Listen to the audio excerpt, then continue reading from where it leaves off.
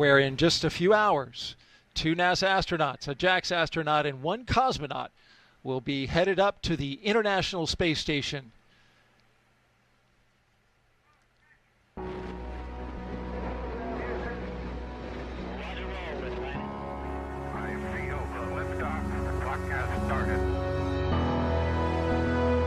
Roger, 0G, and I feel fine.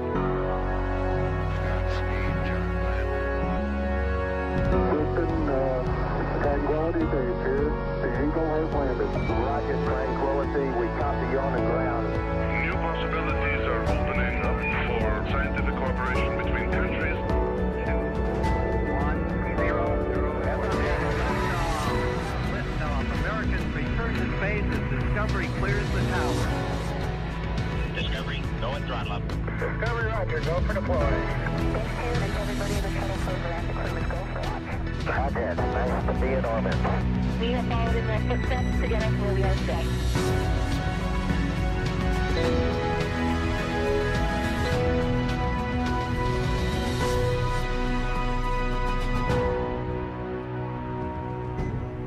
Good afternoon and welcome to America's Spaceport here in Florida.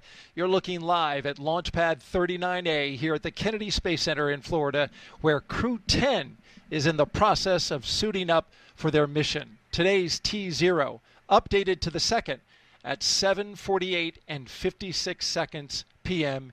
Eastern Time. That is when Dragon, a spacecraft sitting on top of the Falcon 9 rocket, will launch them to the International Space Station. Crew 10 is a continuation of regular crewed flights from the U.S. soil to station as part of NASA's Commercial Crew Program. As we look at the historic countdown clock and shift to an orbiting shot from our helicopter team here at the Kennedy Space Center.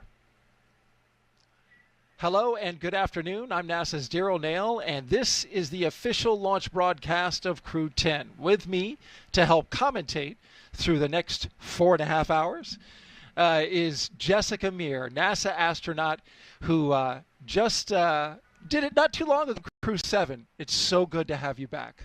Thank you, Daryl. It is wonderful to be here, as always, with my close friends and colleagues heading off to space. It's so wonderful and meaningful to play a part of that role in sending them off. How about this view of the rocket as we orbit around it? Such a great shot there, seeing the perfect weather that is outside. Absolutely. It feels so nice outside, doesn't it? Coming from Houston and Florida, usually we're fighting the heat and humidity, and everything just seems to be lining up perfectly today. We're looking good so far. The mission today, we are flying NASA astronaut Commander Anne McClain, NASA astronaut pilot Nichole Ayers, JAXA astronaut mission specialist Takuya Onishi, and Roscosmos cosmonaut mission specialist Kirill Peskov. Today, the crew's ride to space is the Dragon Endurance spacecraft. Its 4th flight to space, and all 4 carried crews for NASA. It's back in the rotation. It wasn't initially. It was swapped out because a new capsule that SpaceX had built wasn't quite ready yet, so they swapped it out with the capsule that was going to go on Axiom 4. Yeah, that's right. So we had a few late-breaking changes, but as astronauts, we are always ready for that. Flexibility is really the name of the game. So we take it as it goes, knowing things can always change. But this is the fleet leader, right? So this is the first time we've used a capsule 4 times for a crewed mission. So exciting event today for my colleagues. It's reliable, and the Commercial Crew Program and NASA knows this spacecraft well, as you mentioned. This is LD on Countdown Net with a T-minus 4-hour situational awareness briefing.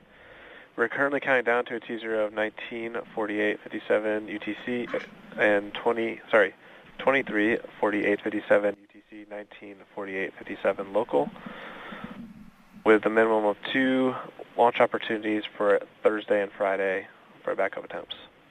The crew are currently getting suited up at ONC. The advanced team is currently on the way to the pad to open the side hatch, prepare for crew arrival.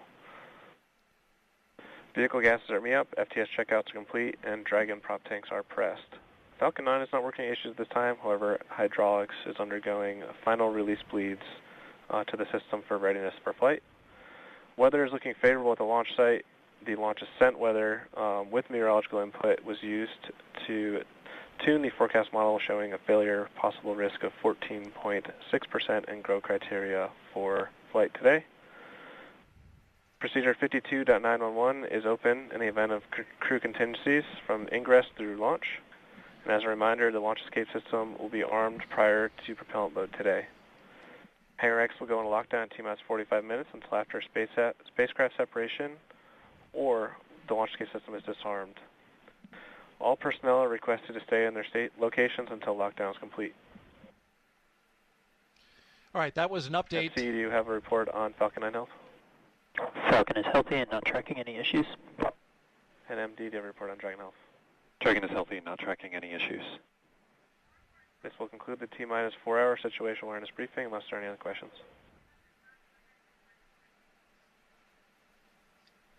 Okay, we were just briefed by the launch director for SpaceX, and it was a good brief as we now find ourselves inside the suit-up room as the 4 members of Crew 10 are getting ready.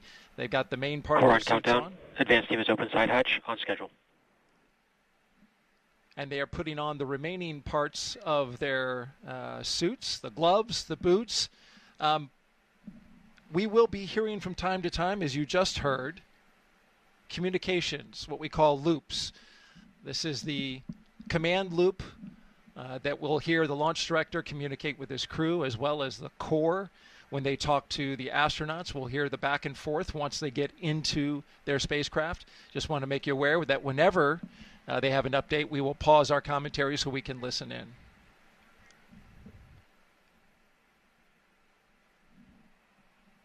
Over the next 4.5 hours, we will walk you through this detailed pre-launch operation and show you all the action live as it's happening from the suit-up room to liftoff.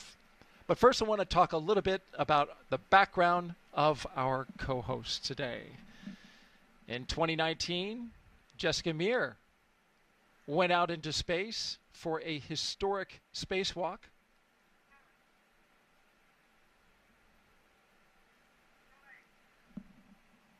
This was back, you launched on a Soyuz, went up to the International Space Station. You and your fellow astronaut, Christina Cook.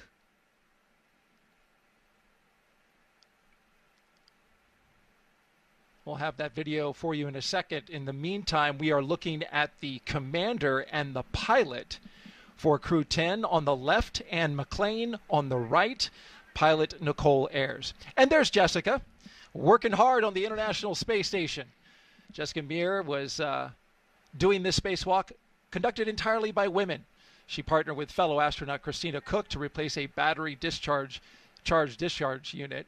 2 years later, here she is in the role of astronaut support person. This is a taped replay. There she is snapping photos in jumpsuit number 38. Went all the way out to the launch tower. There she is again, saying goodbye to the Crew 2 at the time, helping them with everything they needed. And then Meir served as the assistant to the chief astronaut for commercial crew, and then helped out with the Artemis 2 astronauts. This was most recently. And there you are, right in the left part of the screen, helping out the Artemis 2 crew as they got ready for a dress rehearsal for the Artemis 2 mission, which is planned in February of next year. You also, at the time, were serving as the chief astronaut for the human landing system.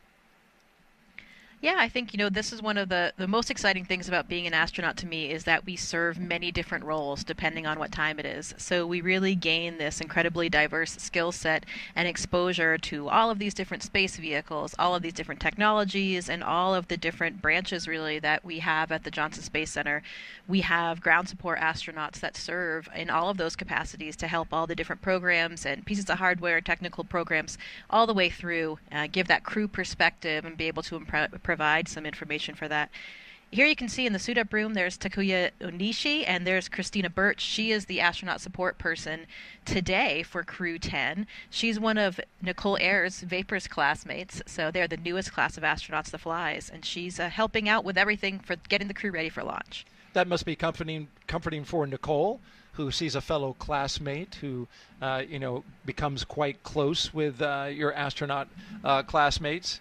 She's also the first to fly from that class, so she's taking some stuff on board, some mementos for some of her classmates, which is a nice touch. But speaking of classmates, you too have a classmate, and it's the woman who is serving as commander for this mission, Anne McClain. Yeah, there she is in the screen right now. Looks like she is conducting the pressure check of her spacesuit right now.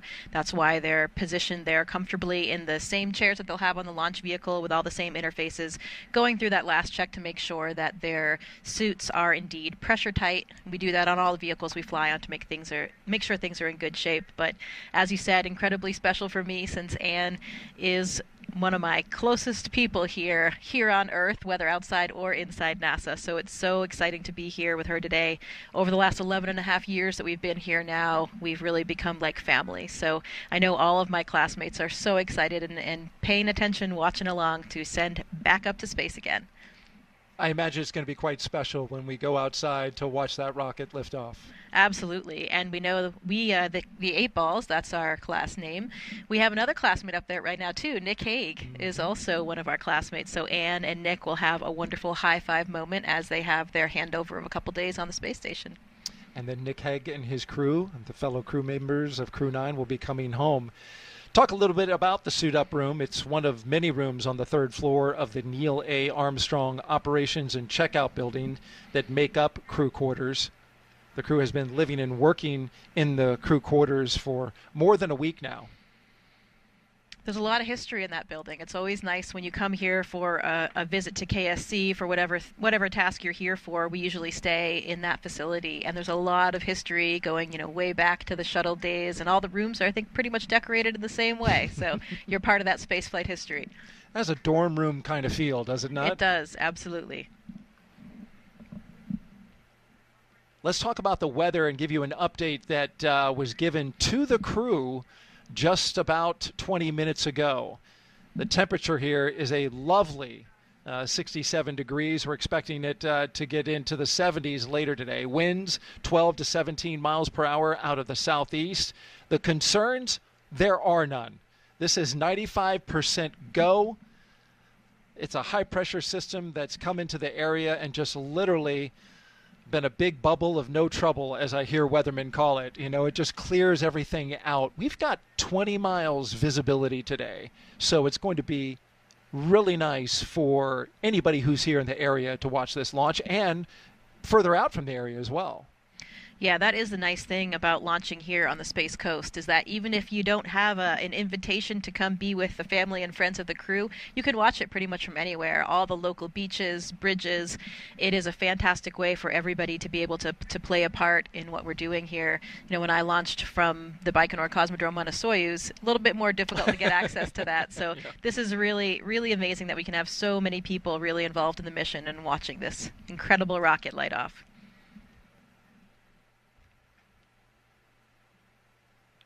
Before the crew came in here, they had their meals. Of course, the crew members get to dial up their ultimate meal and have the chefs here at the Kennedy Space Center cook up their favorite dish before they fly. You know what they had?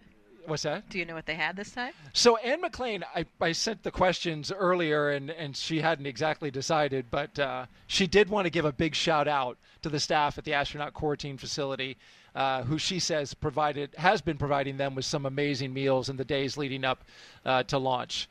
She says the food is as close to home cooked as we can get. Takuya said he's going to have a Japanese dish. He hadn't decided exactly which one. I think that they actually had fajitas. Anne told me last night that it ended up being fajitas. Nice. They were excited about it. And I know that one of the things that Tak has planned for them on station is that he has a whole bunch of Japanese food that he's going to share with the crew. Core on countdown. Lyo seals removed and installation complete. On schedule.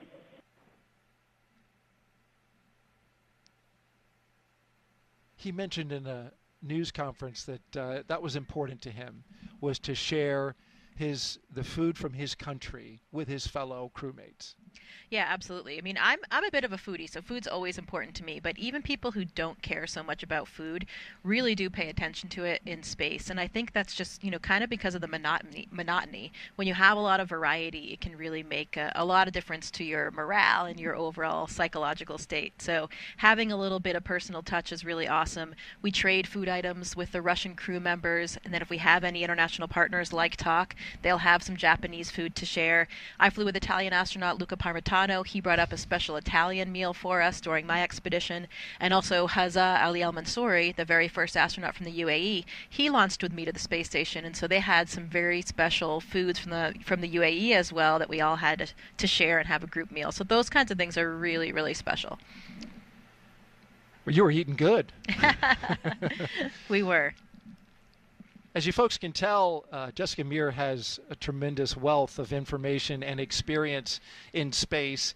And so if you want to ask her a question about today's mission or her experience on her time on the International Space Station, just send us the question to #AskNASA. You can see it there on Facebook, X, YouTube, and Twitch.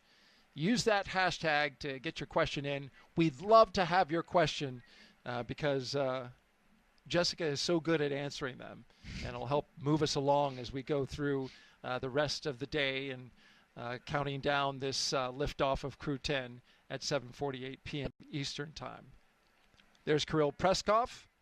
I saw Anne McClain. There she is, the commander on the right, going around, giving each one of her crew members a fist bump. Yeah, absolutely. I mean, that kind of crew morale and camaraderie gets stronger and stronger and stronger as we go. And when you're leading up to this ultimate moment before a launch, I know that their crew has had such an incredible time training together. Every time I see photos of them, they're laughing. I think they all have a great sense of humor, and they're having a lot of fun the whole way through. There's our boss, Joe Akaba, current chief of the astronaut office. Let's talk about each one of these crew members. NASA astronaut Anne McClain. She is your Crew 10 commander, as we mentioned. Born and raised in Spokane, Washington, NASA selected Anne as an astronaut candidate in 2013.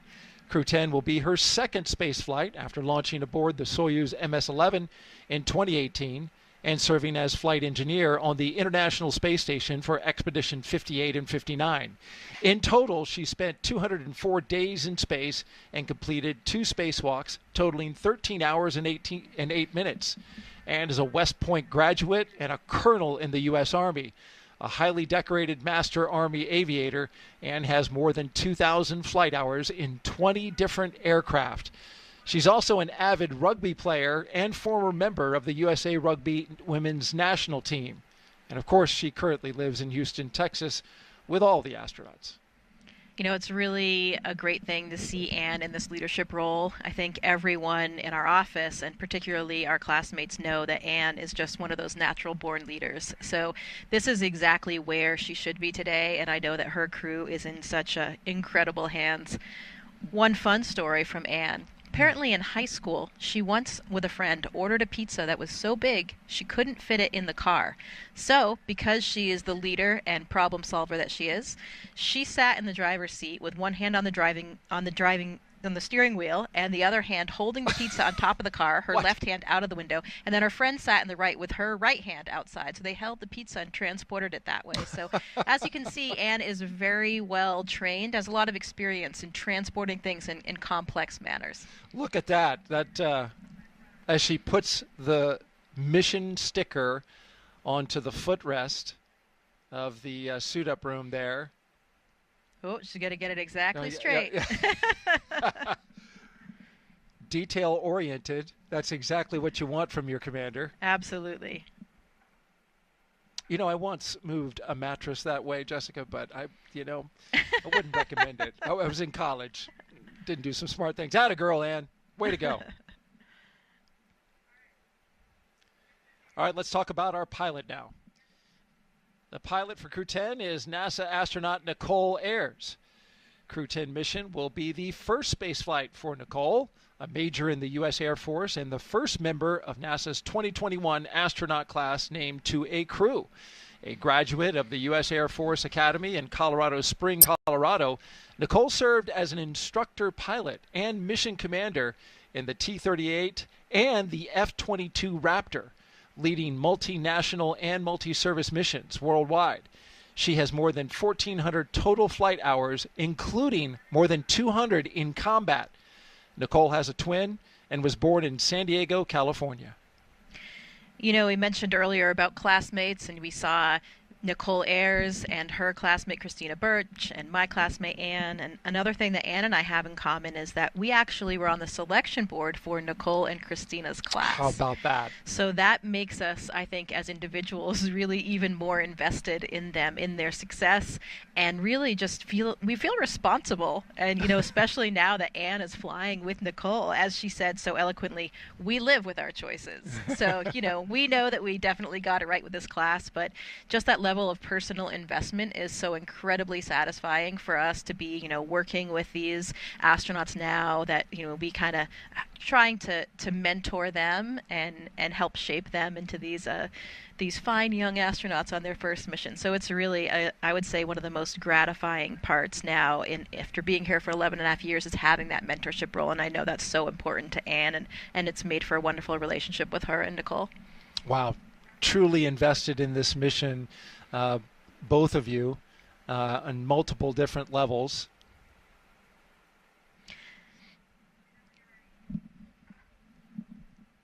Let's talk now about Takuya Onishi. This will be the second mission for Takuya, going to the space station. He's a JAXA astronaut. He launched aboard the Soyuz MS-01 mission in 2016 and spent 113 days in space as a flight engineer for expeditions 48 and 49. Onishi received a Bachelor of Engineering degree in Aeronautical and Space Engineering from the University of Tokyo and soon embarked on a career in aviation with All Nippon Airways in Tokyo. He was selected as an astronaut candidate by JAXA in 2009, and during his stay on the space station, he became the first Japanese astronaut to capture the Cygnus spacecraft in space.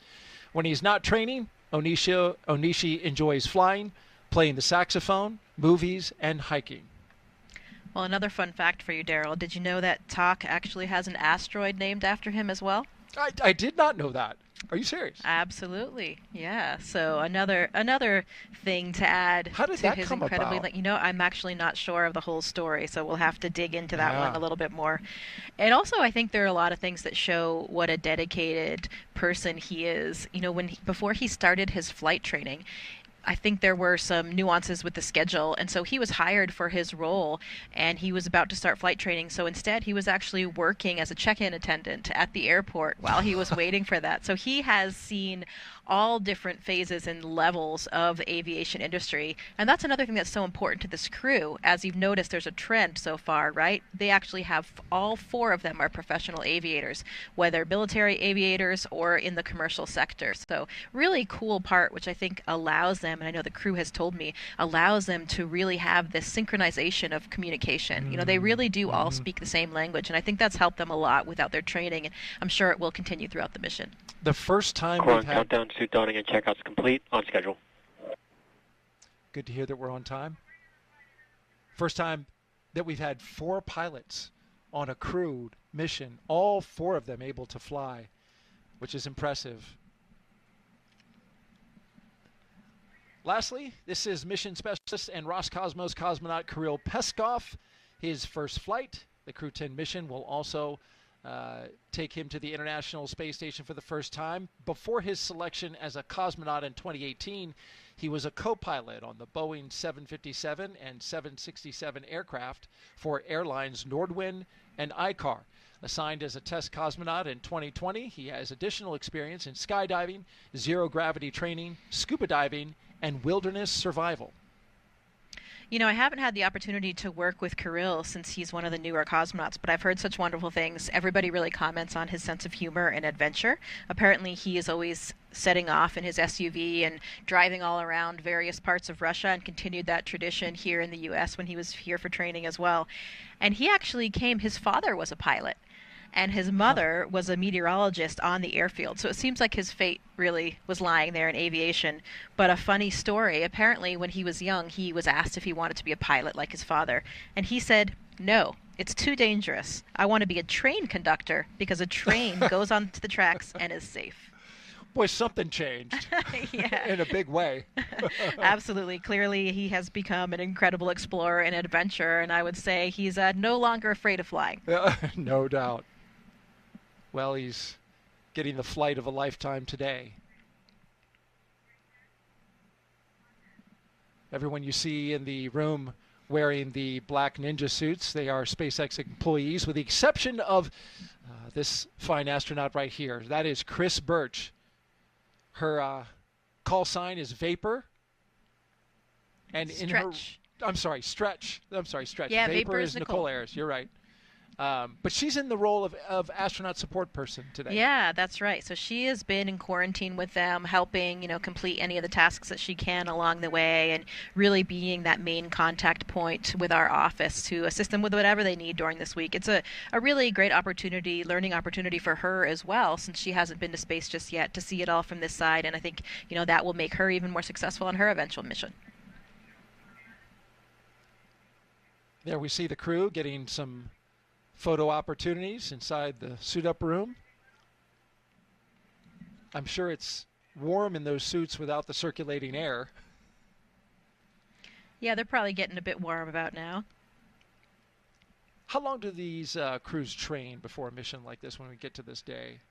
We're typically assigned, ideally, about 1.5 to 2 years before the mission. So that is, the way they've worked out the training flow to accomplish all the different things we need to do, ranging from the SpaceX training, which you can see right here, which occurs primarily in Hawthorne in Los Angeles, and also all of the space station training, which happens really all over the world, back home in Houston, and then also in all of our partner countries.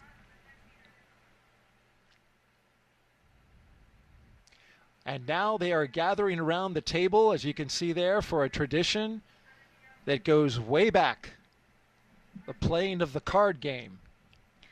Yeah, this dates back at least as early as shuttle times. And the idea here is that the crew plays a card game with the chief astronaut, and you can see here Joe Akaba. And, maybe there's still a little bit of intrigue and mystery involved in the game, because depending on who you ask, you get a slightly different answer. I think the more popular answer is that they play this game. I think it's just going to be a simple high card game here. And they usually play until the commander loses. So that means, they get all of their bad luck out of the way, and then they are ready to go for their mission. There's another version that they play until the commander wins, but I think it's the commander loses. Maybe we'll keep a little bit of that intrigue to ourselves. It looks like they are playing a high card, and she just held back a face card. It's always nice to have a kind of tradition and also a lighthearted moment for the crew to be there with our boss and just to, enjoy one of these traditions along the way. I think it's one of the things that keeps it special.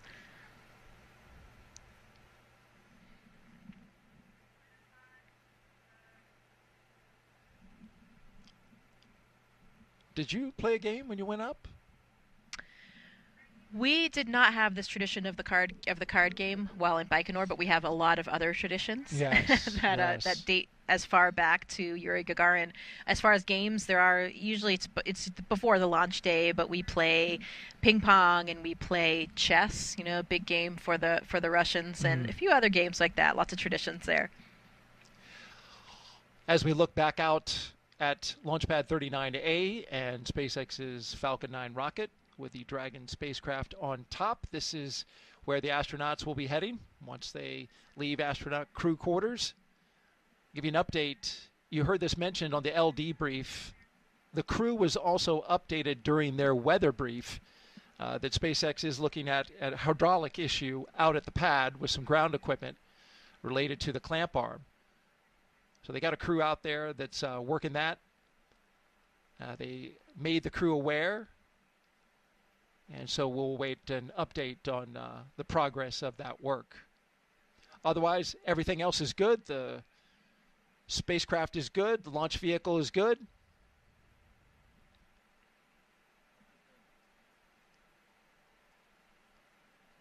An interesting note now about Crew 10. After the long-duration mission is complete, fast-forwarding to the end of their mission, Crew 10 will be the first NASA commercial crew mission to target a return splashdown in the Pacific Ocean. NASA and SpaceX have been working together towards the certification and readiness for Dragon recoveries on the west coast of the United States. Since 2019, Dragon recoveries have been like this, primarily occurring off the Florida coast. SpaceX is moving Dragon recovery operations to off the coast of California to allow Dragon to complete its deorbit before safely jettisoning the trunk over the Pacific Ocean now, which is comparable to the first 21 Dragon missions. Crew splashdown locations are on your screen now. You see the map. They will be near Los Angeles, Oceanside, and San Diego, California. The crew recovery vessel, Shannon, will be stationed in Long Beach, California to support the new operations. This will establish this capability that improves public safety. NASA and SpaceX worked for months establishing a number of things. So they had to get new sites, obtain regulatory approvals. They performed engine assessments, software changes, tabletop exercises, and flight rule updates. So a lot went into this to move this operation out to California. Crew 9 is still targeted to come home the way that we traditionally do, near Florida, off the coast. But this is a change for Crew 10.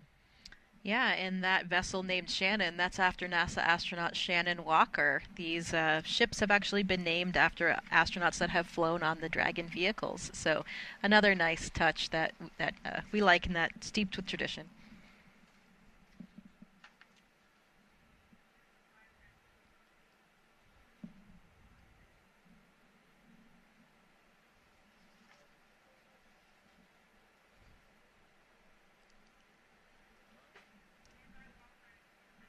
And since we are talking about pre-launch traditions, let's talk about another one. The signing of the patch. Yeah, so here they are. You can see Anne McClain signing just underneath her patch, and there's Vapor doing the same thing. This is signing the mission patch across from the suit room that we were talking about earlier. So one of the traditions that we've started as we're gearing up for our flight. They'll also likely, or they actually did already place a sticker at the exit, and may or may not do another one. I think as they're heading out, I think that one is not necessarily done anymore. I like the other tradition of the license plates. We'll probably get a view of that one. Maybe we can save that commentary for when they see them come out. Yes, indeed. Now, were you able to go out there and see the signing of the patch? No, I'm not sure exactly when that signing occurred. This was a different one. Okay.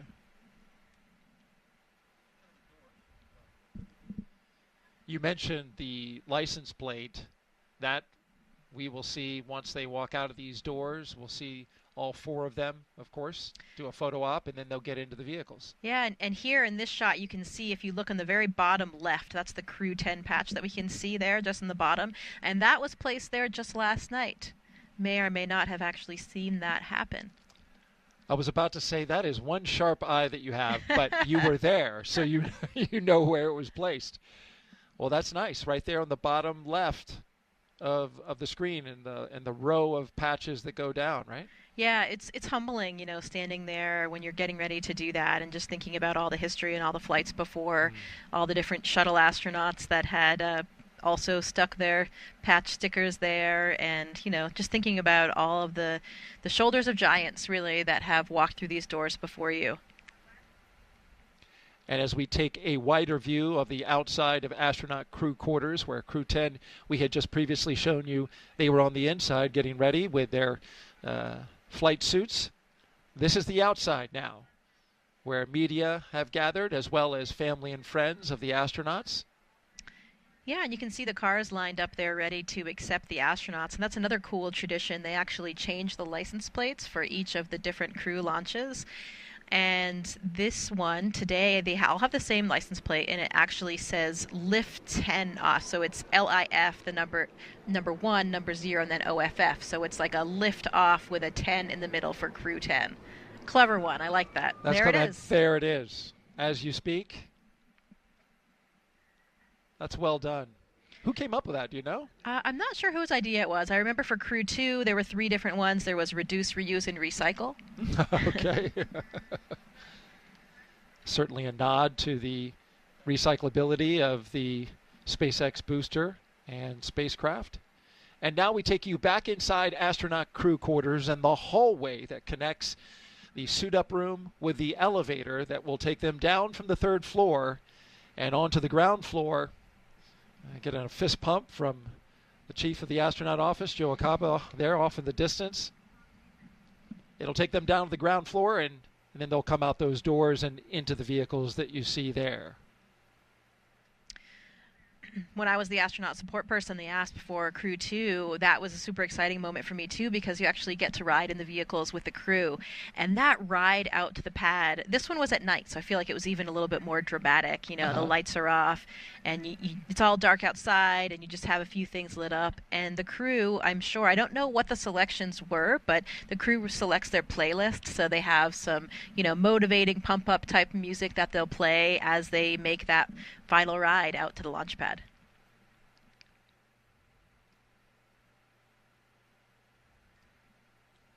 They get that playlist put together.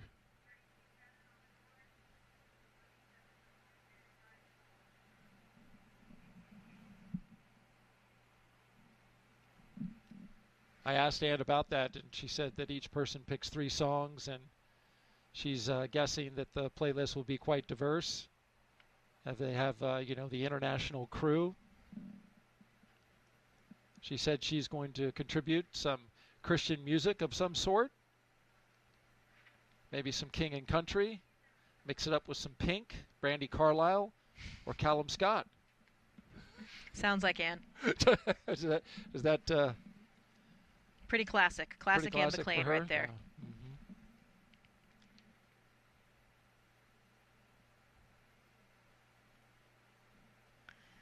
So outside, some of their closest family members are gathered, and a few of our, you know, important personnel, management side for NASA and SpaceX. So it's another cool last moment to have that final interaction and, you know, real exchange some words, see your loved ones before you head off to the launch pad. Very special moment. A lot of emotions running strong for sure. I'm certain.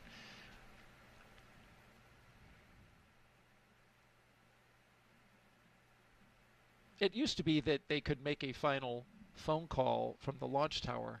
I'm not sure if they're still doing that. Yeah, we're not doing those phone calls anymore. That was what, in that previous ASP footage, that was one of the things that I was doing as a support person is there's that old school phone there up in the tower, and you dial the numbers for the crew members, and they make that kind of final call. But it wasn't really something that was as pertinent as it was back in the day, now that, you know, you're kind of in comms with your cell phone up until the very last minute. So, yeah, something that we're not doing any longer.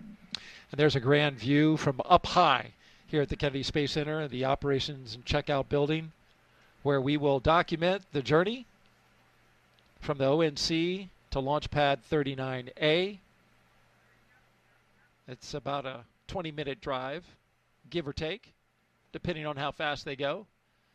But the good news is they get a security escort, so there's no need to stop at any stoplights. Right, you got to make it a little bit more dramatic, you know, with the sirens blaring and the different colors. It adds to the whole atmosphere.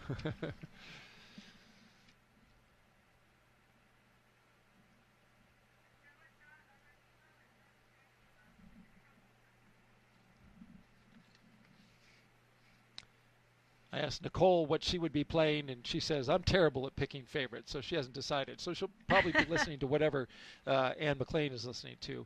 Takuya and Kirill, they're going to share a ride, and they chose 2 songs together. Takuya said since he likes to watch musicals, he's going to pick Defying Gravity as one of his favorites.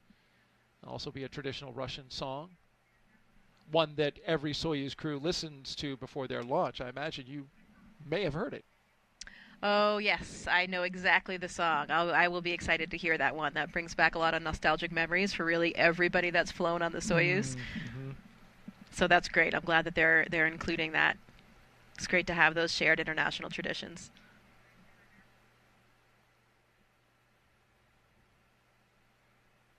If you're just joining us, we are T-minus 3 hours and 24 minutes until liftoff of Crew 10 from Launchpad 39A here at the Kennedy Space Center in Florida. There is your crew. On the Forward right, countdown, stepping into crew walkout and ONC departure on schedule. big waves, humble hands, and a round of applause from all the support staff there. I always think it's neat that they walk into an elevator with a giant poster of themselves on the back. How long do we wave before the doors close? You know, there they go. Well, it's about 5 minutes. Yeah. Which I imagine they get down to the first floor quicker than that, but you know how it is. You got to have timelines, and you got to hit those times right on. So that's right.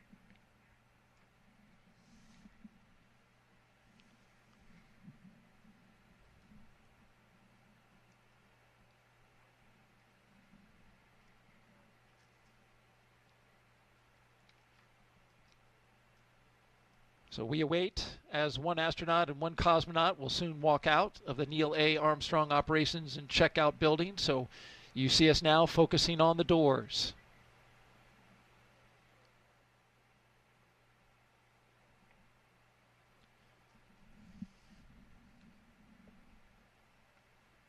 Two astronauts, one cosmonaut, and a JAXA astronaut.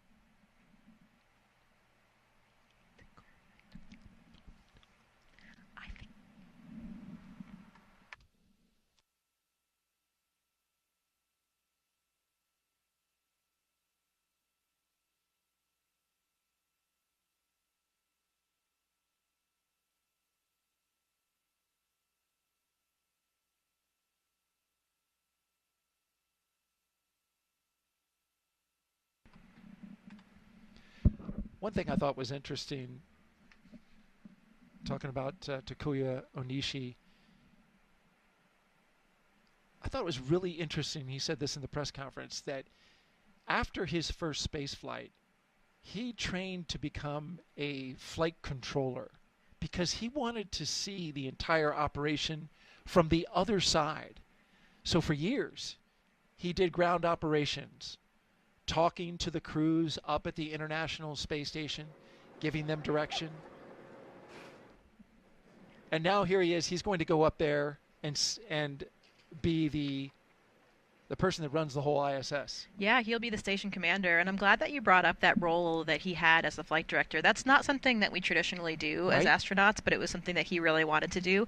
And it's really interesting, you know, it will make him such a better astronaut in space because he has that ground perspective, which if you haven't worked in the control room is sometimes difficult to understand, you know, why the ground is deciding certain things, why they're asking you for certain things, and having that perspective really helps us work more closely and work more efficiently together as a team. He was actually working as a flight director up until his very last training trip to Japan. So pretty recently he was still doing that even while he was in training. So really, really cool story there.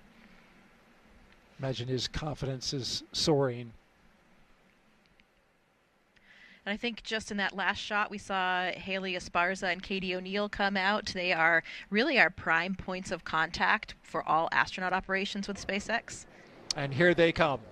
Crew 10 taking their first steps outside as they prepare for their journey to the International Space Station. Commander Anne McClain doing some dabbing. Pilot Nichole Ayers, JAXA astronaut and mission specialist Takuya Onishi, and Roscosmos cosmonaut and mission specialist Kirill Peskov. Did you like that dab? Absolutely. I'm not sure of the story on that one.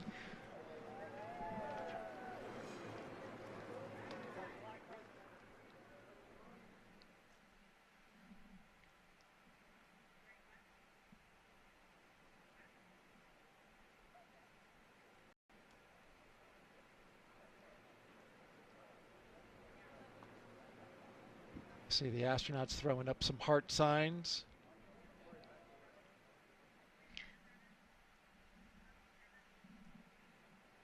And there we are looking from close to the doors out to the rest of the caravan, Kirill Peskov. Looks like he's having some lighthearted conversation. Anne McClain with a pink hat that I know says Crew 10 on it, only because you have one as well. Yeah, the crew made a lot of gear for their loved ones and their guests, and also, just for everyone to be sporting before and during the mission. And those are some pretty cool Crew 10 hats that Anne and her crew designed. It says Crew 10 on the front, and on the side there is the Crew 10 patch.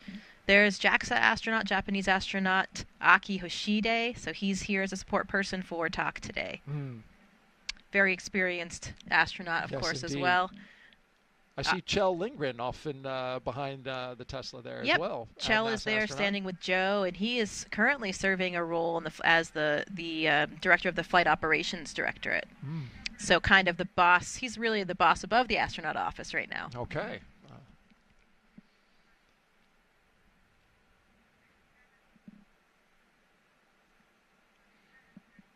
I see some Crew 10 shirts out there as well being worn.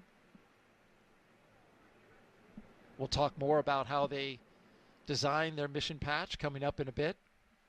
But we want to focus on the live action at this moment. Gull wing doors are up. But in a few moments, they'll come down along with the windows. And that'll give an opportunity for the crew to say a few words before they drive off.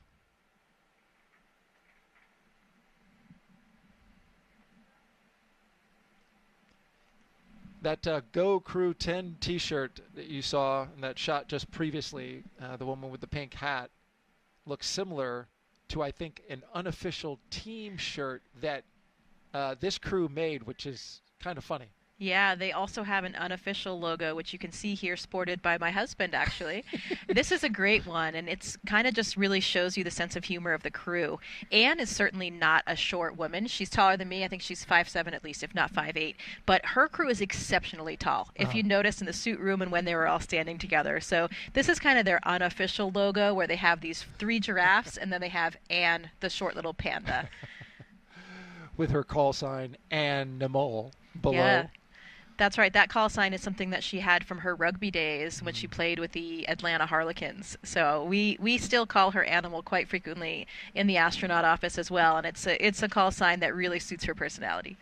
You don't earn a nickname like that unless you can really lay down a hit, I'm guessing, in rugby. You know what I mean? Absolutely.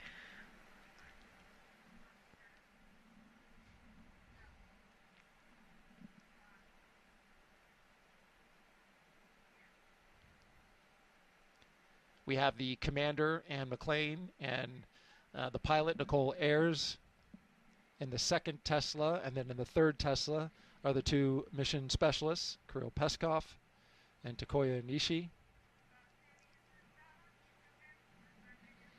You see there NASA security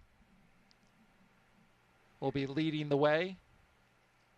And what a beautiful day for all involved to be outside watching the crew drive away. I mean, the weather is spectacular. It's perfect. And that last shot there, we saw Anne's mother by the side of the car and getting her last goodbye there. And that was Kelly Curtis, who's escorting for our office.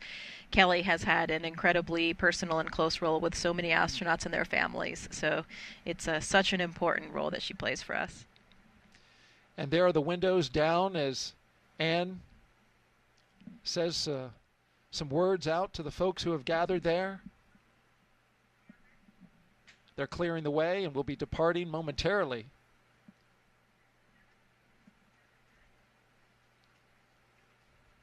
And there's the wave goodbye, and they are off. On their way to Space Launch Pad 39A, the crew driving away from the Neil A. Armstrong Operations and Checkout Building.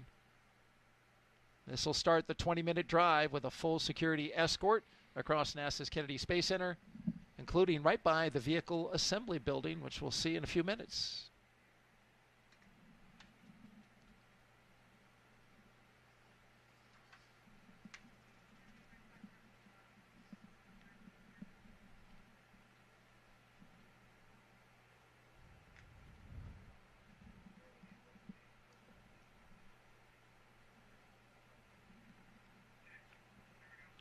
As we watch the crew make their way to their launch pad and waiting rocket and spacecraft, Let's hear from the crew, and we begin with Commander Anne McClain. When I get asked why we explore, oftentimes I think, what would our society look like if we didn't explore? What would our society look like if we didn't ask what was over the next hill, what was across that ocean, and for us now, what's beyond our planet? My name is Colonel Anne McClain, and I'm the commander of NASA's SpaceX Crew 10 mission to the International Space Station. I was 3 years old when I first told my family that I wanted to become an astronaut, and I'm fortunate that no one of my family told me that it was impossible to do. They all said, that's going to be a lot of work, and they were right. But they were ready to support me every step of the way. They reminded me of my dreams if I started to get discouraged, because it is a long and challenging road. One thing I knew about becoming an astronaut is that not a lot of people get to do it. It was important to me to choose a career that I was going to love and be fulfilled in, regardless of my selection to becoming an astronaut. So I chose to serve my country as a helicopter pilot and an officer in the United States Army. I still am an active duty officer in the Army. It's something that brings me a lot of meaning to be able to serve the American people in that manner. And it's something that I would be doing still every day if I was not fortunate enough to wear this blue suit. This is my second flight to the International Space Station. I think on your first flight, there's a lot of unknowns, right? You don't know how it's going to feel to go to space. You're very focused on making sure that you know your stuff. On this flight, as the commander, I'm really focused on building a cohesive crew. So over the last year and a half, I've had the pleasure of working with my crewmates on Crew 10, Tak, Nichole, and Kirill. We've shared a lot of meals together, we've traveled together, we've done some tough sims together, and they are three very special people to me. And now we get to go launch to space and do this incredible mission with our good friends.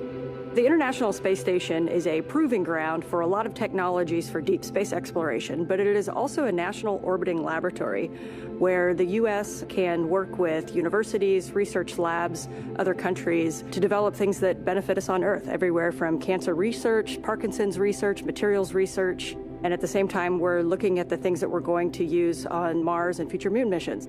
In my career at NASA, and especially on my first space flight, there were certain moments that I had, like when I came out of the hatch on my first spacewalk, where I realized we are operating at the edge of what humans are capable of. And that is such a special moment. I think it's that intersection of the magical and the technical, where I can look across the amazing beauty of the Earth, but I can see also this amazing creation, the International Space Station. And it doesn't belong to me or to NASA anymore, that it belongs to every single human on Earth. It's our platform to figure out how we got here, where we're going in the future, and the context in which we live. Our goal is to be a beacon of hope for all of humankind, so that people can look and say, this is what we can accomplish when we work together.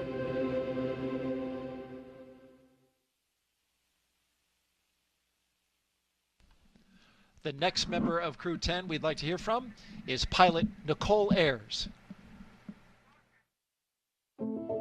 Space exploration is so important for humanity. You know, we learn so much as we get further away from Earth. Every time that we make a further step, we learn something and we learn how to adapt, and that is so important to humanity. We are explorers, each and every single one of us.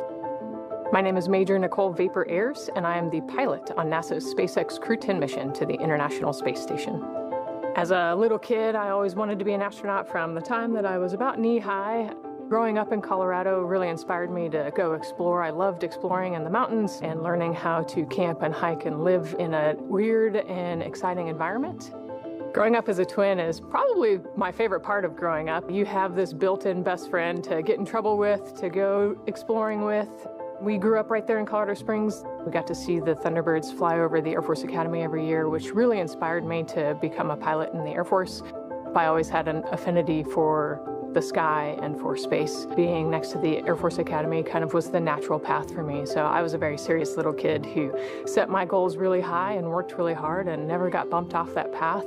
I got my wings in August of 2014, and then I flew F-22s in Alaska, got to do some great flying up there in the mountains.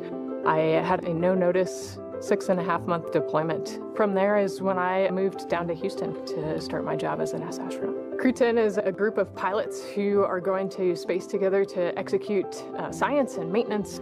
We are about to launch to the International Space Station for a 6-month rotation aboard the orbiting laboratory. We've got a great group of humans who are funny and caring and kind and also wicked smart and capable and efficient. Our major goal is to get to the space station, execute the mission as well as we possibly can, and then come home still funny, kind, and caring about each other. Doing science in space is so important because here on Earth, there's gravity and it's a force that holds things down, and in space we can remove that force. And so we get a glimpse into processes and forces and structures that are too small or too weak and they can't actually flourish here on Earth. Long duration spaceflight is so important for human research to figure out how humans adapt and what happens to your body in microgravity. We get to learn how hardware and plants react in space, and we get to put them in this environment that's pretty harsh. You know, we're outside of the atmosphere, and now we don't have the protection of the atmosphere. What happens to those things, and how do we fix them, and how do we better prepare our people, our hardware, our food, our water systems for that deep space exploration? Throughout all of our training, it's been apparent to me that there is a massive humanity that gets us to space. It takes a village to get us there. The International Space Station wouldn't be where it is today without the international cooperation, and it's just blown me away with how many people it takes to get to space. From Crew 10, we just want to say thank you. And we are enjoying learning about this crew that is passing the Vehicle Assembly Building, an iconic building here at the Kennedy Space Center in Florida. There they go, right by it. This is where NASA is stacking its Space Launch System rocket and Orion spacecraft inside there, as you well know, Jessica. And doing that for Artemis 2, which will send 4 astronauts around the moon. It will be the first crewed mission of NASA's Artemis campaign to establish a long-term presence on the lunar surface for science and the future exploration of Mars. Not much more iconic in the way of buildings around here than the VAB. It really is true. And very recently reached a major milestone in that. As you see the VAB in the left-hand part of the screen go out of screen, you see they're building the Mobile Launch Tower number 2 in the upper left. This is inside the VAB, where we're taking care of the twin boosters. Just finished stacking them, both 177 feet tall. They will provide most of the 8.8 million pounds of thrust needed to launch 4 astronauts on a 10-day lunar journey. Since November, crews have used a massive crane to lift and assemble, assembled 10 booster segments, each packed with avionics and motors that will safely detach after launch. Now, with the boosters complete, the focus shifts to integrating the SLS core stage, which you just saw, and we'll do that in the coming weeks. And while we're on the topic, Artemis 2 will carry NASA astronauts Reed Wiseman, Victor Glover, and Christina Cook, along with Canadian astronaut Jeremy Hansen, on a mission around the moon. Here's Jeremy now with an update about a recent training mission for him and his fellow Artemis 2 crewmates.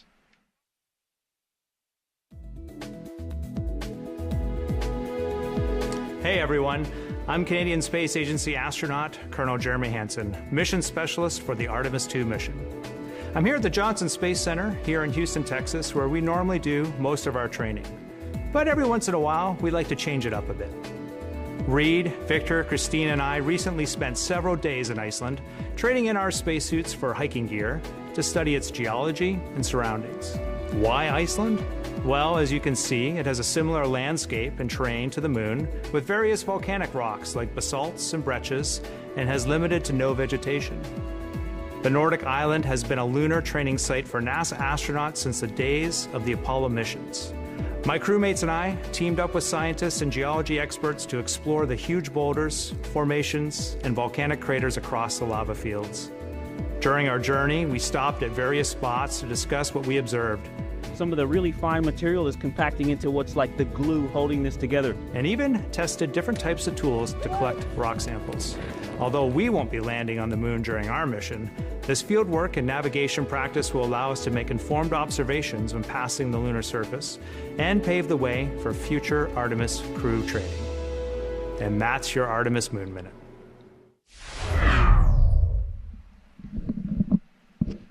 For more Artemis updates, scan the QR code on your screen or visit nasa.gov/Artemis-Roman numeral 2 or 2 capital I's. There you are looking out one of the windows of a vehicle in the caravan with the helicopter there following them. What a great shot as they take the NASA causeway out to launch pad 39A. We're doing a little work, a little construction there on the side of the road, but not to worry. I have to stop when I get to that part of the pad and wait for the oncoming traffic, and then we get to go. But when you got a security escort, you just cruise right on through. And many thanks to our flight team up in the helicopter today, getting some beautiful images overhead on what is a stellar day here in Florida. As you can see there, flying right alongside the caravan as Crew 10 makes their way to the gate that enters Launch Complex 39A. The security, as you can see, pulls off to the side, and the crew continues on.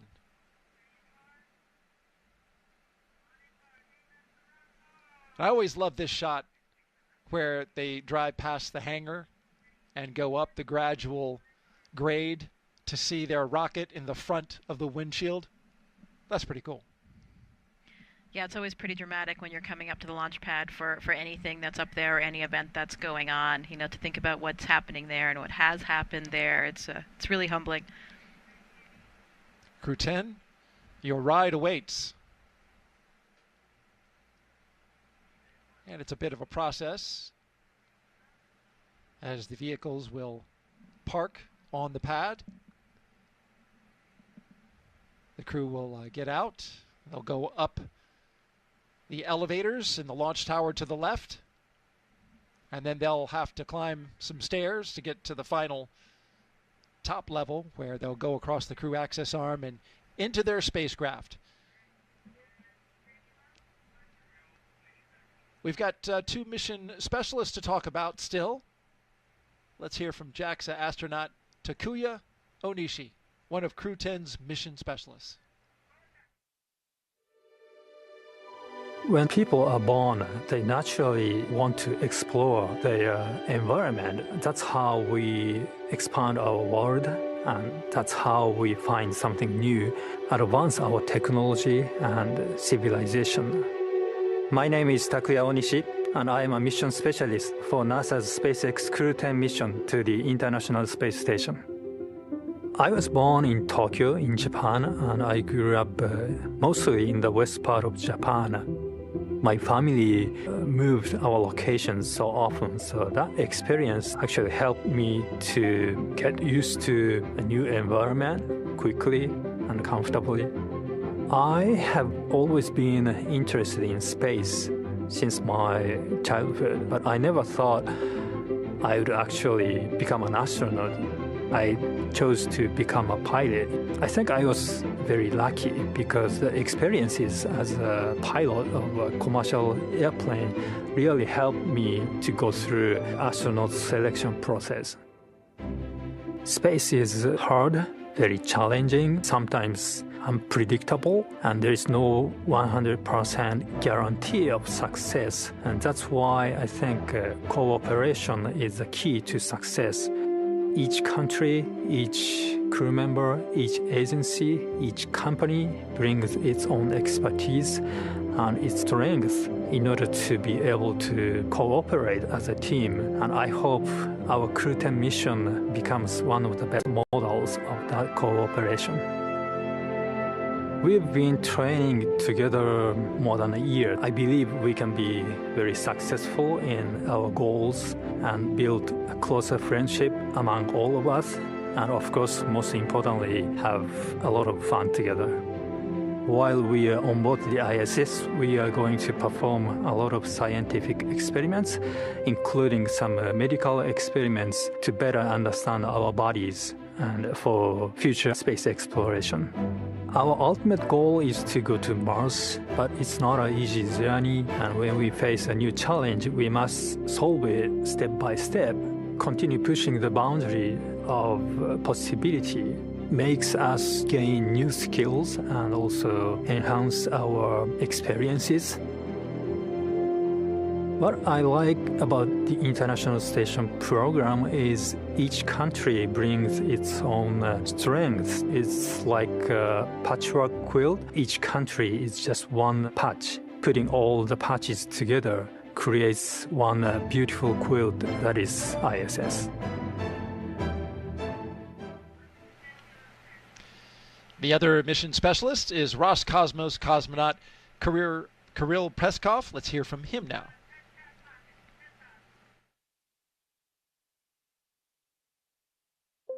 I think that we explore because it's a really deep part of our nature. This is one of main things that makes us humans. My name is Kirill Peskov. I am a mission specialist for NASA's SpaceX Dragon mission to the International Space Station. I grew up in a Siberian town called Nazarovo. It's in the middle of Russia, in the middle of Siberia. I decided to be a pilot. Actually, this was my dream during my childhood. And after becoming a pilot, I realized that it's not a limit and we can go higher and further. So I started to work towards becoming a cosmonaut, and now I'm standing here. Our crew is great. I love the fact about our crew that all four of us are pilots. I think that it helps us to understand each other really well, sometimes even without saying a word. Every day we learn something new about each other. The training itself, this is the thing which brings us closer. We do science and space because it's an environment that cannot be created on the ground, and it helps us to develop all kinds of materials, medicines. It helps us to push our knowledge forward. I think doing research is not only on station, but everywhere is somewhere deep inside in human nature. And this hunger for exploration, this is one of the main things which drives us forward and helps us to survive as a species. I think it's hard to overestimate the value of international cooperation in space exploration because it takes much time and effort represented by how much money spent to space exploration. So like more people and more ideas we have, faster the exploration goes and safer and better our life on Earth becomes. I love the space exploration because it's the endless process.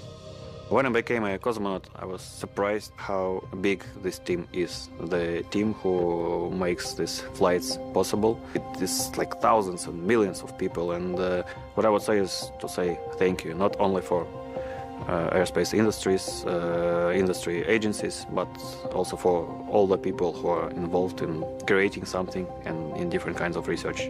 You are making the world better.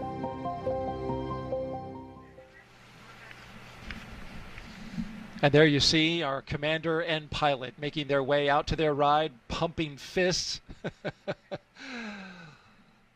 Quite happy. I always love this shot when they lean back and try to get their helmets out of the way to really look up and take in how tall that rocket is. Because once they get into those elevators, they just lose the context and perspective of that view that they have right now. And there they are sharing it together, arm in arm. That's got to be a great moment for them. I imagine Anne is probably taking a moment to pray.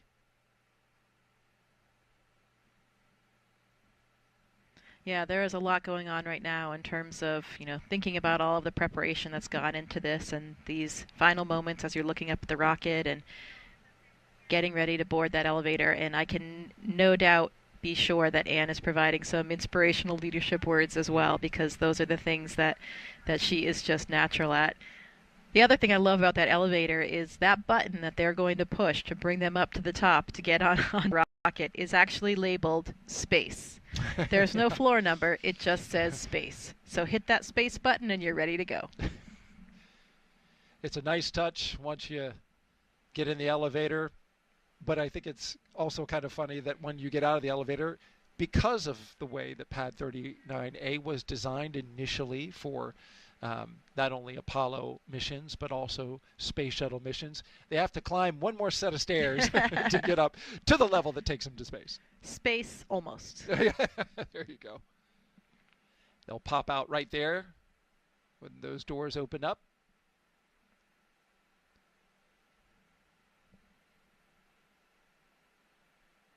And pulling again on this theme of the four pilots as we see the two mission specialists, also pilots, do their rocket recline.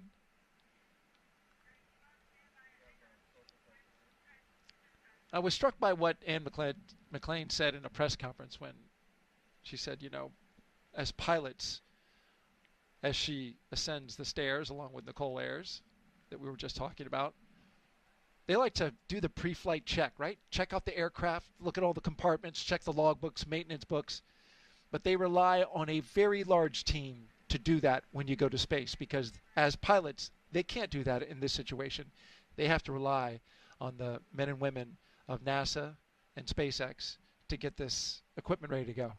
Yeah, and that's one of the things that for us as astronauts is so important, and it makes these roles that we have on the ground even more meaningful. You know, we talked about Talk's experience as a flight director, we talked about all the various different ground positions that we serve as astronauts, and all of those things are so valuable, mostly because you get to know the people that are working on every system and every aspect of your mission.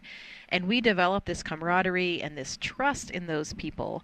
And that is, I think, you know, the number one thing that puts your mind at ease. You know, people always ask us as astronauts, are you afraid? You know, what are you thinking in those moments? And really the answer is we're not afraid, because we rely on this incredible training that we have and all of these people on the ground. We know that safety is their number one priority, and we trust them implicitly. Because as you mentioned, we don't have the knowledge. Crew's at the right room, on schedule. We don't really have, you know, the time or the know-how to inspect all these things ourselves. And so we do 100% rely on the NASA and the SpaceX teams. And we see some of those team members, the more visible ones, there on your screen as the mission specialists come out of the elevators and make their way up the stairs. We just saw Commander Anne McClain and pilot Nichole Ayers getting into the White Room right on time. And now mission specialists Takuya Onishi and Kirill Peskov will make their way up to the top of the launch tower. And as you were talking, I was reminded that you have an interesting story about a couple of the astronauts regarding being up this high. I do. You know, maybe we don't need to mention any names, but there are actually astronauts in our office that have quite a strong fear of heights. May or may not be 75% of this crew actually right now. Something, again, that they really share in common and find strength in together. Once you're in the spacecraft and it's articulated into flight position, they won't have to worry about feeling that. Yeah, it's interesting because they are all pilots, so they're certainly well accustomed to it for sure. And I think that's one of the things that our training does for us. It allows us to just be operators and overcome any of those pre-existing fears. Okay, Anne and Nichole are getting ready to ingress to the spacecraft, and there goes Anne. Countdown. Ingress start. Making sure not to bump the door, which has a very important seal around it that keeps their environment on the inside and space on the outside. Yeah, absolutely. Even just one small hair, you can see that's why everybody is so carefully, everything's contained with their hair, their face and everything, not just for the quarantine, but also just that white room environment to make sure that nothing gets in the way that could break that seal. Here come Kirill and Takuya. Big waves, pumping fists. They're ready to go. Into the White Room they go, where they will sign that NASA meatball that you see on the side. Yeah, there it is, another one of the traditions. While we're in this moment, we want to take a social question now. If you have a question, please jump on to our social platforms. Use the hashtag AskNASA. Send us a question. Jessica will be doing the answering. She's the expert. And we have our first question now. JVO 9000 asks, how do astronauts deal with stress or anxiety prior, during, and possibly post-launch? Well, that's a pertinent question. I think it really goes to what we were just talking about. Because we have this incredible training and this network of personnel that we rely on, we don't really feel that kind of fear or stress so much because we have so much of this real like muscle memory just kind of baked in there. And I think that helps you operate above any latent stress or anxiety. I mean, of course we're humans. Of course we have all the same emotions as everybody else. But when you have that really extensive training and this trust in the hardware and trust in the ground teams, it allows you to be an effective operator and operate beyond that. You know, I was actually talking about this with Anne's mother just today. For us, the launch process is really not that stressful. It's really much harder, much more difficult for the loved ones and the families on the ground because they don't have that same level of training. They don't know exactly what to expect the whole way. They don't necessarily have that trust in the hardware like we do. So they're the ones that I think this day is so stressful for, not necessarily us as astronauts. How about that? I've heard other astronauts say that all of that training, just like you mentioned, it is muscle memory. They have done it so many times that it feels like on launch day, just part of the training. Yeah, and that was certainly like that for me on my launch. You know, people always ask like what you felt like, and we had been through that entire sequence so many times in the really high fidelity simulators that we trained in Russia that I almost had to remind myself that the end of the day was going to be different. You know, I was actually not going to go home to the cottage for dinner. I would be in space at the end, you know, only after about 8 minutes. And then you hear things, you know, you feel the rocket move a little bit, you hear a groan from the fuel system, and those are the things that are like, wait a minute, this is a little bit different. We've got another social question. This one directly to you, Jessica, about your experience. What was your favorite place on Earth to see, presumably when you were up at the International Space Station? Yeah, that's a tough one to pick just one because this vantage point that we have is so unique and special. I think some of the things that I wasn't really aware of were, for example, all of the different colors and textures of the dunes. So if you look in Africa or in the Middle East especially, all these different colors and textures and crazy intricate shapes that I was really not that prepared for. You know, it's if you zoom in with a 400 millimeter lens, it's like a modern art. It's like you're going to a modern art museum and capturing all of these images. It is it's really just jaw-dropping. I really also liked seeing all the currents, the way the water swirls, especially in the coastal regions, the different color swaths that you see, the glaciers, coral reefs, around. I had been diving in the Great Barrier Reef a few years before my mission, so it was really cool to see the reefs off of Australia, the Patagonia ice fields, another favorite spot of mine, where these like glacial tongues kind of come down, and you see these high-altitude turquoise lakes, and it reminds you how beautiful the planet is. And there are so many places that I know now that I need to explore that I weren't even necessarily on my list before my mission. And you saw Antarctica, a place where you did a lot of research. Yeah, given the latitude, given the inclination of the space station, we don't get an incredible view of the Antarctic, unfortunately. I wish that we did, but you can see the Southern Ocean and a little bit in the distance.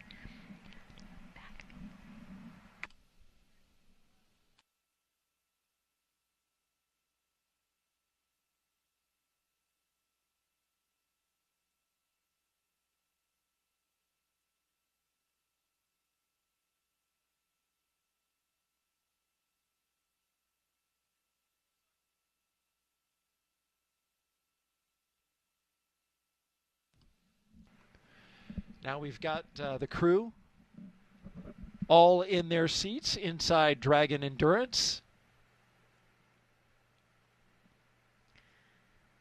Yeah, they're clipping into those 5-point harnesses, making sure that everything is secure, and you can see they're getting some help from the SpaceX team just to make sure that everything is lined up correctly. They're going to be comfortable, they're going to be safe in that environment as they're waiting for launch. It's still there. It's softer.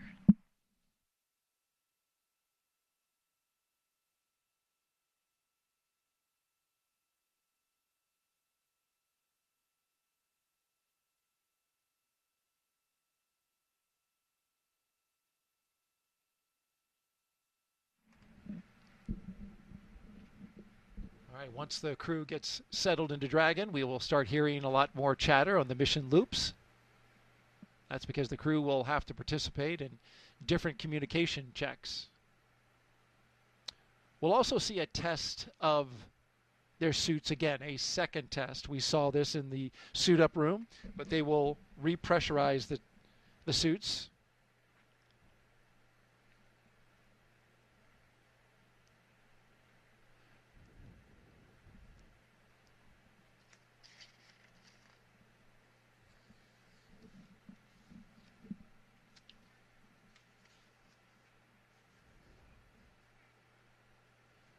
From left to right, we have Kirill Peskov, mission specialist, Nichole Ayers, the pilot. To her right, Commander Anne McClain. And on the far right, Takuya Onishi. Yeah, and you can see that the SpaceX personnel are passing them some cue cards that they can use, for monitoring the different phases after liftoff along the ascent corridor and all the different aspects, all the different stages of the flight profile, so they can really make sure that they have they're monitoring the correct information. Obviously, they've been through this in many, many simulations before, but always good to have those reminders about what you're looking for when. You can see the control displays are really just above Anne and Nicole's heads there, so we can't actually see the displays themselves, but once they're looking up, they'll be able to monitor all of the displays that they're tracking. All 4 seats will articulate up into launch position, as you mentioned, and then they'll have access to their screens, their heads-up displays.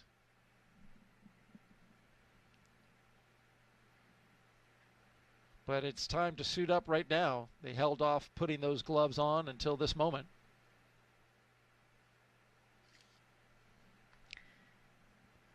Yeah, making those final preparations. You can see they have a footrest there as well, and so the bottom of the boot actually has a little divot in it, so there's a little mechanism that they can slide their heel onto to help keep their heels in place as well, their feet in place. Kind of like a bike shoe? Yeah, a little bit like that.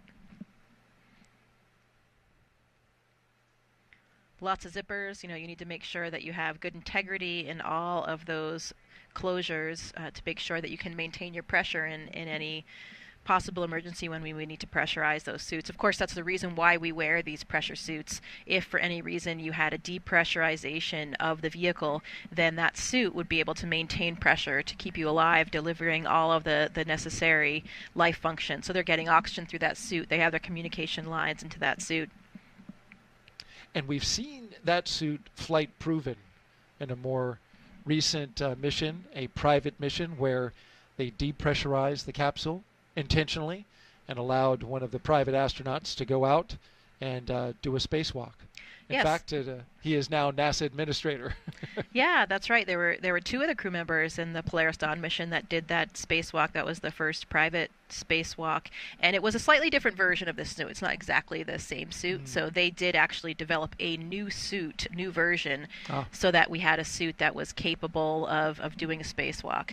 In space vehicles, we wear these launch and entry suits, and that's mostly a pressurization suit, as we mentioned, for maintaining the pressure if you had a vehicle depressurization. Not necessarily the same thing that you would use to do an entire spacewalk, because you need different levels of protection and different functions for that.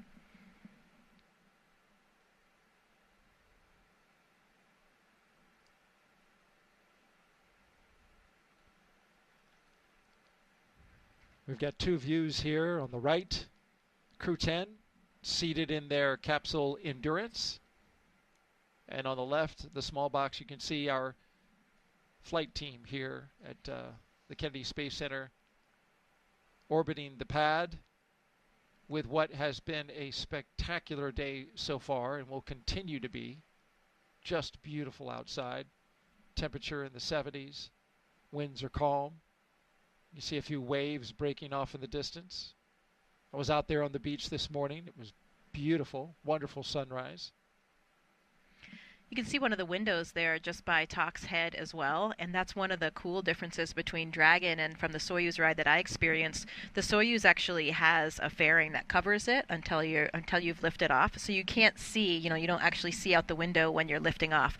But with the Dragon, you actually have a view as you're clearing the launch pad, so something that's pretty unique, and then starting to see the coast of Florida as you disappear and get kind of further and further up there. Those windows are actually great viewpoints for viewing all things really from space, especially the aurora. You've probably seen some of the amazing photographs that astronauts have taken, particularly Don Pettit, who's up there right now, an incredibly skilled photographer. Oh, he's done a great job, hasn't he? Yeah, his time lapses of the aurora and star trails are really exceptional, and several of them now are taken from these Dragon windows. How about that? He goes into the Dragon to get that shot. Yeah, there are lots of different windows for pictures. We have our cupola. There are some windows in the Russian segment. There's a window called Wharf in the lab that has really good optical quality, and then we have these Dragon windows as well. And folks, if you have any questions for astronaut Jessica Meir, who's been to space, done work on the International Space Station, was part of a historic spacewalk with fellow astronaut Christina Cook back in 2019. Just send your question with the hashtag AskNASA to our social media accounts on Facebook, Twitch, X.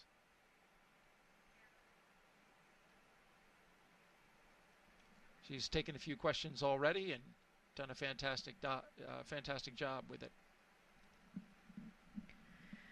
I've also heard that because of those windows and the lack of a fairing cover like the Soyuz has, it's actually quite a bit louder in terms of the sounds that you experience as you're lifting off the launch pad. Not as insulated. Yeah. So that'll be a comparison for Anne and for Tak as well, since they've both ridden on the Soyuz. Right. But for our pilot, Nichole Ayers, and our mission specialist, Kirill Peskov, it will be all brand new. Yeah. And I hear the NASA astronauts and the veterans of spaceflight enjoy watching a first-time astronaut, get their first flight. Oh, yeah, absolutely. I mean, it's like doing anything in life, right? No matter what it is, over time, you might get a little bit jaded by it or kind of forget how special it is. I think about that a lot when I give tours to people at NASA. You walk into these buildings, which you're in pretty much every day, and then you bring someone in who sees it for the first time of their eyes, and then you remember how special and cool it is what you're actually doing. And I think that's really important, right? Sometimes you need to really take that step back and have that perspective. Now, certainly there's nothing mundane about going to space, whether it's the first, second, third, or fourth time. But Anne and I talked a little bit about that before this launch, about how differently it'll feel. And I think for me and from other people that I've talked to, my first memories of the first few days in space are really pretty hazy. And I think that's because your brain is just simply overwhelmed. You're navigating now in this three-dimensional volume, which is entirely different. You're physically having these new neural networks in your brain that are forming. And you see the experienced flyers, they come in and they're a little bit more graceful from the beginning, and I think that's just biology. Those neural networks in their brain are already formed, and even if it's been 5, 10, 15 years since they've been in space, they're suddenly reactivated and they're just able to deal with it from the beginning. So I was wondering, I asked Anne to pay attention to that. Your memory of those early moments will probably be more clear than it was the first time, just because it's not as new and not perhaps quite as overwhelming. That's fascinating. And she was asked by the press what she would do different on station. And her response was to really enjoy the in-between moments more, really savor it. Because, as you just mentioned, when you first go up, and the biology behind it, it all races by. So she said she wants to be intentional about taking these moments to really savor being up in space. Never know if you're going to be able to go up again. Yeah, that's incredible advice, and something I think about a lot as well. I remember having that conversation with my commander, Luca Parmitano, and it was his second flight. And I remember him telling me that there were so many things from his first flight that he didn't really remember because, again, your brain is so overwhelmed. You're so, you're thinking please don't mess up, please don't make a mistake. And you're thinking about the next thing or the intensity of what it is that you're about to do. And so you're kind of forgetting to just enjoy that moment and appreciate that moment. And in doing so, he thought that really affected the way that he remembered the mission, because, you know, if your brain is just spending so much time thinking about those other things, you're not really fully comprehending and appreciating the moment that you're in. And so the memory is not really seared in there in the way that you might want to remember that. So that's definitely some advice that I'll be taking if when I go back to space, because you just need to really, as they say, stop and smell the roses, make those moments, because those are the things you want to remember. And the space flight, you know, when you're up there, I was up there for almost 7 months. It seemed like a long time, but relative to the amount of time I've been here on Earth, it was very, very short. And now, you know, I've been back for 5 years, and it feels almost like it was a dream. You know, it's hard to believe that it actually happened, because it's just so different and extraordinary compared to everything else you've done your whole life.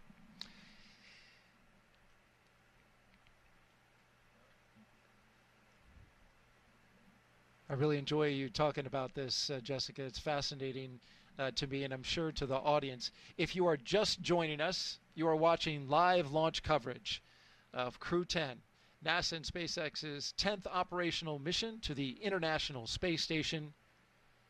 We are T-minus 2 hours and 34 minutes until liftoff. The crew woke up, had their medical checks, got their breakfast in, their favorite meal. They were transported out to the launch pad after suiting up at astronaut crew quarters. They ascended the launch tower and into their spacecraft, and now you see them there live. The view on the right, the Crew 10 astronauts, cosmonaut, and the JAXA astronaut. And on the left, you see the closeout crew doing their work, getting ready to close the hatch on the Endurance spacecraft. This is a very careful process, because any small amount of debris, even as small as a human hair, if it gets in that hatch, the seal, it could cause a leak. So the crew is methodical as they go through their steps to make sure that seal is in pristine condition. Yeah, luckily we will do that pressure check one more time, and we'll do that pressure check of the capsule itself as well, so we'll know, you know, before we lift off, we'll know that we'll make sure that we verify we have that integrity. And that has actually delayed launches a little bit in the past, where, you know, we've found something in the seal, and they've had to find it and still been able to move on and lift off as planned. You know, we talk about what the crew's been doing. We, as astronauts, actually sleep shift before these missions, depending on what time our launch is, depending on how long the phasing will be to get to the space station, because, of course, we want to make sure that we can arrive and be pretty well rested. You know, it makes for a really long day. The crew actually, their official wake-up time was at noon today, so they've been kind of adjusted to this sleeping in, staying up late schedule, which is perfect for people like Anne and myself. We were made for that, so banker's hours here for them. I love it. I get up early. I enjoy getting up early, but this is a perfect mission timeline for folks like yourself and Anne. I mean, it is fantastic. And we're going to have a beautiful view tonight. I am really looking forward to this, because we will be launching at 7:48 and 57 seconds p.m. Eastern Time, and that is right after sunset. It will be twilight out. And you know, when the spacecraft and the rocket get up a certain distance and altitude, the light really plays with the exhaust from the rocket. You know, some people call it the jellyfish effect, but you get this tremendous visual of the rocket going into space, and it sometimes creates light patterns that are unforgettable. Yeah, it was about the same time of day when I took off on my mission, and everybody described it as being such an incredibly gorgeous time. Spectacular, really, to be there viewing it, given that changing light, as you were mentioning, for twilight. So this should be quite a show here for everybody that's gathered in Florida today to see it. And as we look at the crew inside their spacecraft Endurance, another question coming to us on social. Jack Frost asks, not sure if it's the real Jack Frost, because it's not that cold here, why are they getting in the rocket so early before launch, 2.5 hours? Yeah, so for all space missions, we really kind of have to backtrack the amount of time it takes to do all the things that we require to launch on time. So we want to make sure that we have enough time in the timeline to get the crew safely into their seats, to get them all strapped in, to do all the pressure checks that we talked about, to make sure that their suits have good pressure integrity, good comm checks, to make sure all the systems are functioning normally, to shut the hatch, and again do that another pressure test to make sure that we have good pressure integrity for the vehicle. So for this particular vehicle, the way that this timeline has worked out for the crew gets them in the vehicle, about 3 hours before launch. It certainly has a little bit of padding in there too, because sometimes you might have something slightly off nominal, not according to plan. Maybe you have to address an issue with a suit or something like that. But this is a pretty finely honed timeline, and now that we've had several of these missions, it has changed a little bit over time, but I would say this is probably the maximized timeline in order to shorten the crew day for the reasons that we were talking about earlier, to make sure that they're rested for the long day that they have ahead, but to make sure that we have enough time to accomplish everything safely and successfully. And on that timeline, this is an area, as you mentioned, where they do have a little extra margin. Oftentimes, if everything goes according to plan, they'll have a little extra time there in the capsule. The upcoming milestones we are looking for as we zoom out from inside the spacecraft and right back in, with a big thumbs up from the crew. Those seats will be articulating upwards, and they are doing so now, putting them in launch position. This will allow the commander and pilot to have access to their displays that you see just above them.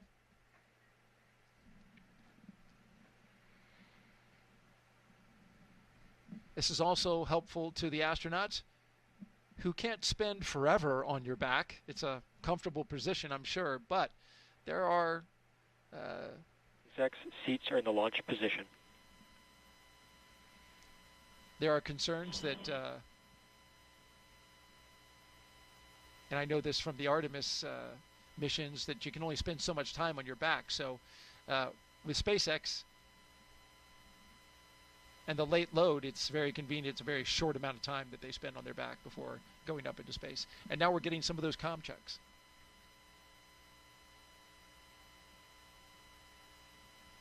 Can see those long giraffe legs with good view right there. There it is. Jessica mentioning something that we saw at the beginning of the launch broadcast. If you want to scroll back and take a look at that, they have unofficial logo on their shirts. I believe they were wearing them in a press conference. They had their flight suits on, so I couldn't see underneath, but it was the same peach color that you showed, but it was basically a graphic of 3 giraffes and 1 panda. And each one of those animals was assigned one of the crew members, and Anne McClain got the panda. The pandas are actually my favorite animal, yes. From the time that I was a very small child, so I kind of like how that worked out. Anne's certainly not short. I think she's 5'7", but there it is. There's the logo. The rest of her crew is exceptionally tall in the astronaut corps, so, when Anne stands with them, she comes off a little bit more panda-like, I would say.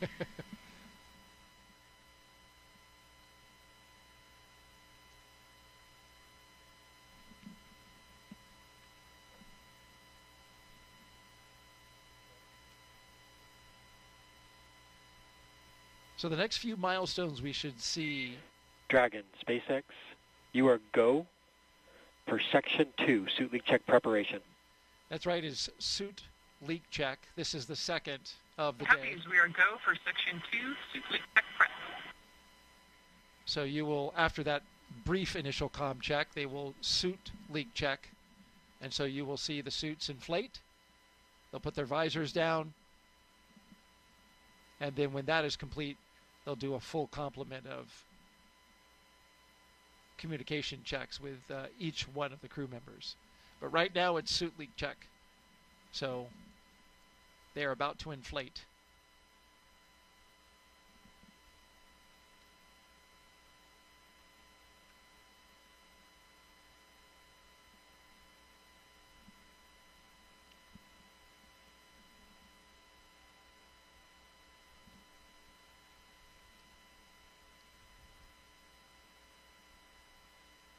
As we await this this next milestone, I want to go back to what you were talking about and the memories of being in space. And how clear are the memories of your spacewalk when you were outside the space station, dangling in essence, looking down at the planet? Did you have a moment where you were able to just take it all in, to pause? Yeah, again, as we were talking about earlier, you have to be intentional about stealing a few of those moments for yourselves, especially when it comes to spacewalks. You know, spacewalks are the riskiest thing that we do. They're the most challenging, both mentally and physically. So it really does demand 100% of your focus and concentration to make sure that you are doing the right thing for the piece of hardware that you're trying to repair or replace or whatever the task is that you're doing, and most importantly, to keep you and your partner safe. So that really demands a very, very high level of concentration. And, you know, the astronaut mantra is always kind of echoing in your head of like, don't make a mistake, don't make a mistake. So you have to remember, you know, you get very caught up in the task and the minutia of what you're doing. SpaceX Dragon, Section 2, 2.9, tier complete, ready for link checks.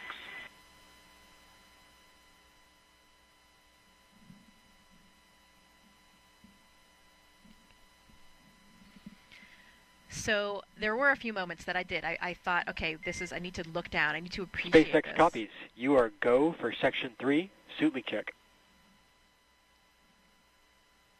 Please go for Section 3, suit leak check.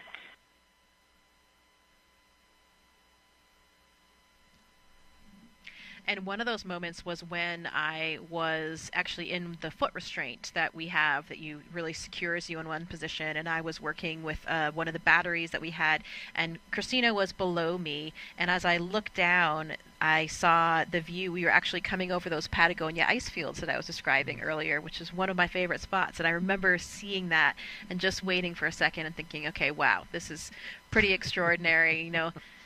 That first moment you come out of the hatch as well, when you see your boots below you and then nothing else until Earth. And that's certainly different than the way that we train in the pool, where you see the bottom of the pool always. Right. And that, you know, it's really, of course, you're moving around the Earth, but the sense of movement and motion that you have is that the Earth is spinning very quickly below you.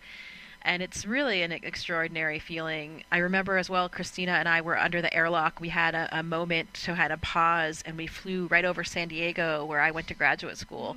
And so we took a moment there to make a shout out to all of my friends and colleagues that live there. But, you know, really easy to pick out those coastal cities because you have those landmarks.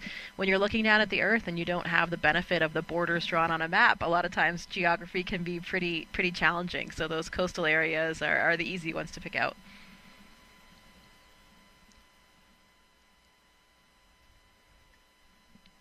Depending on what you're doing on a spacewalk, though, there can actually be pretty long opportunities that you have to appreciate the moment. And I was really jealous. I remember when I was inside flying the robotic arm, Luca Parmitano and Drew Morgan were doing a spacewalk to fix the AMS, the alpha magnetic spectrometer. And there was this one period of time where Luca was just riding the end of the Canadarm, the robotic arm on the space station built by the Canadian Space Agency, and he was just riding it for a very long time. He wasn't holding anything, he was just riding it and really looking off into the solar system and the universe. And if you know Luca, he's a talker, and he started getting quite philosophical as well and talking about what he saw and how he felt. And I was always very envious of that opportunity because I didn't have one of those natural lengths of downtime where you had really the opportunity to do that. But you never know. On my next flight, hopefully I'll have one of those as well. Well, I hope so for you as well, because it just sounds spectacular. What an honor and a privilege to be able to do that.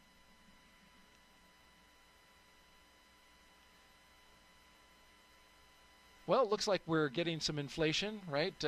Whenever the helmet starts to ride up the face, means we got some pressure in there. Yep.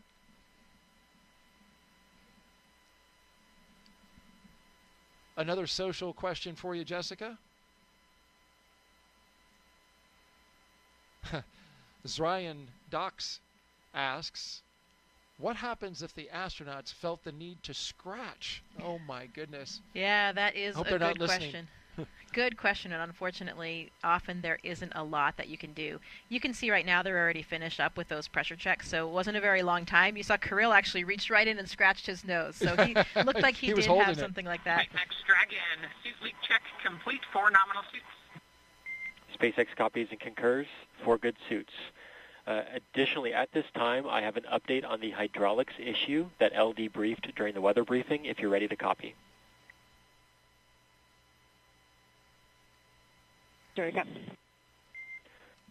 All right. The hardware is healthy, but we are currently still evaluating system performance. We want to provide an update no later than T-minus 1 hour.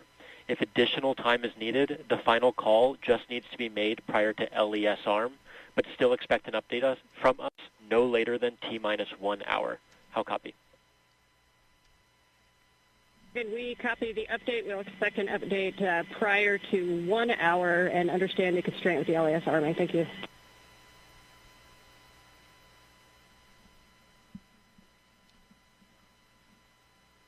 So we've mentioned this at the top of the launch broadcast and another time not long after that, that the crew, SpaceX team on the ground is evaluating an issue with hydraulics. Dragon SpaceX at this time. Closeout team will perform final closeout steps next to the capsule.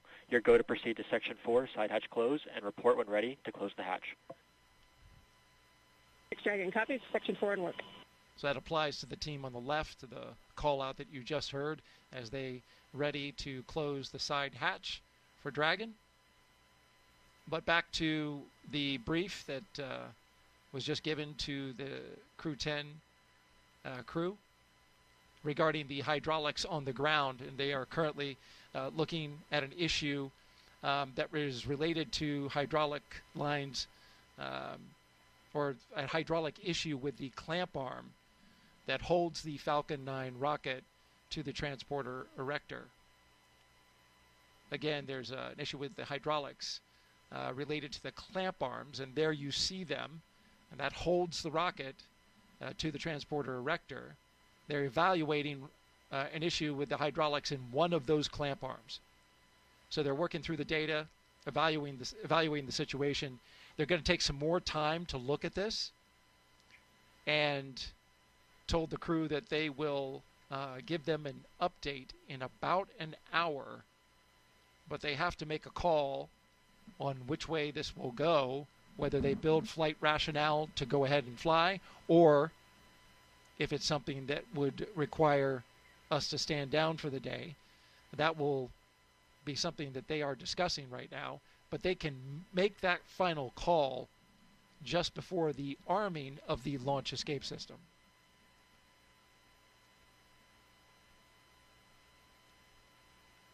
We just completed suit leak checks. Crew 10 is in their seats. Moving forward. Yeah, and to finish off that last question about what happens if you get an itch when you've got your visor closed. Yes. So different spacesuits have, different interiors. If you think about the EMU, the extravehicular mobility unit, that's the spacesuit that we use for our spacewalks on the International Space Station. There are a couple things that you can maybe use to itch a little bit if you have something on your nose or somewhere on your face. There's a Valsalva device that's actually mounted on the visor, and that helps you clear your ears when you're changing pressure. So sometimes if you have an itch, especially on your chin or nose, you can kind of wiggle your face down to clear it that way, to scratch it a little bit with that Valsalva device. You also have a little, like the nipple for a camelback water reservoir. It's kind of like that, but it's mounted on the inside of our spacesuit, and you can use that to try to get at us, to scratch that itch if you have one.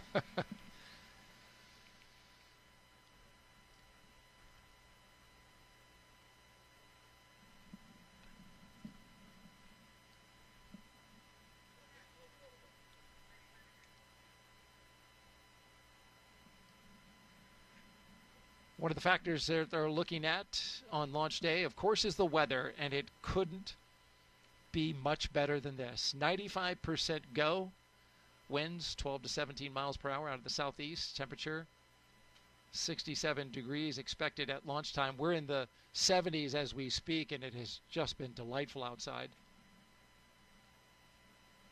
SpaceX and NASA not only look at weather at the launch site, though, but also around the world, making sure conditions are acceptable if Dragon has to splash down in the Atlantic in case of an emergency. So, of course, teams are monitoring contingency splashdown locations if the crew had to come back to Earth before docking with the space station. If this were to happen, SpaceX and NASA would coordinate with the Department of Defense and the Coast Guard to ensure crew safety upon splashdown, including ships and air assets to patrol the 10 nautical mile keep-out zone. This is, of course, to mitigate safety concerns for any boaters approaching the area.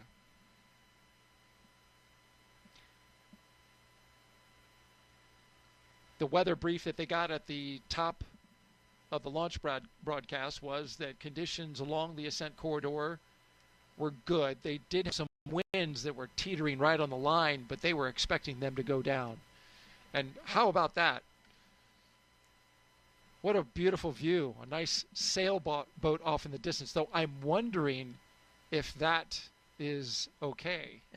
Yeah. Now that I think about it. Looks like it might be a violation, and I know that, you know, that actually prevented a few or delayed a few shuttle launches in the past, didn't it? Right, boats that were in the area that weren't supposed to be there. It did indeed.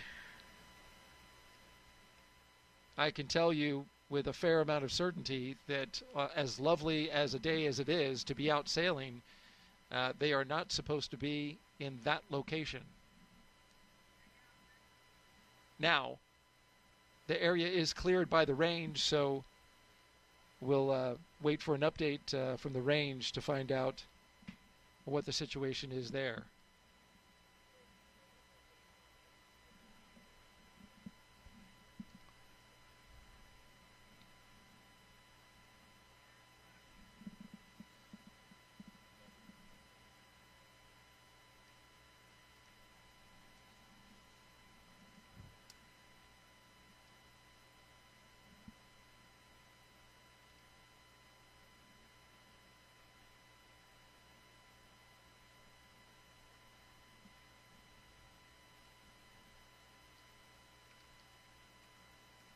You know, see, there's not a cloud in the sky, so that's another nice feature for the viewing today. You know, sometimes if there are a few clouds interspersed, you lose your view for a minute or two once it gets above that cloud later. But that should not be a concern for today.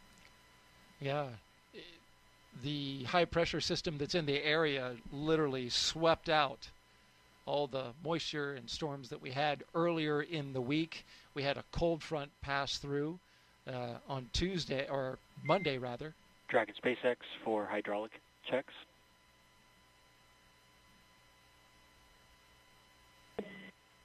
Just giving an update that they're about to start an additional set of kinematics tests on the hydraulic system, so you may feel or hear some valves clicking, but this is expected. Thanks for the heads up.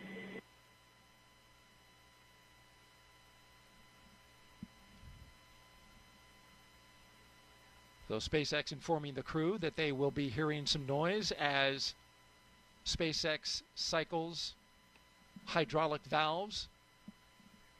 This is a situation that they are evaluating in this moment. Dragon SpaceX closeout team is taking final steps in prep for side hatch closure.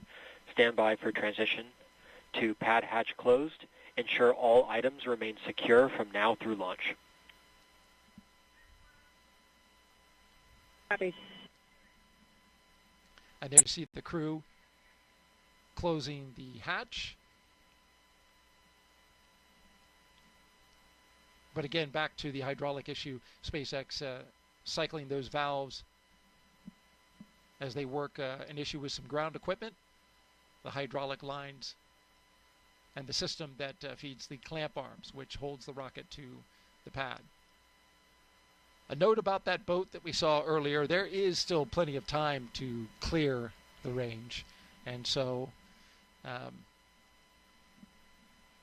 I don't know this for sure, but it's possible that the boat may be getting a visit, but certainly could get out of there. There are notices that are put out called NOTAMs. They are notices to mariners and aviators in the area that lets them know that a launch will be going off this evening. And the Cape Canaveral Space Force Station, the 45th Space Wing, has the responsibility for the range. And of course, again, plenty of time to clear the range before liftoff. Currently sitting at T-minus 2 hours and 10 minutes and counting. You're watching live launch coverage of NASA and SpaceX's Crew 10 mission to the International Space Station. 2 hours ago, the crew made their way out of astronaut crew quarters. After they suited up, they got into their rides, drove out to the launch pad, ascended the launch tower, walked across the crew access arm and into the Dragon Endurance capsule that you see there. The Endurance spacecraft currently on its 4th flight.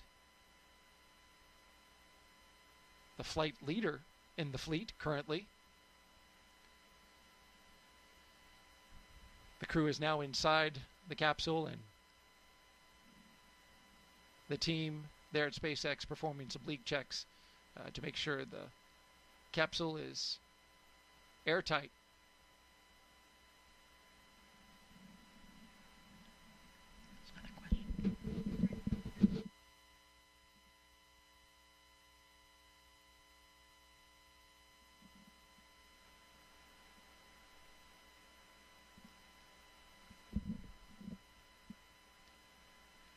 We've been taking your social media questions throughout our live launch coverage.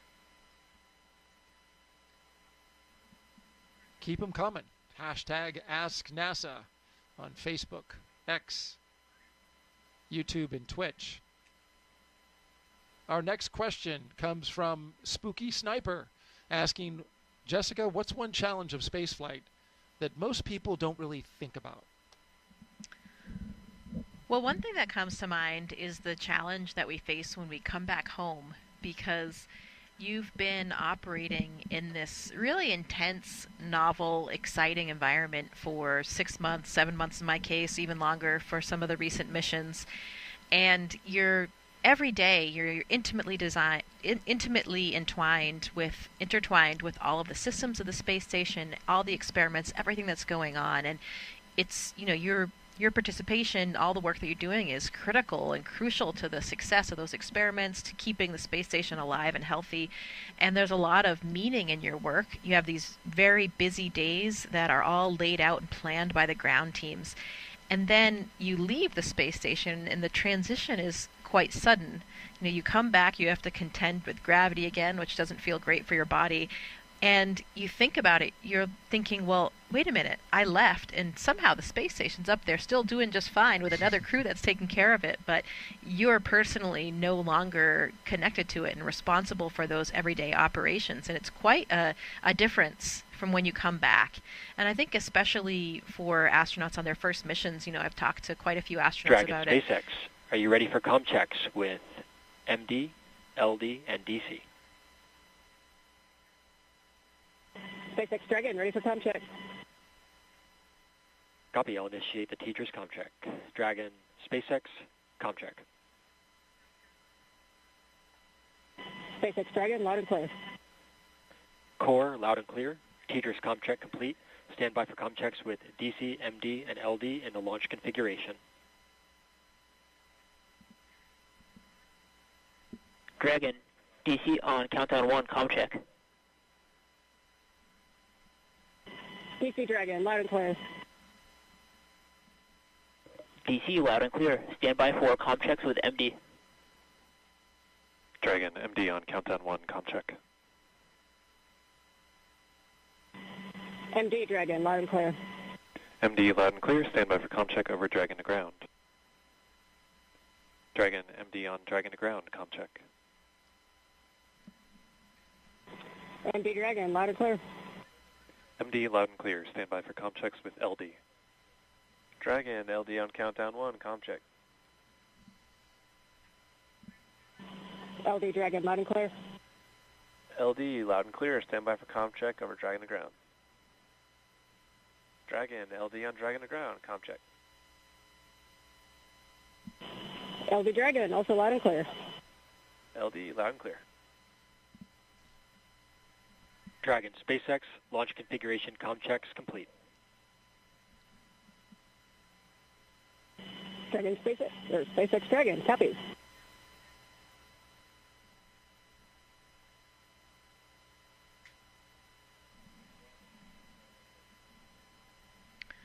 Yeah, so to wrap up that last question, when you returned from spaceflight, some astronauts, including myself, have kind of had this feeling of aimlessness almost. You've just accomplished this number one goal that you've had, this dream you've had your entire life from the time that I was 5 years old, from my perspective. And I actually returned at the time of COVID, so it was coming back to a completely different planet. But, finding, again, your purpose and your mission it's probably something that most people don't think about when they think about the challenges of spaceflight.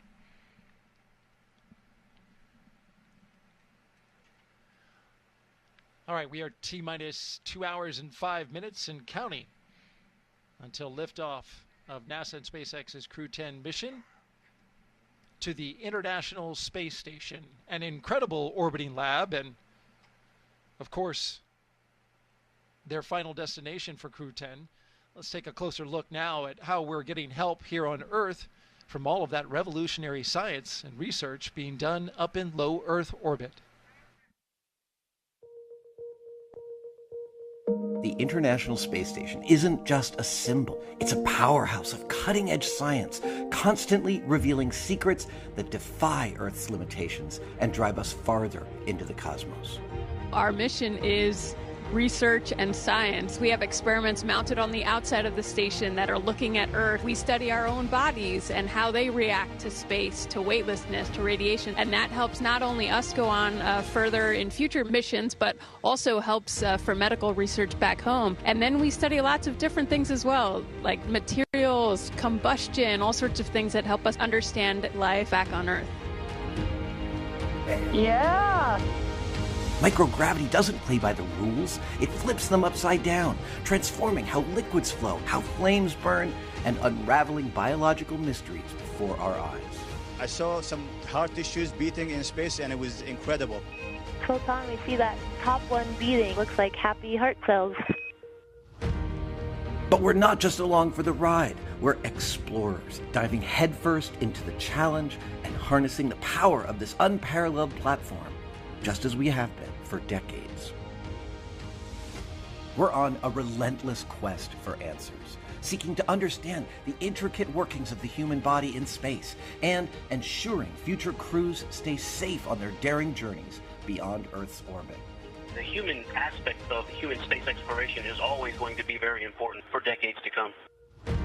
And when it comes to technology, we're not waiting around. We're discovering new ways to grow crops in harsh environments and engineering innovations to tackle Earth's greatest challenges.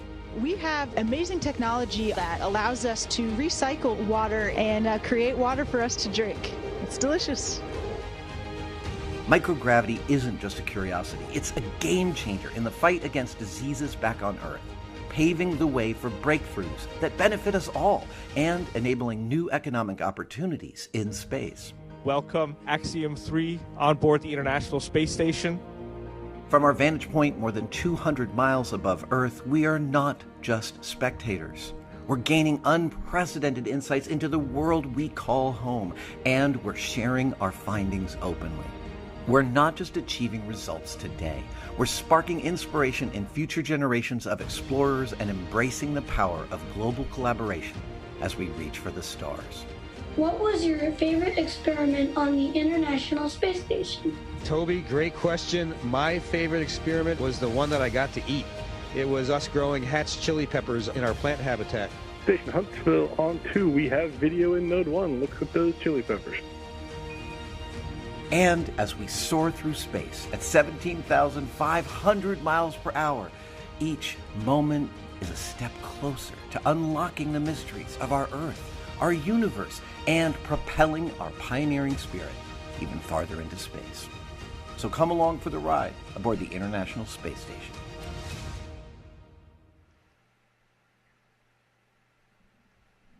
Seeing all that footage from up at the ISS, I'm sure it brings back a lot of fond memories. Absolutely, especially as a scientist for me, I get very excited about our role as astronauts in conducting these scientific experiments. It's so rewarding to know that you're really helping science progress, and you're the person up there as the operator and or subject to help gather all this valuable data for the teams. I know that for this mission we have a lot of different scientific experiments, just a few that we could mention. There are a few that will be actually performed in Dragon, so in that phase of flight before getting to space station, and a few others on the space station. Starting off with those in Dragon, there's an experiment called Space Health. It's a Canadian Space Agency experiment where the astronauts are wearing these biomonitors. So it's a wearable technology garment that's looking namely at cardiovascular variables, so what's going on with our heart, and a lot of important factors to see what happens in microgravity. We have such a big difference in our physiological systems if we don't necessarily have gravity, which is pulling our blood and body fluids down to our feet. That leads us to the second one, an experiment called Thigh Cuff. This is a relatively new experiment where the astronauts that are participating will be wearing this kind of restrictive band around their thighs, and that it will help reduce the blood flow, it'll change the way that fluid shift is happening, where once you get in microgravity, you have this upward fluid shift, less blood in your legs, more in your upper torso and in your face. You can kind of see that in some of the astronauts, especially in the beginning when they're up there before you have a kind of compensation for that. And these fluid shifts may be part of the reason why we're having problems with our eyes. Many astronauts are coming back with some deficits to their vision and even some anatomical changes to the back of the eye. It's a syndrome called SANS, Spaceflight Associated Neuroocular Syndrome. So this thigh cuff experiment will provide a lot of data to see if this could be used as a countermeasure to help counteract some of those effects. There's also an experiment called immunity assay, which is a new way to monitor health and immune function with a blood sample in space. So this is looking at a new assay that can be conducted in flight instead of what we usually do is obtain a blood sample and then we have to wait until that blood sample makes its way back to the ground before we can really get a good look to understand what's going on there. Once they're on ISS, some of the astronauts will be participating in the CIPHER study, and this is a very comprehensive physiological suite. It's a multidisciplinary study looking at physiological and psychological factors, and it's 14 different studies all wrapped into one big blanket.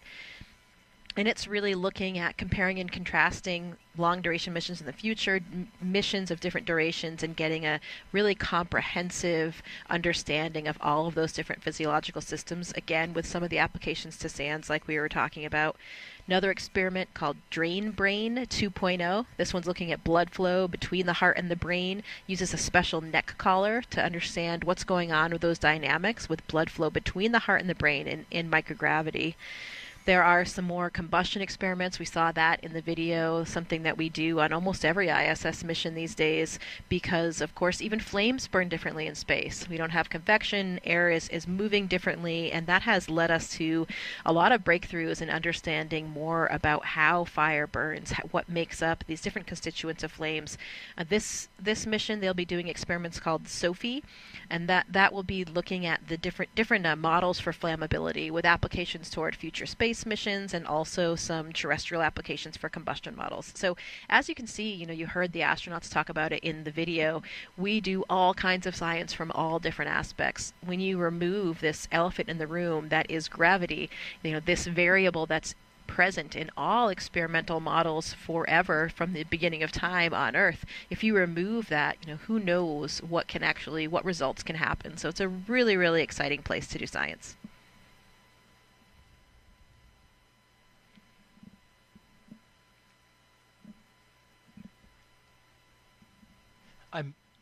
I'm most fascinated by the human aspect, especially what you talked about with how fluid flows inside of the body. Did you notice anything with your vision when you came back? Well, good question. Yeah, I actually did have a pretty extreme case of SANS, and so it was something that when I was on orbit, I did a lot of extra exams and images. So we actually have an OCT machine on board the International Space Station. So this is a machine that we can use to look at the back of our eye, to look at the retina, the choroid, and understand really the anatomy of the eyeball and the surrounding structures. So I actually did have a pretty extreme shift. My only real symptom, and the only thing that has lasted until now, is is that I have perfect vision. I actually wore contacts or glasses before I went to space, and for me so one of the hallmarks of SANS is that you can have a flattening of the back of the eyeball, so this changes the refraction, and for me, my prescription was just this magic amount that was completely counteracted by this change that I had in my eyeball. So now I have 20/15 vision. How about that? And that's persisted for 5 years. Vision. Yeah, I usually refer to it as the most expensive corrective surgery. Thank you to the taxpayers. But that is all of the other anatomical changes to my eye have returned to normal, so nobody's really concerned about the health of my eyeball, but I still have this perfect vision. How about that? Wow. So if I go up into space, I can potentially lose my glasses? Well, for most people it actually makes their vision a little bit worse, but it depends on where you start. So we'll have to look into your prescription. If it's nearly the same as mine, then you might have the same result. Then I need to go to space to get it fixed. Forget LASIK. That's really interesting, Jessica. Thank you for sharing that with us. We are currently T-minus 1 hour and 55 minutes and counting from liftoff of the Falcon 9 from Launch Pad 39A at the Kennedy Space Center. Crew 10 currently inside Dragon Endurance. So far, they've completed their comm checks to make sure they can communicate with the teams here on the ground. Their seats have rotated upright to their reclined launch position. That allows them to see the access their display panels, as you can see there on the right-hand side of your screen. They've also completed their suit leak checks to make sure that their spacesuits are working properly. And now you see the closeout team making sure that that side hatch has a good seal. If you've been watching us since we came on air, I'm NASA's Daryl Nail with NASA, and I mentioned that twice. NASA astronaut Jessica Meir is here as well, providing outstanding audio commentary. We're going to expand our live coverage in a little more than an hour from now, or actually a little less than an hour from now. We'll come on and bring our SpaceX commentators online, as long as our NASA commentator in Hawthorne, California.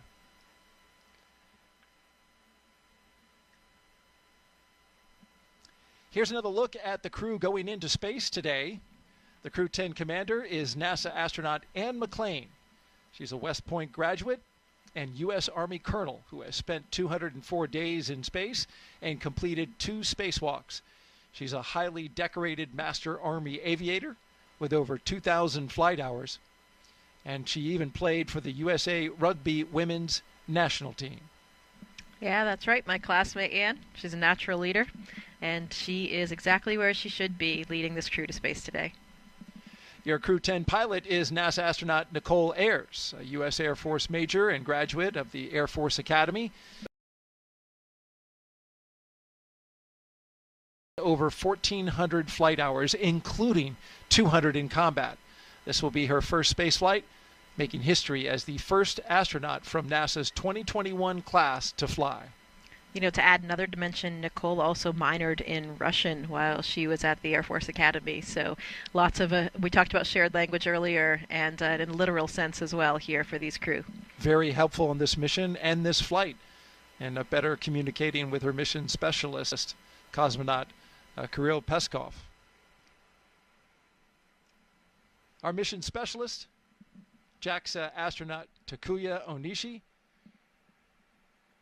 He's returning to space for his second mission, a former commercial pilot. He spent 113 days aboard the space station in 2016 and became the first Japanese astronaut to capture the Cygnus spacecraft. When he's not training, he enjoys flying, hiking, movies, and playing the sax. When they reach the space station, Anne will hand over her commander duties to Tak. Tak will actually become the commander of the space station, and he'll be the third JAXA astronaut to serve in that role after Koichi Wakata and Aki Hoshide. Taking advantage of his experience as a flight controller on the ground that he did right after his first space flight.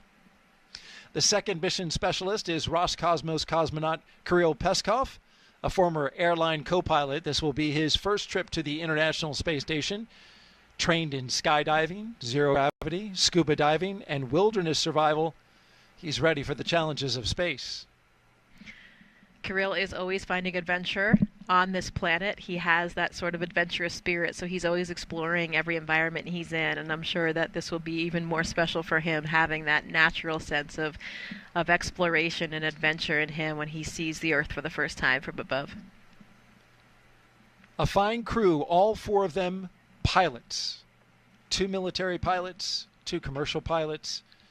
They all speak the common language of aviation. We are T-minus 1 hour and 50 minutes until liftoff of NASA's SpaceX Crew 10 mission.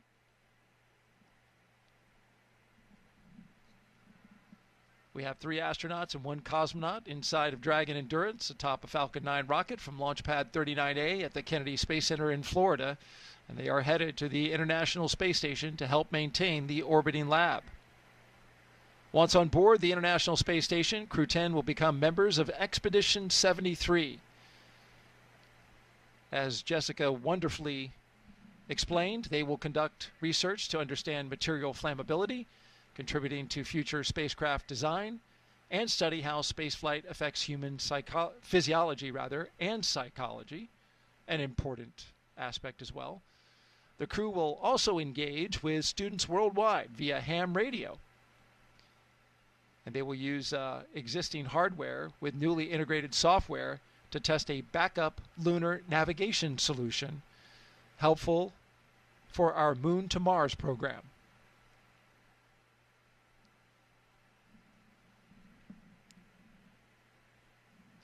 Yeah, just want to clarify, they will become part of Expedition 73. 72 is currently on the station, and there you see some of our crew members from Crew 9. Yeah, that's right. The expeditions actually change over with the Soyuz launches. So the next Soyuz launch will actually, Jody Kim's launch on April 8th with Sergei Ryzhikov and Alexei Zubritsky, that will mark the beginning of Expedition 73. Right.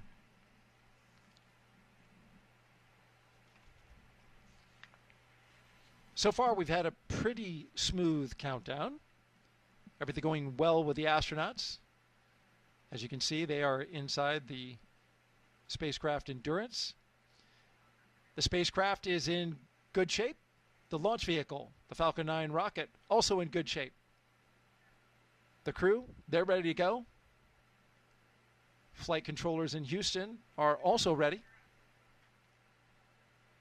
The only issue that they're currently working is regarding a hydraulic system that feeds one of the clamp arms on the transporter erector. That clamp arm helps hold down the Falcon 9 rocket before liftoff. The crew was updated about this, and SpaceX is currently working it with teams from NASA. They expect an update in about a half hour, and they can make a final call on which way they're going to go prior to the launch escape system being armed. That happens around T-minus 45 minutes. Let's take you now inside Mission Control in Houston, where flight controllers are constantly monitoring the International Space Station and the people living on board. I believe we have Leah Cheshire with us live at the Johnson Space Center in Texas. Good afternoon. That's right, and thank you, Daryl. This is Mission Control Houston in the International Space Station's flight control room here at NASA's Johnson Space Center, where the team continues to prepare for launch, and they are led by Flight Director Ron Spencer. Today, we will be launching the 10th rotational crew mission to the International Space Station under the agency's Commercial Crew Program. Now, following Crew 10's arrival, the space station will have a total of 11 crew members aboard for just a few days. Part of those 11 crew members include the Crew 9 cadre, and that's including NASA astronauts Nick Hague, Butch Wilmore, and Sonny Williams, alongside Roscosmos cosmonaut Alexander Gorbanov. Now, during the next few days, Crew 10 will go over handover procedures with the off-going Crew 9. That includes a safety briefing and an orientation, and then the new crew will jump right in to help advance scientific knowledge and demonstrate new technologies. After a few days of handover activities, the members of Crew 9 will prepare for their undocking and return to Earth. Those direct handovers between the crews allow for continuity of the activities and help to ensure a continuous U.S. presence on the International Space Station, which, if you can believe it, we're now at 24 years and counting. Ahead of Crew 9's return, NASA astronaut Suni Williams already turned over command of the space station to Roscosmos cosmonaut Alexei Ovchinin. In just a few weeks, NASA astronaut Johnny Kim and Roscosmos cosmonauts Sergei Rizikov and Alexei Zubritsky will join the on-orbit crew. Shortly after the departure of the Soyuz MS-26 with NASA astronaut Don Pettit, he'll be coming home, and that'll mark the commencement of Expedition 73, led by the new commander, JAXA astronaut Takuya Onishi, who is launching today. We are now at 1 hour and 45 minutes until liftoff, so I'm going to send it back to you at Kennedy, Daryl and Jessica.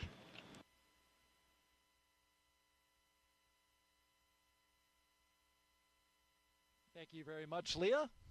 Appreciate the update there from Mission Control in Houston, Texas.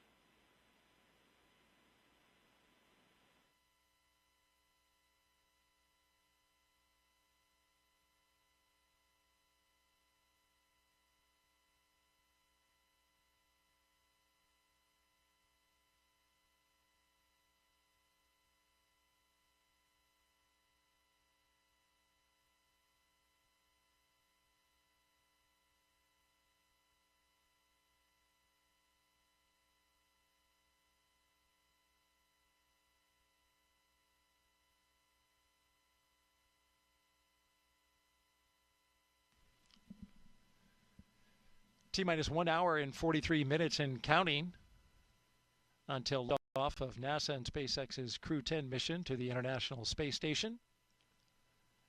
You're looking at the members of Crew 10 on your screen. From left to right, Mission Specialist Kirill Peskov. To his right, Pilot Nichole Ayers. To her right, Commander Anne McClain, just a bit out of screen. And all the way on the right side of Commander Anne McClain, is Takuya Onishi, a JAXA astronaut returning to space for the second time.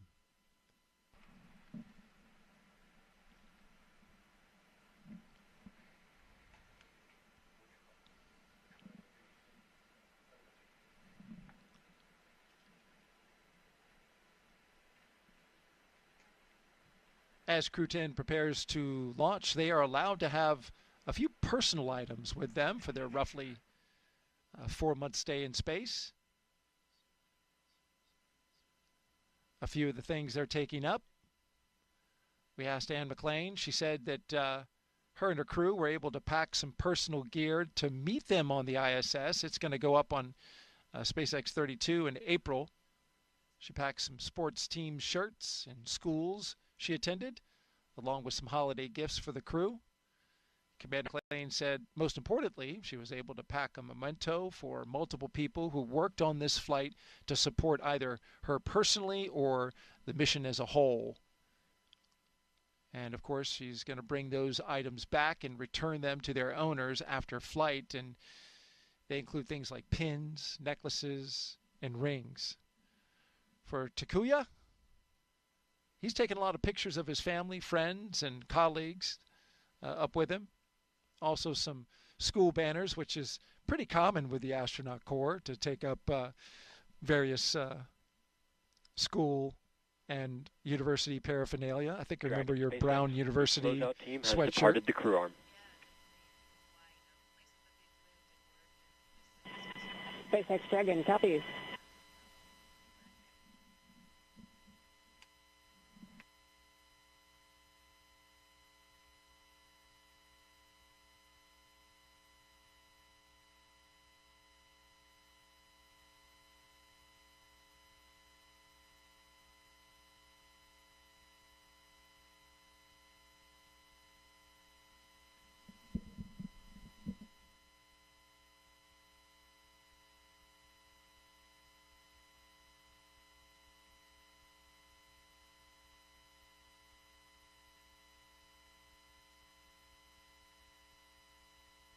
There you see the closeout crew, Jessica, making their way off the launch tower, something you remember well from Crew 2. Yeah, absolutely. Now they're going to probably proceed to one of the other towers where SpaceX has a small control center, and they'll be able to watch from there. How's the view out there? It's pretty phenomenal. Yeah, I mean, I don't think there's really any bad view, especially when you're watching a rocket take off around here. I think that is one of the closer viewing areas, though, I would maybe think so. A little bit closer than some of the other viewing sites. The closeout crew, if you missed it earlier, of course, is mostly SpaceX members, but it does include one member of the astronaut corps. In this case, it's Chris Birch, a NASA astronaut who is helping out.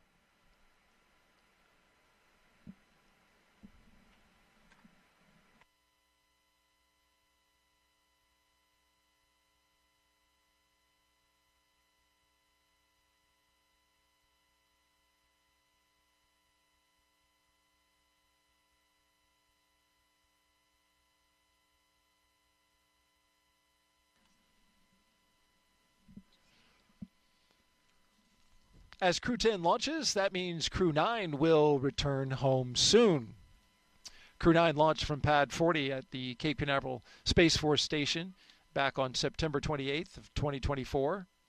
That was a unique flight because it was only 2 crew members in order to make room for Butch Wilmore and Sonny Williams, who flew up on a Boeing Starliner test flight, but are going to be coming down in those 2 open seats with Crew 9. They've been part of Expedition 72, along with Crew 9. Wilmore and Williams have been living and working on the space station now for over 9 months. The other 2 for a little over 5 months. Once Crew 10 arrives, there will be what's called a direct handover for 4 days, or what they call 2+2, which is shorter than usual. And then Crew 9 will undock. Talk to us about that handover period and why it's different this time, Jessica. Yeah, so it depends on who is on board for the handover time. When it's a new astronaut, you have a little bit more of what we call kind of adaptation time. It really is dependent on what's happening on the space station as well, though. In particularly busy times, if there are a lot of repairs or a lot of experiments that have to happen in that specific timeline, the amount of hours that we have for the handover available will vary. But we try to have certain periods of allotted time where you have time to just have some really handover with the existing crew up there so they can show you the ropes. You know, we have such incredible training, really extensive on all the pieces of hardware and some of the experimental pieces of hardware as well, but nothing really prepares you for the nuances of what the actual situation is on board. So it's really important to get those tips and tricks from the experienced astronauts, and even for the second-time flyers like Anne and Tak, the space station is a different place than it is when they were on it previously. There's probably some different pieces of hardware and some different systems. Things may be done a little bit differently than when they were there before. So they'll get a lot of insight into operations up there and just really kind of get used to doing things.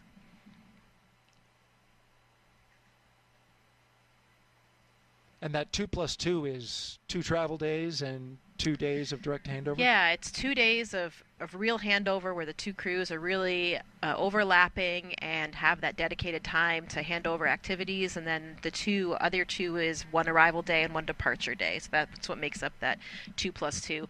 And these handover times can be really variable. We strive to have enough handover so that we, can instill enough confidence in that new crew before the previous experienced crew departs.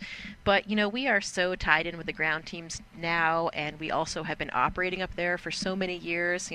This November will actually mark the 25th year of continuous human presence on the International Space Station. Isn't that amazing? So it is truly an incredible feat, but because of that, we've done things a lot of times now. We have pretty well potted procedures. So sometimes that handover, it can be replaced by our interactions with the ground team as well. We strive to maintain as much of it as we can, but sometimes coming and goings of different activities and different spacecraft dictate differences in that plan.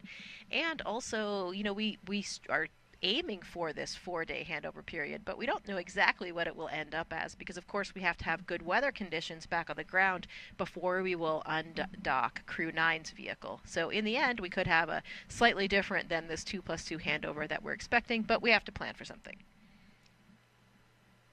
It really can vary, as you mentioned, because splashdown weather is a critical component, as you mentioned, before the crew can come down, and that's pretty unpredictable for where they will be coming down. Though I was talking to one of our meteorologists here at the Kennedy Space Center, and I asked, well, we have such wonderful weather this time of year. Is it more beneficial this time of year, to be launching and doing the missions? And says, well, not necessarily. Winds really get kicked up this time of year. We have fronts coming through. We had one come through.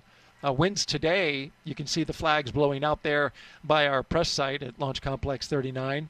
They're pretty tame today, just in the teens. But earlier, when that front first went through, we even had a tornado pop up in the central Florida area. So winds are a watch item, and they will certainly be something that they will be looking at in the Gulf and the Atlantic, where we have opportunities for the splashdown sites. But to the point of weather, they added a location in Tortuga, which is not far from Key West, just to give them more options for getting ideal weather in ideal sea states. One thing you don't want is the astronauts bouncing around after they've just gotten back from space in seas that are like 10 feet. That would be terrible. Right, exactly. Certainly would not be appreciated by the astronauts, but more importantly, those limits exist because of the structural components of the vehicle itself. So we want to make sure that we still can make everybody and the people inside and the vehicle safe when they're landing, and that's why we have those wind requirements, which relate also to the height of the waves. We are currently at T-minus 1 hour and 32 minutes and counting until the Crew 10 flies to the International Space Station. We're getting ready to do a health check in just a few minutes of the launch escape system.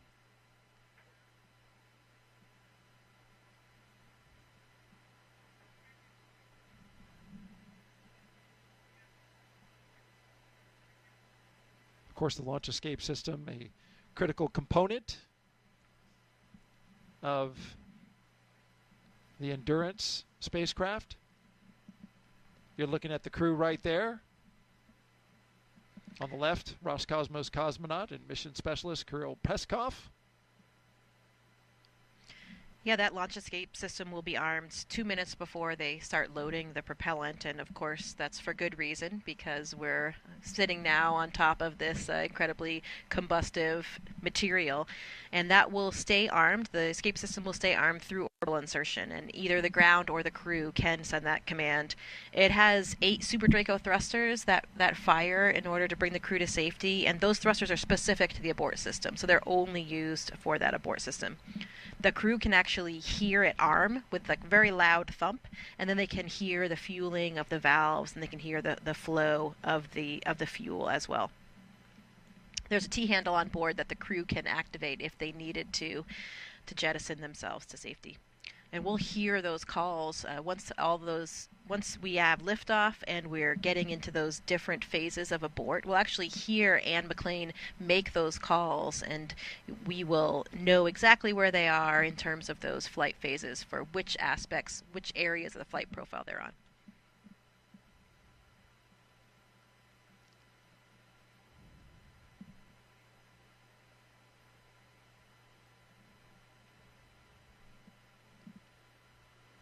We will hear that health check coming over the loops here in just about a minute, a little less than a minute.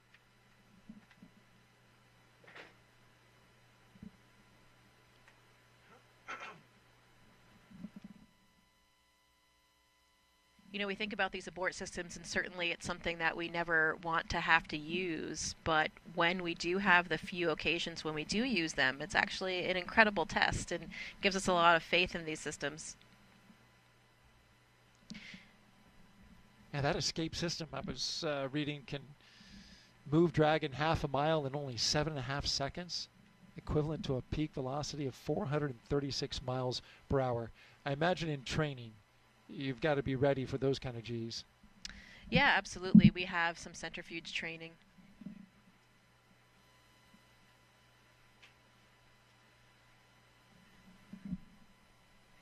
Yeah, we have centrifuge training in order to familiarize ourselves with that G profile. So, for example, for me as a Soyuz flyer, we went up to about 8 Gs, and that is to prepare for any off-nominal entry. Normally an entry, like for my entry, I experienced only about 4.1 Gs during the landing profile. And you're also, in the Soyuz, you're also practicing if you had to control that descent and the trajectory of that descent. You know, we talk about these abort systems, and it really reminds me of Nick Hague's and Alexei Ovchinin's abort in 2018, and that was on the Soyuz, of course. And again, it was, of course, a pretty scary moment for all of us, but in the end, a wonderful testament to these systems. This is why they exist. And in that case, there was a problem with a rocket, and it happened at about 30 miles up. They went up to about 50 miles, and after the escape system had fired, they experienced around 6.5 to 7 Gs, and then they came back safely to the Earth. So pretty interesting test of that. Again, not something we ever want to use, but certainly something that's a very vital component to all of these launch systems. I remember that well. Was some anxious moments there, and your fellow classmate from your astronaut class, Nick Hague, was right. So I'm sure you got the full story on that. Yeah, I remember it very well as well. We were in Russia. I was training for my flight. I was there with Christina Cook as well, and we were viewing it from a small control room that we have at the Gagarin Cosmonaut Training Center. So we were paying attention to that whole launch sequence, and we started getting some indications that things were a little outside of the ordinary. And I'll never forget that moment when Nick was back. I mean, he was back with us at the cottages in which we live in Star City in a very short amount of time. And I remember coming back from class and jumping off my bicycle, and both Christina and I ran over to him and just gave him the biggest hug. And it just seemed so strange to see him back there when we knew that he was supposed to be leaving the planet for quite some time. And that was just, the day prior.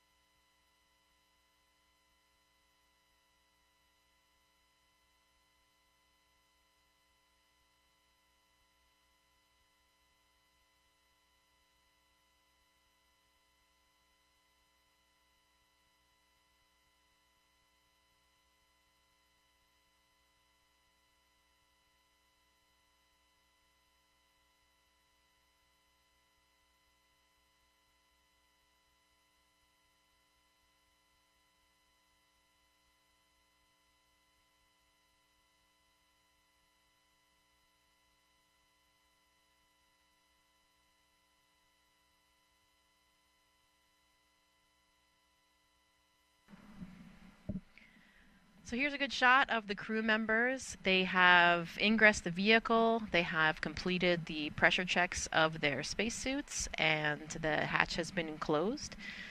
So we are standing by, getting ready for the propellant load pull, which would be the next big milestone for the crew today.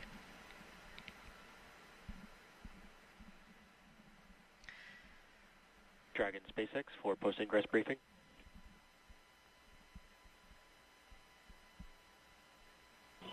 SpaceX Dragon, go ahead. Just wanted to give you a quick update. We are still discussing the hydraulic system performance. They did finish those kinematics tests and they look nominal, but we are still in discussions and evaluating the system for flight readiness. But otherwise, F9 and Dragon are tracking no other issues for flight. SpaceX Dragon, crew copies all. Thank you. So you've just heard that update from the SpaceX teams. They are still monitoring the hydraulics for the clamp arm system that's holding the Falcon 9 in place. And so still making some evaluations there. The good news is they're not tracking any other technical issues. So hopefully we will get to a good place with this one and can continue on toward launch today. Speaking of launches, NASA and SpaceX joint launches, there was a very interesting launch just last night from the Vandenberg Air Force Base on a Falcon 9, and that was the Sphere X and Punch missions. The Sphere X is a spectrophotometer that is really looking at the history of the universe, and it is using near-infrared spectrometry as a near-infrared space observatory that's going to be what's providing comprehensive all-sky survey of the near-infrared spectra of 450 million galaxies. So really cool stuff here that it's basically a telescope that's taking images of our skies in the infrared and providing a map of the universe, and it will allow us to interpret a sort of history of our skies, as one of the scientists described, like time travel, so that we will see what happened even 1 second after the Big Bang and start having a better understanding of the origins of the universe. Another system that was on board the same rocket was the Punch experiment. That's 4 small satellites that are looking at the solar corona. So that's the outer atmosphere of the sun, and will give us a lot more insight into what is happening in that layer of atmosphere on the sun. So some really incredible scientific instruments that NASA and SpaceX launched together just last night.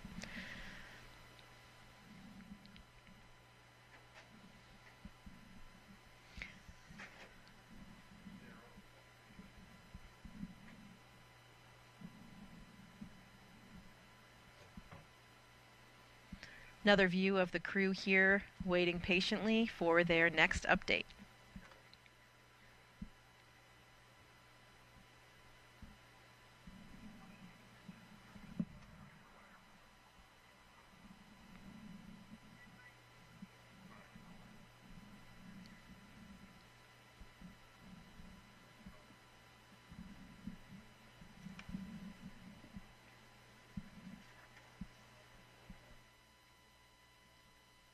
Jessica, the Dragon spacecraft Endurance will take Crew 10 to space today, and as we've been talking about, it's the 4th flight for the capsule. Since its first flight in 2021 for Crew 3, SpaceX's Endurance Dragon has been a workhorse for NASA's Commercial Crew program, flying mission after mission. It has safely carried astronauts to the International Space Station. With Crew 7, Endurance proved its reliability yet again, marking its 3rd journey to orbit. In all, Endurance has flown 10 astronauts and 2 cosmonauts to and from the International Space Station, and it's supported crews from NASA, ESA, JAXA, and Roscosmos.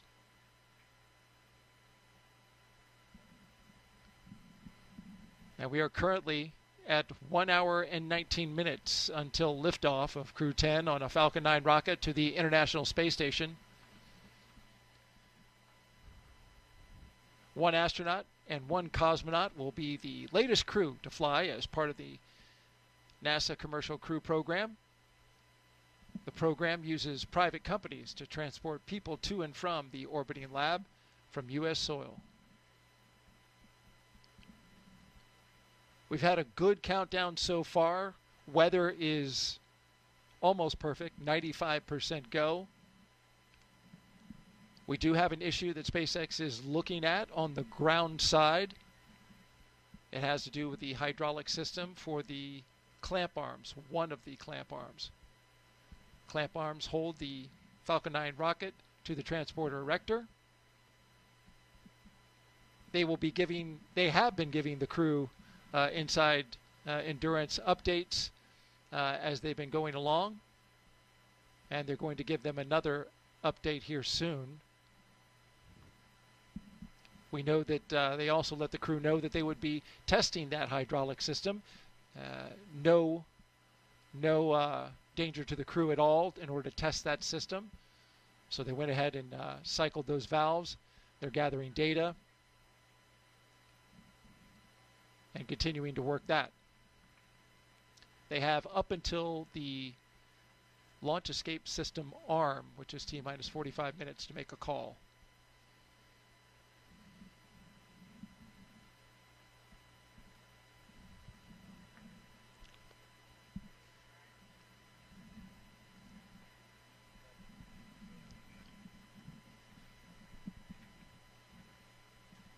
Just get inside the spacecraft. It's pretty calm inside there, as we've been seeing, the crew. But what are you feeling in a moment like this? You know, I think it's probably different for everybody. You know, maybe as the commander and the pilot are probably kind of rehearsing the big things that they're going to be monitoring on those displays. I know that for me, in the left seat of the Soyuz, there was, you know, quite a choreography and procedures that we're following every step of the way. And so I was paying very close attention to everything that was happening on my screen. And, you know, just preparing to follow along and do all the things that we had done in all the training and all of the simulations. And we are thinking about everything that's going to happen, you know, thinking about what happened earlier today, saying goodbye to our family members. And most likely, though, I would say really just concentrating on the job at hand and the task at hand. You are really intimately connected with everything that's going on board that vehicle through all of these intense simulations that we've done. And so you are waiting for that next big moment and are ready to do what you've been trained to do.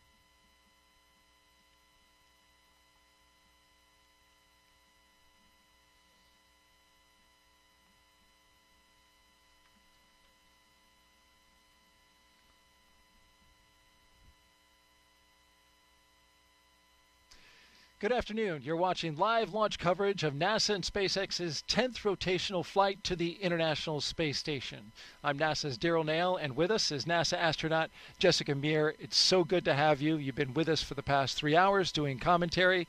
You're back since doing Crew 7, and it's so wonderful to have you here again.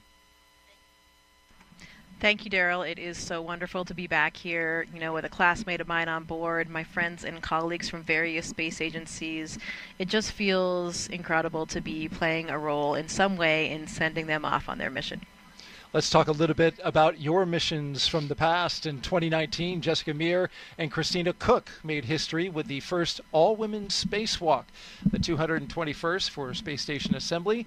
2 years later, Jessica served as the astronaut support person for Crew 2, helping the team all the way to the launch tower. There she is, number 38. More recently, she was over at Launch Pad 39B, where she rehearsed with the Artemis II crew. Once again, in the role of astronaut support person, but this time that crew was practicing for their mission around the moon. Looks like you were having a good time, though.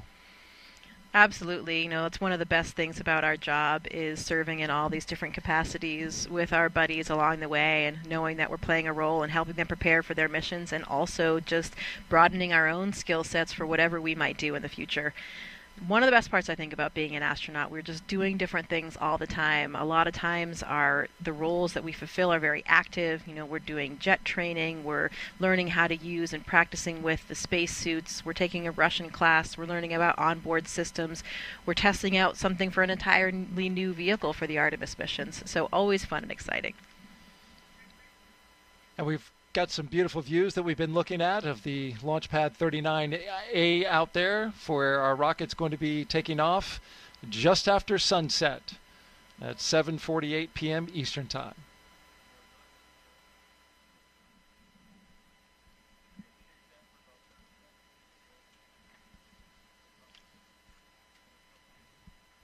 We're expecting a beautiful launch tonight, Jessica. It'll be in twilight, which, as we know around here, for people who watch rocket launches, once that thing gets off the pad, it'll be a little dark on the ground, but very light up high, where the rocket will be doing its separation from the first stage, and see all kinds of rocket exhaust being illuminated by the sun. It will definitely be a gorgeous view. Very special lighting in that twilight period. So it will be quite a show for everybody on the ground here in Florida. Looking forward to watching it with you. Jessica, of course, has been gracious enough to spend the last 3 hours providing her insight analysis about the pre-launch operations and milestones as we count down to launch of Crew 10. Liftoff time still holding for 7:48 p.m. Eastern Time, and 57 seconds for those who like to know it right down to the dot. Crew 10, ready to go. All right, let's check in with our team at SpaceX, who will be providing us commentary, along with our NASA commentator. How are you guys doing this afternoon?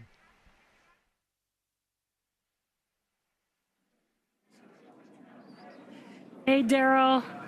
I'm Jessie Anderson, a senior production and engineering manager here at SpaceX. And I'm Anna Schneider with NASA Communications. We're excited to be joining you from Mission Control here in Hawthorne as we count down to liftoff of Crew 10 just over an hour from now. Of course, Crew 10 is our 10th operational mission with SpaceX, flying astronauts for long-duration missions to the International Space Station. Crew 10 will have 2 first-time flyers on board, as well as a veteran NASA astronaut and veteran Japan Aerospace Exploration Agency, or JAXA, astronaut. And the multinational crew also represents 3 different space agencies, with NASA, JAXA, and Roscosmos all represented on board. Today's crew will fly aboard the Dragon spacecraft named Endurance, which previously flew the Crew 3, Crew 5, and Crew 7 missions. Overall, this will be Dragon's 46th visit to the space station and its 14th human spaceflight to the orbiting lab, which includes NASA's Commercial Crew Program missions and private astronaut missions with Axiom Space. And over the last 3+ hours, Crew 10 has been going through the detailed process of getting ready for their mission to the International Space Station. So let's go ahead and take a moment to introduce you to the crew flying today. In the commander seat is NASA astronaut Anne McClain. She's making her second trip to low Earth orbit. The Spokane, Washington native and U.S. Army colonel was selected by NASA as an astronaut in 2013 and has spent a total of 204 days in space, completing 2 spacewalks totaling 13 hours and 8 minutes outside of the orbiting laboratory. Next to McClain in the pilot seat is Nichole Ayers, who was selected as a NASA astronaut in 2021. The Colorado native graduated from the Air Force Academy and is in Colorado Springs and is a major in the U.S. Air Force. This is the first spaceflight for Ayers. Serving as a mission specialist is JAXA astronaut Takuya Onishi. Today's flight will mark Onishi's second trip to the space station, and he was selected as an astronaut by JAXA in 2009, logging 113 days in space previously. Now, to round it all out is Roscosmos cosmonaut Kirill Peskov, also serving as a mission specialist. Peskov was selected as a cosmonaut in 2018 and will be making his first spaceflight today as well. Once on board the International Space Station, Crew 10 will briefly become members of Expedition 72 and then Expedition 73 in April. During their mission, they will conduct space station maintenance along with scientific research to understand material flammability, contributing to future spacecraft design, and study how spaceflight affects human physiology and psychology. The crew will also engage with students worldwide via ham radio and use its existing hardware with newly integrated software to test a backup lunar navigation solution. Now, to date, SpaceX has flown 56 crew members to space since the Demo 2 mission in May of 2020, almost 5 years ago. Now, coming up here at T-minus 45 minutes, we'll be listening for the team to report their readiness for propellant load with a final go, no-go poll. It continues to be a smooth countdown so far, and we're looking good for an on-time liftoff at 7:48 p.m. Eastern Time from Launch Complex 39A in Florida. Now, here on the ground, the teams will be staffed around the clock in mission control just behind us to monitor Dragon and the mission, not just today, but throughout the entire mission. That's from liftoff to Crew 10's arrival at the space station, all the way through splashdown when the astronauts return back home. And on console or headset in mission control, which you can see there on your screen, there are 6 key positions. The mission director is in charge in the room and tasked with making real-time decisions to ensure mission success. Now, the person that you may hear talking to the astronauts is the crew operations and resources engineer, which you'll hear us refer to as the core throughout the broadcast. And the 4 additional team members are focused on vehicle systems, including avionics, navigation and control, software, propulsion, life support, and communication with ground support teams. Now, apart from mission control, our Falcon 9 team is currently located in the Launch and Landing Control Center at Hangar X. And with with just over an hour until launch, they are settling in for final checkouts, propellant loading, and launch. And NASA has its very own team members as well at NASA's Mission Control Center in Houston, Texas, who have been preparing the International Space Station for Dragon's arrival. After launch today, Dragon is scheduled to dock to the International Space Station early tomorrow morning on March 13th. And the teams in Mission Control Houston recently gave their go for launch, confirming the space station is ready to receive Dragon and the new crew. Following liftoff, today's flight to the space station will take around 11 hours, with Dragon flying autonomously the entire way. Now, docking again is targeted for 3 a.m. Pacific, 6 a.m. Eastern tomorrow, March 13th. And just like autopilot on a commercial aircraft, the crew always has the ability to take manual control of the spacecraft if needed. And before all of that happens, as the booster returns to the launch site and slows down from supersonic speeds, people in the immediate area may hear a brief double clap of a thunder-like sound known as a sonic boom. Similar sonic booms like this were heard during the return and landing of the space shuttle, and sonic booms like these are one of the hallmarks of reusable systems like Falcon.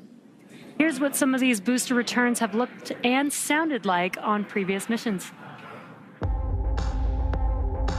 I know a lot of people will be excited when they hear the sonic boom. And these are going to provide quite a show because you're going to hear the sonic booms.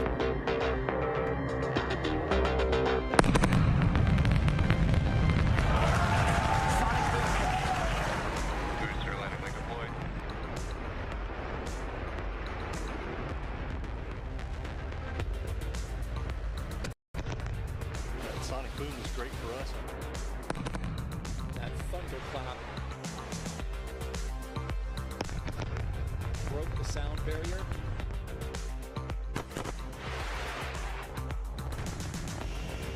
Side booster separation confirmed.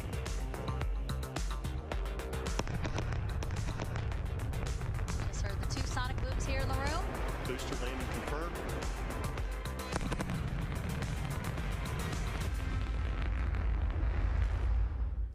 We're now at T-minus 1 hour, 4 minutes, and counting down to today's launch. While we wait, let's check in with NASA's Leah Cheshire at Johnson Space Center to see how things are shaping up at Mission Control in Houston. Leah? Thanks, Jesse and Anna. I would really love to hear one of those sonic booms in Florida, but today we are here at the Mission Control Center at Johnson Space Center in Houston, Texas. This is really NASA's hub of human spaceflight, and the team here is ready for launch. The International Space Station is ready for the crew to lift off as they begin their journey to the orbiting laboratory. Now, in the home stretch of the rendezvous, NASA and SpaceX flight controllers will enter into integrated operations. This means both flight control teams will conduct a series of go, no-go polls for Dragon Endurance's docking to the space station. Rotation missions like Crew 10 help NASA continue to maximize the important research and technology demonstrations made possible only in the International Space Station's unique microgravity environment. The space station is critical for NASA to prepare for future commercial low Earth orbit destinations and to understand and overcome the challenges of long-duration spaceflight necessary for a long-term presence on the Moon and crewed missions deeper into the solar system. Yes, I am talking about Mars. Now, here's a closer look at the mission and what Crew 10 will have to look forward to during their stay aboard the International Space Station. The Crew 10 mission is going to be a rotational mission to the International Space Station. So we will launch aboard the SpaceX Dragon capsule and the Falcon 9 rocket. I'm just enjoying the way towards the launch. Of course, I'm looking forward for the day of launch. And we are going to stay there about a half a year. So the first goal of Crew 10 is to continue learning about the Dragon and the Falcon 9 rocket that we're going to be flying on to enable SpaceX to continue their development of rockets and even private astronaut missions in the future. The other mission is to get us safely to the International Space Station so that we can crew this incredible national orbiting laboratory that we have and continue the science experiments that we have ongoing there. One of the unique characteristics of the International Space Station is microgravity. We get to learn how humans and plants and other types of hardware react in the space environment and the microgravity environment. And it helps us to develop all kinds of new materials, medicines, and it helps us to push our knowledge forward. The discoveries that we make on board the International Space Station then inform what we do on Earth, and it allows us to further both humankind here on Earth and get to further places in the universe. So I've often been asked why we explore, and I think it's different for everybody. When people are born, they naturally want to explore their environment, first as babies, and then as kids, and finally as adults. That's how we expand our world, and that's how we find something new. Every time that we make a further step, we learn something and we learn how to adapt, and that is so important to humanity. This is probably the main things which drives us forward and helps us to survive as a species. There are so many unknowns in space, and as explorers and as humans, we want to find out what's in that unknown. For me, it's the fact that I get to be a small piece of figuring out what the unknown is and taking that next step to get to the Moon and to Mars and the Artemis program. Our ultimate goal is to go to Mars, but it's not an easy journey, and when we face a new challenge, we must solve it step by step. I think that's one of the biggest benefits of the International Space Station. We're outside of the atmosphere, and now we don't have the protection of the atmosphere. What happens, and how do we better prepare our people, our hardware, our food, our water systems for that deep space exploration? It's really important on the space station that we learn those lessons now when we're in low Earth orbit. That way we know what we need to bring with us when we go onto the Moon with the Artemis program.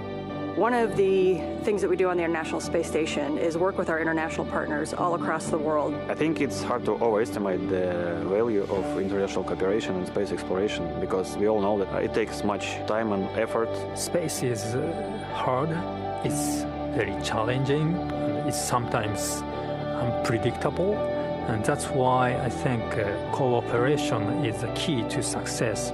The International Space Station wouldn't be international without all of our partners. And our goal is to be a beacon of hope for all of humankind so that people can look and say, this is what we can accomplish when we work together. I asked Anne what she's most looking forward to, as well as Nichole, and she says it's really satisfying for her to work on hardware with her hands, then get it into the Japanese airlock, and then go see it working outside in space, which I thought was pretty cool. Yeah, that is one of the perks for sure. All the different things that we're doing every day, whether or not you're just being an operator or a subject for an experiment, loading up the Japanese airlock. That was one thing that we did several times during my mission, where we were deploying some small satellites via that airlock. So we did all the work of configuring them and putting them through, and then we watched them shoot out and be in orbit around Earth. So really That's cool. pretty cool. That's neat. And Nichole said that she's looking forward to anything that has to do with fluid dynamics, because that's what she got her master's in. So looking forward to that. We got some social questions for you. You've been doing a great job for the past 4 hours answering them. Let's take a listen at this question, or rather I will read it and you can listen as we get your expertise while looking at a beautiful shot outside at Launch Complex 39A. The question from Oxidized 93 is, how do you brush your teeth in space? Well, the short answer is just like you do on Earth, but a few nuances. You know, water behaves so differently when it's not falling down, so the surface tension is much more important. It keeps those water droplets together, so you can just get a small water droplet on your toothbrush either before or after your toothpaste.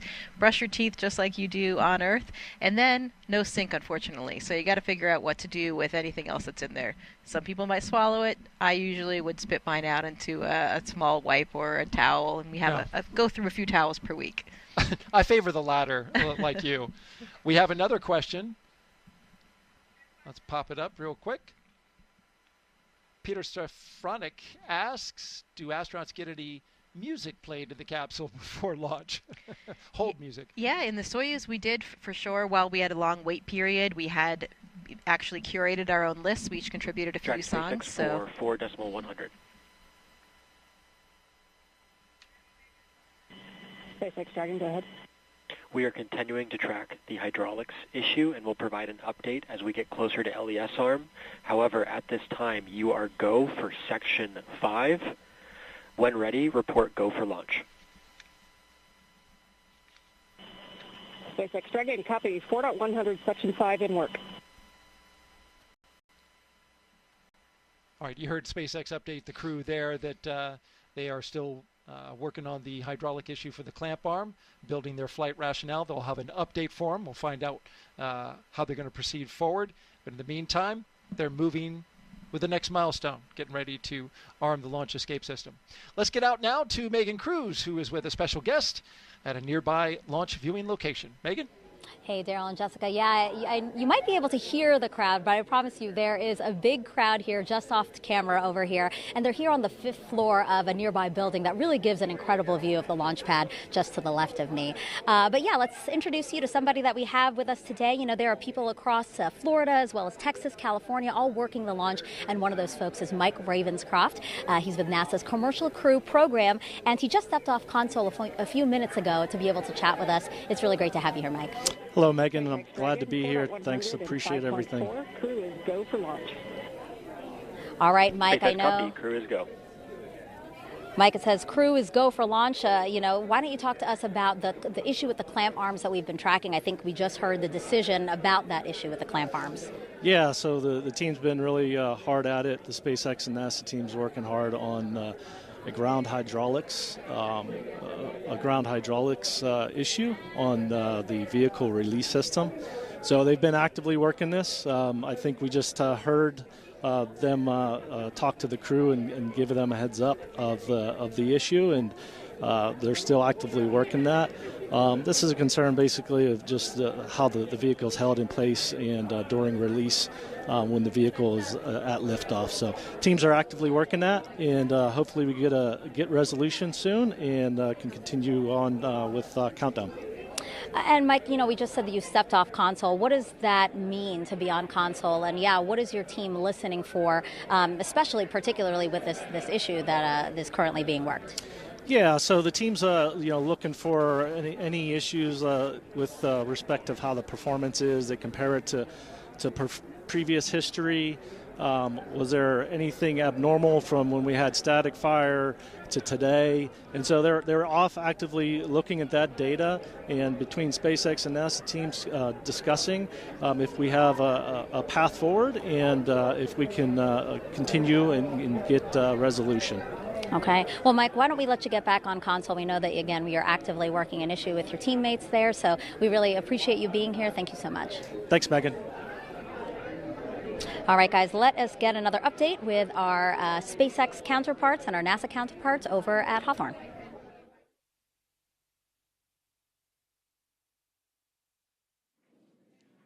Falcon 9 is the first orbital-class rocket capable of reflight. Together, Falcon 9 and Falcon Heavy have completed more than 450 launches and over 380 reflights. And today, the booster will be attempting to land at Landing Zone 1, which is just down the coast from the Kennedy Space Center in Florida. This will be the second flight of the first stage booster supporting the Crew 10 mission. Rapid reusability drastically reduces launch costs, helps increase launch frequency, and enables a wide array of new government, commercial, and scientific opportunities in space.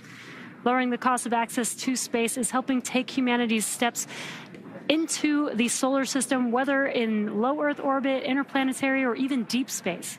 When costs are lower, government and commercial customers can launch more missions, which helps accelerate development. This also helps commercial satellite and private research customers afford to launch more projects to space, which helps stimulate innovation here on Earth. All of this to say, reusability is the key innovation that is making space more accessible for the industry as a whole. And just like the first stage of Falcon 9, Dragon is also reusable. The reusable Dragon spacecraft has flown people to the International Space Station 13 times. And as we mentioned earlier, today's crew will fly aboard the same Dragon that previously flew the Crew 3, Crew 5, and Crew 7 missions. For more than a decade, Falcon 9 has supported 45 missions to the International Space Station with our Dragon spacecraft, starting with our first cargo resupply mission, then returning human spaceflight capabilities to the U.S., and even helping launch 2 additional cargo missions with Northrop Grumman's Cygnus. All of these missions have enabled science and research to be conducted in low Earth orbit at the International Space Station. The space station also plays a key role in enabling a robust economy in low Earth orbit. In addition to supporting private astronaut missions, the station is open for commercial and marketing activities proposed by industry and is supporting commercial companies conducting research as well as in-space manufacturing initiatives and aiding the development of technologies for commercial space stations. As part of these initiatives, SpaceX has supported the next generation of commercial space exploration with the launch of 3 private astronaut missions to the station in partnership with Axiom Space, with a 4th mission slated for this spring. But SpaceX's drive to unlock space does not end there. In 2021, SpaceX launched Inspiration 4 on a 3-day journey around Earth, and there you could see some of the footage from that mission on your screen. It was the first all-civilian mission to space, and missions like Inspiration 4, Polaris Dawn, and the upcoming From 2 allow commercial astronauts to conduct research and other activities in microgravity and demonstrate new technologies while orbiting Earth. As some of you may recall, last year, the Polaris Dawn crew reached the highest Earth orbit ever flown since the Apollo program, participated in the first ever extravehicular activity, or EVA, from Dragon, wearing SpaceX-developed EVA suits, and conducted 36 research studies and experiments designed to advance both human health on Earth and during long-duration spaceflight. All of these missions are helping set the stage for future missions to the Moon, Mars, and beyond. And for nearly 25 years, NASA has supported a continuous presence in low Earth orbit aboard the International Space Station. And just yesterday, the space station surpassed over 150,000 total orbits of the Earth. Now, NASA plans to transition to a new model featuring commercial space stations to ensure a sustained access to low Earth orbit for microgravity research. Our commercial low Earth orbit development program is using a 2-phase approach to first support the design and development of commercial space stations, and second, enable the agency to purchase services as one of many customers. Definitely exciting times ahead in the world of commercial space. Absolutely, very exciting. Now, back to today's mission. We are coming up on T-minus 50 minutes here to launch, and our teams are carefully moving through the pre-flight process. Now, a lot of preparations have brought us to this point, including a dry dress rehearsal and static fire on Sunday. A dry dress rehearsal is a practice run before launch where all of the steps are conducted except for the loading of propellants, which is why we call it dry. The integrated spacecraft and rocket are rolled out to the pad and raised vertically, and the crew and all of the support teams go through their steps exactly how they would on launch day to make sure that they're ready when we do go for launch. However, during a static fire test, which we also did earlier this week, the crew is not present. Now, propellants are loaded and the engines on the boosters are fired for a few seconds while the rocket is held down to the launch mount. The data from the static fire test is then reviewed and incorporated into NASA and SpaceX's decision to proceed with launch. And all of that hard work now brings us to today. And next up in our countdown, SpaceX's launch director will check in with the team for readiness, both for propellant load and for launch. As mentioned earlier, the Dragon launch team, as well as key NASA launch members, are in the Landing Control Center at SpaceX's Hangar X in Florida.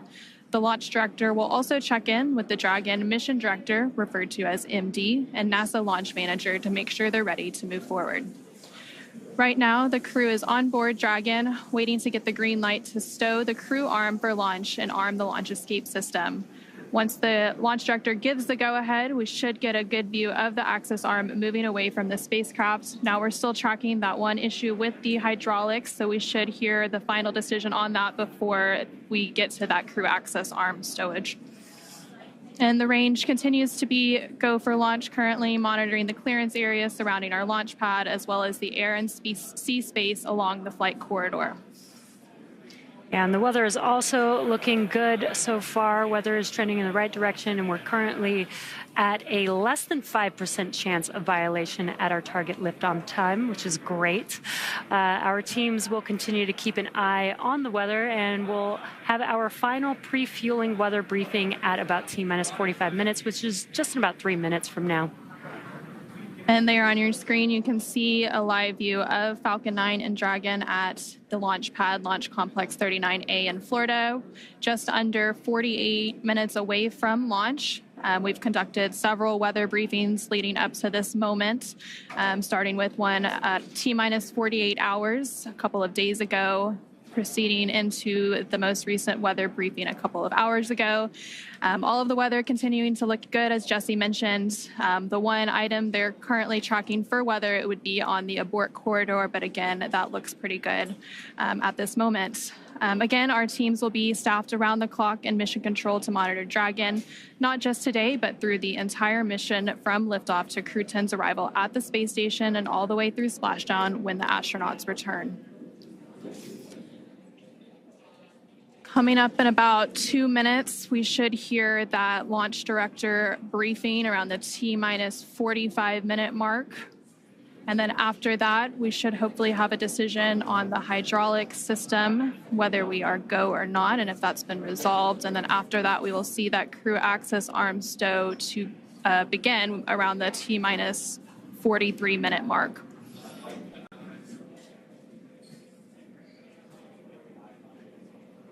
And as you mentioned, Anna, all the rest of the systems are looking really good for T0. We are just working this one issue is a ground side issue, but the vehicle is healthy, the crew is healthy.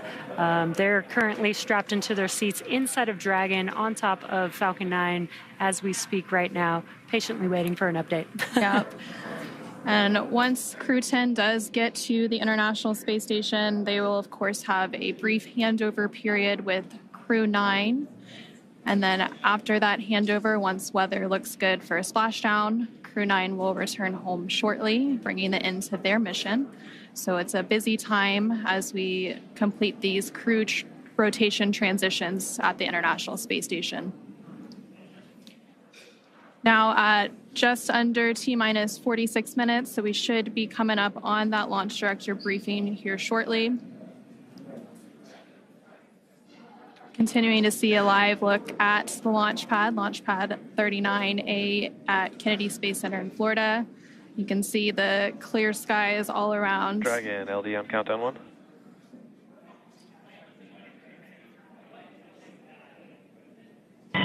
LD Dragon, go ahead. Hey, for awareness, team needs a couple more minutes here, wrapping up this hydraulics issue. We'll get back to you in about another 4 minutes or so on the answer. Done, copy, thanks. And a quick update there. Sounds like around the T-minus 41-minute mark, we'll get an update on that hydraulic issue that the teams have been working.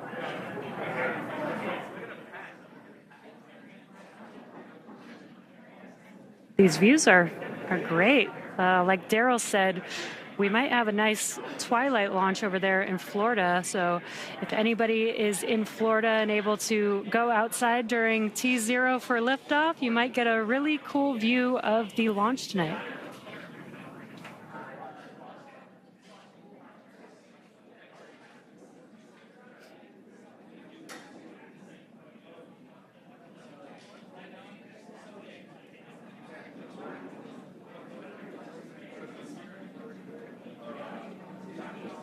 And again, that hydraulics issue that's been mentioned several times here now, the only issue being tracks, it's related to the hydraulics on a clamp arm. And those clamp arms are located on the transporter erector around the second stage of Falcon 9. Dragon, SpaceX, LD on countdown 1. At this time, we are standing down from today to further address hydraulic release data. And launch control is going to pause the clock.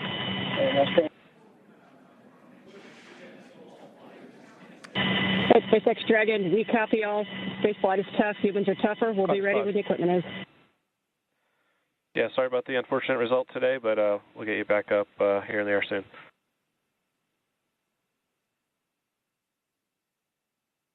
Dragon copies all.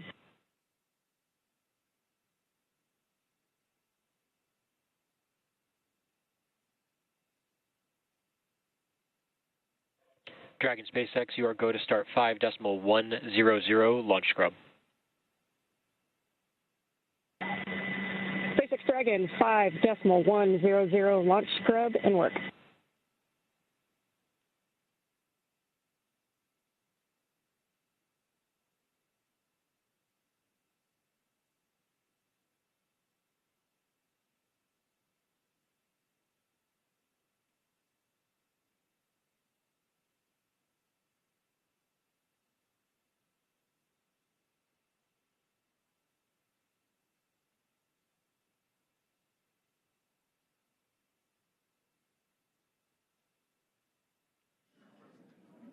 And we did just get that update. Unfortunately, we are scrubbing for today's launch. Unfortunately, due to the hydraulic ground issue that the teams have been working, this will allow the teams to continue to troubleshoot and hopefully fix this issue for the next attempt that we'll have for Crew 10.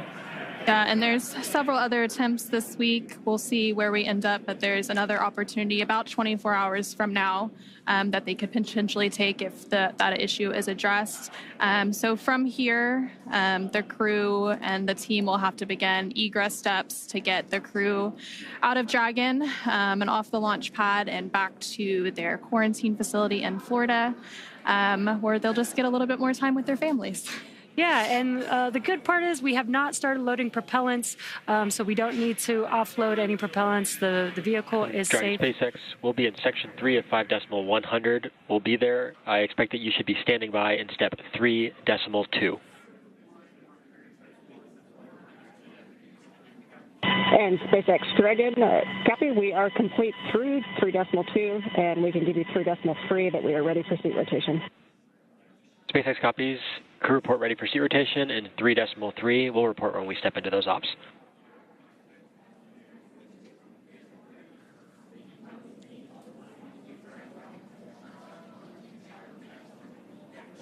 And just some comms between the Corps and Crew 10. They are preparing for egress. You are going to hear some procedures being called out as they work through that egress procedure. And like we were saying, the crew is safe. The vehicle is safe. It was a ground-side issue that they've been working, that the teams have been working. And so what we'll see coming up is the seats will rotate. We did have the closeout team already leave the pad. They're going to come back and help the crew egress the Dragon vehicle.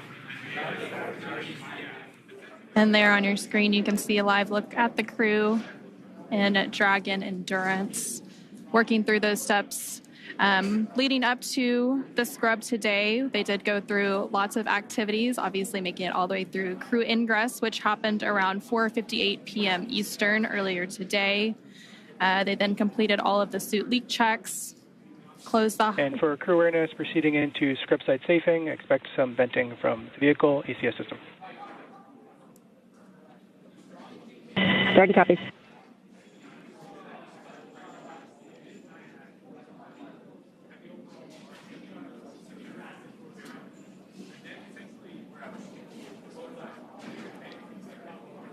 And continuing to hear that comm between the crew operations research engineer from SpaceX and crew 10 aboard the Dragon Endurance. With that, we'll go ahead and turn it back over to Daryl at NASA's Kennedy Space Center for some additional information. All right, thank you very much, Jessica and Anna, back here at the Kennedy Space Center in Florida. Unfortunately, we're not going today, Jessica. There was an issue with the hydraulic system on the ground side out at Launch Complex 39A. This was an issue that involved one of the clamp arms on the transporter erector. This is a ground issue. Everything was fine with the rocket and the spacecraft itself. This was an issue that SpaceX first made the crew aware of at T-minus 4 hours. They were working it, gathering data, but continuing with the countdown in hopes that they were able to have enough data to resolve the issue or get comfortable with some flight rationale. They were unable to get to that point, but I was listening in on the nets, and they were definitely working this issue as thoroughly as you would expect from the teams at SpaceX and NASA, talking about all the information, previous launches, taking into factors data from even the test fire. But in the end, they were unable to get to that point where they were comfortable launching. So we stand down for today and we look for another opportunity, though at this point we know that there are 2 opportunities coming up on Thursday and Friday, but it has yet to be seen whether or not the teams will take that opportunity. They first must resolve the issue or get enough data in order to understand it. And then at that point, they can proceed with an opportunity. But just to make the audience aware of the opportunities that remain, on Thursday, we have a launch opportunity at 7:26 p.m. Eastern Time. 7:26 p.m. Eastern Time, there is another launch opportunity for a 24-hour turnaround. And then on Friday, as you know, Jessica, we move generally about 20 or so minutes back each day in order to rendezvous with the International Space Station. We have a launch opportunity on Friday as well at 7:03 p.m. Eastern Time.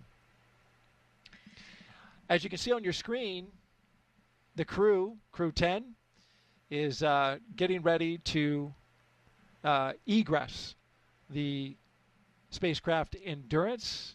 This is where they will go ahead and get out of the spacecraft. They're in fact talking about that now as they are motioning which crew members will be going through.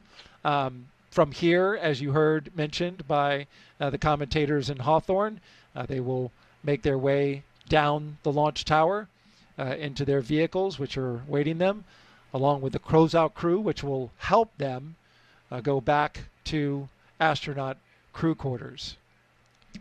For astronauts, though, Jessica, this is certainly something that is really part of the business. Yeah, absolutely. We talked about it earlier, and flexibility is really the key to everything that we do as astronauts. We know that the plan is always changing, and launch scrubs are definitely a reality that we have seen happen over and over again here on the Space Coast. Way back in the shuttle era, of course, happened frequently too, given maybe a technical issue, maybe a violation of the range, as we talked about with a random boat being in the area. Maybe it was a weather violation, or even any of the contingency sites along the corridor as well. So lots of different reasons to abort. We're ready for this. This is what we trained for. We know that at the end of the day, you may be lifting off, you may not be. Definitely a bummer for everyone involved, but we will just, again, do as we're trained and get ready for that next opportunity. It reminds me a little bit of an interview that Anne gave fairly recently about the mission, and she was talking about the extensive experience that her crew has in regard to aviation. We talked about that several times in this broadcast. They have 4 professional pilots, 2 military pilots, 2 commercial pilots. And one of the things that Anne often talks about is how important it is as an operator, as a test pilot, to be humble. because your equipment will always fail in ways that you don't predict. And I think that's something that we saw here today. There were other issues, technical issues that were being worked and tracked before this mission, as there are all before every mission. We're always wondering what's going to happen with the weather here, which can be pretty interesting and unpredictable here on the Florida coast. But this was something I don't think that anyone was tracking at all. And Anne and I even spoke last night. It just seems like everything's going too smoothly. I think we mentioned that this morning as well. And maybe we shouldn't have said that out loud, because sure enough, there's always something that you don't expect. So I'm sure Anne's reminding her crew right now, hey, be humble. We know that today we weren't ready to launch. And the answer is that we will launch when we know we're ready and safe. And that's, of course, the only solution when you're launching humans into space. And a hint that the crew is taking it well, as you said, that we just saw moments ago. Kirill Peskov appeared to use his tablet to take a selfie with the crew.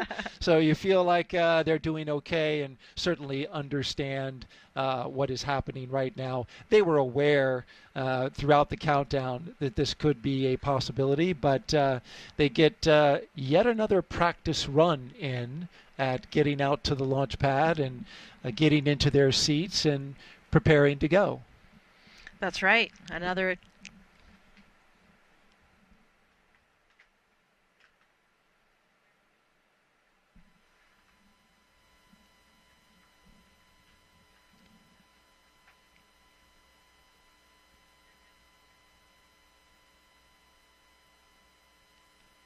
We're listening in as SpaceX continues to go through their scrub procedures. Again, another highly detailed list of procedures to properly go about the scrub of a spacecraft launch. Coming up next is our crew egress. The crew has loosened up their seat And belts. for crew awareness, there will be some additional tank venting here as we get back down to nominal tank pressures. Dragon copy.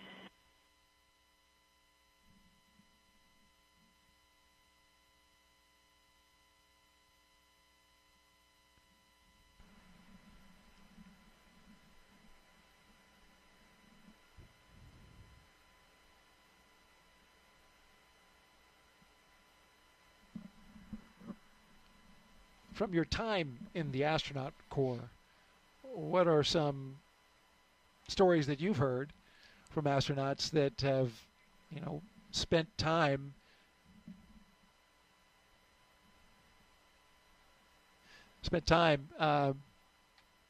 waiting for the next opportunity?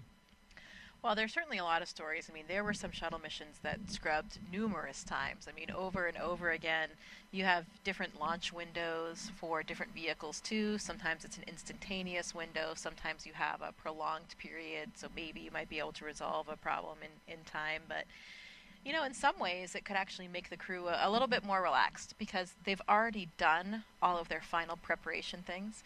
All of those, all that last-minute work, the last-minute email, the last-minute message that you wanted to send a friend, they have all of that out of the way, and hopefully that will give them a chance tomorrow to really just be able to relax and appreciate it and maybe just think a little bit more, philosophize a little bit more, be ready for that next attempt without all of those little annoying must-do task list type things. So we'll try to put a positive light on it and think about how maybe for their psychological state and getting ready for the next opportunity, it would actually make things a little bit more relaxing and a little bit more routine. Like you said, they've gone through it all. Of course, they had gone through most of those, pretty much all of those steps except for the propellant loading in the dry dress previously, so they'd been through it at least once. But, when you're not training for the real deal, it always feels a little bit different. So I think they'll be even more psychologically, mentally prepared for the next opportunity that they'll have, whether that's tomorrow or a subsequent day. If you're just joining us, you're watching launch coverage of NASA and SpaceX's Crew 10 mission that was scrubbed today at 7:06 p.m. Eastern Time, T-minus 43 minutes. A scrub was called by NASA and SpaceX due to an issue with the hydraulic system that controls a clamp arm that holds the rocket to the launch tower. And there you see Crew 10 our crew from left to right: Kirill Peskov, Nichole Ayers, Anne McClain, and Takuya Onishi. Just spending some time chatting and talking. Of course, you know they're disappointed that they didn't get blue in 22, a phrase that means, you know, clear skies, blue skies, beautiful weather, and you can see for 22 miles, and you literally can. That is the visibility today. It was setting up to be a perfect not only launch opportunity, but also a launch viewing opportunity. But as is often happens in the business, everything needs to be just right. And so the launch was scrubbed for today, and they will look for an opportunity in the future after they discuss the issue that they had with the hydraulics on the ground system. The rocket was good to go. The spacecraft was good to go, but something with the ground equipment and the hydraulic system is what's keeping us on the ground for today. As we look around, just having passed through sunset, I believe we had a sunset. Are we there yet? No, we're close. Almost sunset as we orbit the launch tower there. In the foreground, a future Starship launch tower that you can see there, marked by its chopstick arms at the bottom. In the background, you can see Launch Complex 39A in the tower, where the Falcon 9 rocket and spacecraft with our crew are still sitting inside, awaiting to be egressed from the capsule. And way off in the distance, the vehicle assembly building. You know, it's good food for thought here as I contemplate what I would do in this situation and think about a potential future space flight. I think it's probably a good idea to have some contingency plans, personal ones, right, about what's going to be different and what you're going to do over those next 24 hours or however long it will be. I didn't actually speak to Anne about that. I wonder if she and her crew had anything in mind, you know, anything planned, because the way things usually work, if you have a plan, then you won't need to use it. But if you don't have a plan, then we may be in the case that we're in today. So I'll have to talk to her and find out if they had anything planned and what they decided to do to make use of that interim. I could see some astronauts possibly thinking that might be bad luck if you make a plan for a scrub. You never know. I mean, if you have a plan, then you won't have to use it. There you go. It's good to plan. It's also good for the astronauts to have a little downtime as well. Launch and then the work that happens on the International Space Station, as I've heard it told, is very intense at times. Yeah, the training period, especially in the few months before launch, is pretty intense. There's a lot of international travel as well, so you're pretty much always jet lagged. And it's pretty intense. You know, I think for a lot of the training that we do as astronauts, we talked about for these space station missions, we're typically training 1.5 to 2 years in advance. In the beginning, it's usually not as engaging, not as time consuming, not as much travel, but really things get progressively busier, unfortunately, even though you'd personally want it the other way around. You know, if you think about it, everybody wants to have their training and their exposure as close to the flight as possible. So those final months do get quite busy. For Anne's crew, there was sort of an interesting lead up. You know, they had their very, very busy time period since, of course, originally they were supposed to launch in February, and they were really pretty exhausted. You know, they had a lot of travel, a lot of things going on, but then suddenly they had this delay and they were waiting, and then they had this kind of built-in rest period, kind of similar that we're talking about with a scrub, where I think it actually was good for their crew because they had enough downtime to really recover. I mean, we always, as astronauts, want to be launching a well-rested crew, a well-mentally prepared crew to get to the very busy lifestyle that we have on board the space station, and just all the psychology that's involved with leaving your family and friends back home too. So I think it was nice Anne's crew had that, and again, maybe they'll have that now with the scrub, a little bit of extra time together to kind of contemplate and prepare for their mission. That delay that you mentioned from February to March, of course, brought about by the decision to switch capsules from a brand new SpaceX capsule to the Dragon Endurance, reliable one with 3 previous crew missions under its belt, Crew 3, Crew 5, and Crew 7. When they made that switch, though, they needed to do some more data analysis on that spacecraft in short order, and it takes time because of the amount of data that the commercial crew program has to go over in order to make sure that everything is right with the spacecraft before loading up the astronauts on it.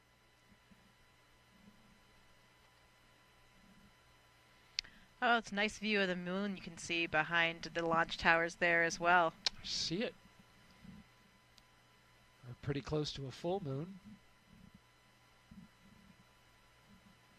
We've got sunset in just a few minutes.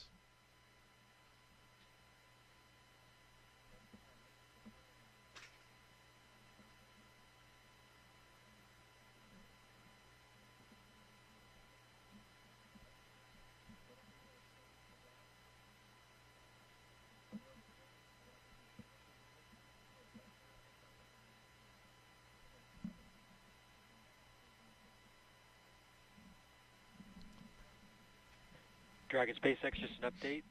The closeout team is waiting. They've arrived at the pad, but is waiting for a go to enter the pad to come get you out of the vehicle. But I'll give you updates as they're proceeding to the base of the tower.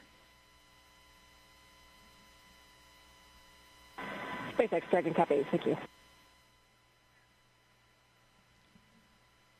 You heard that update there from SpaceX to the crew inside the Endurance spacecraft. For crew right now, there's going to be some loud venting from the base of the rocket.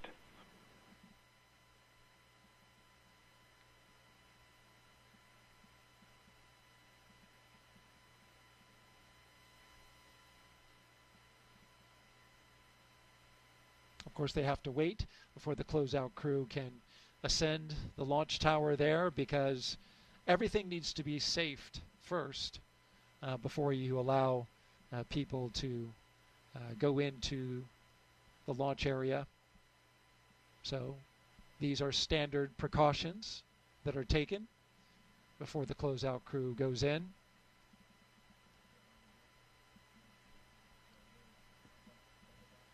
Props to our Kennedy Space Center Flight Operations team, though, for these beautiful images that they have been bringing us throughout today. Going around the launch complex, we're able to see for 20 miles off in the distance, and we've had some pretty spectacular views. All right, we're going to send it out now to Hawthorne, California, and our commentators there, and with an update on the scrub.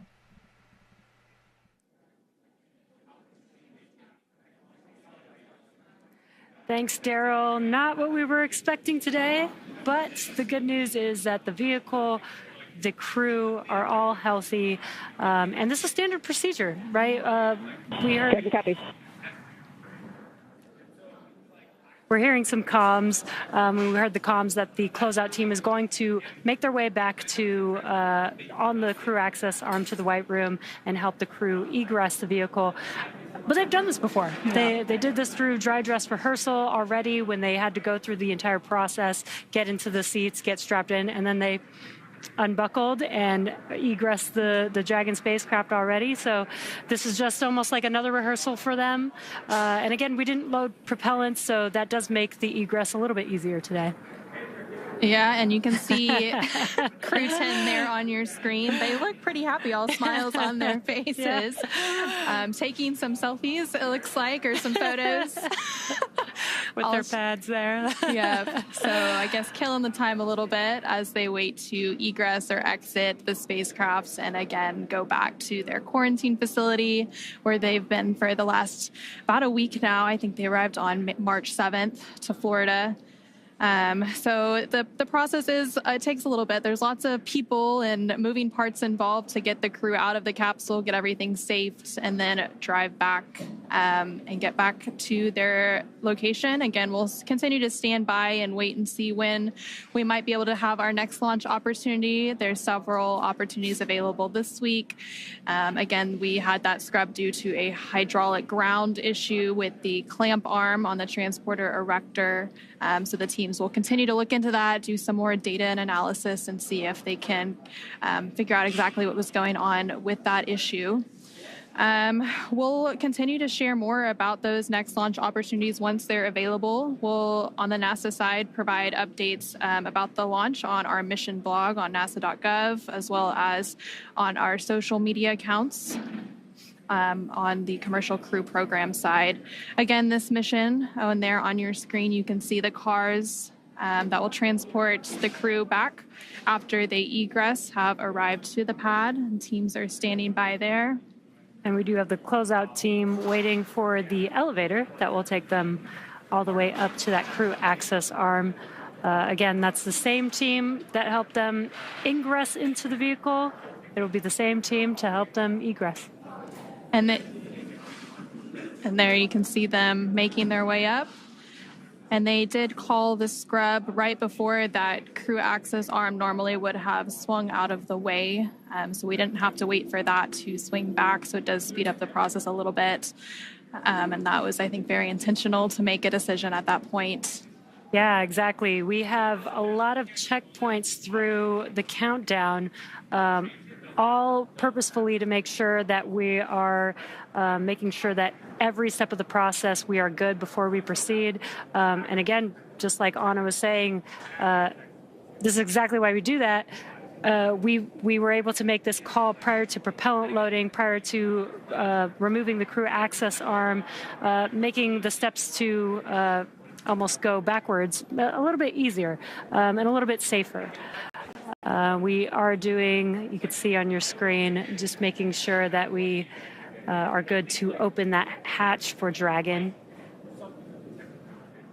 And again, Crew 10 is the 10th rotational mission for SpaceX carrying crew to the International Space Station. Their crew currently inside Dragon that will egress soon is comprised of 2 NASA astronauts, so NASA astronaut Anne McClain and Nichole Ayers, as well as a JAXA astronaut, Takuya Onishi, and a Roscosmos cosmonaut, Kirill Peskov. And then once we do have a new launch date and a launch time and we get the crew off the pad and into orbit, they will have a long duration mission at the International Space Station conducting science and research activities.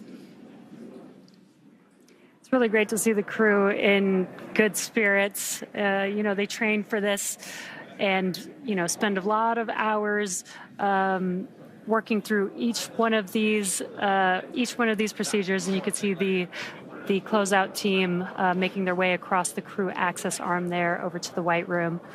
But yeah, this is all part of procedure, and it's really great to see the crew just in good spirits despite, unfortunately not being able to launch today, but we will have some other opportunities. And again, we will not launch unless we know that we can launch safely and reliably.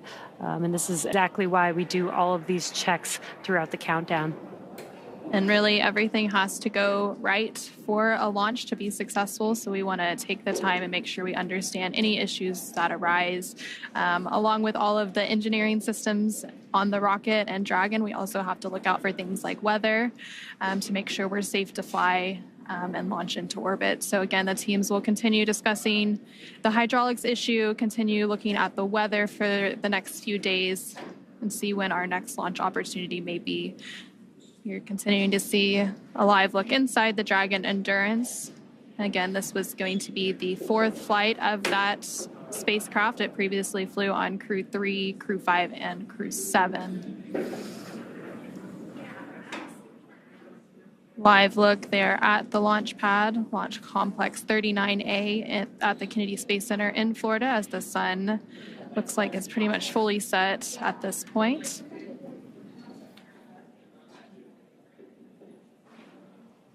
And there are teams continuing to go down the crew access arm, safing the hatch and getting ready to open it so that they can begin the egress or exit operations for the crew and get them out one by one.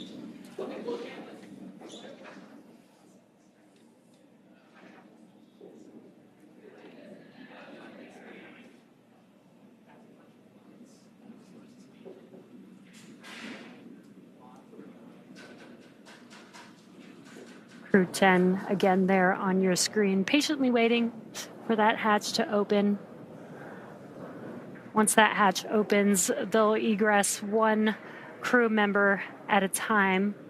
And again, they still need to follow, ensuring that we are not bringing any FOD in or into the Dragon spacecraft and the crew arm itself. And so you saw the closeouts team in those closeout suits there. Dragon SpaceX, the closeout team is in the White Room. They're doing final preparations for hatch opening, expected in just a few minutes from now. SpaceX Dragon copies. That was the core speaking with the crew, just providing an update.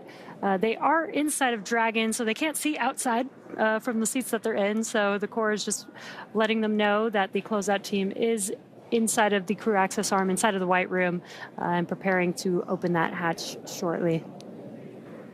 And confirming those calls on the crew side is the commander for Crew 10, Anne McClain. She's in the center right of your screen. So from left to right on your screen, you have Roscosmos cosmonaut Kirill Peskov, NASA astronaut Nichole Ayers, NASA astronaut Anne McClain, and then JAXA astronaut Takuya Onishi.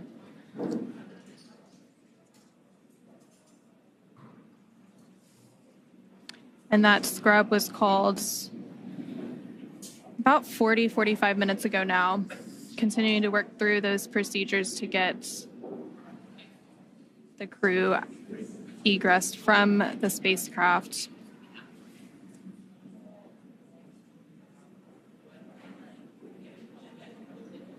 The launch for today was planned for 7:48 p.m. Eastern, 4:48 p.m. Pacific.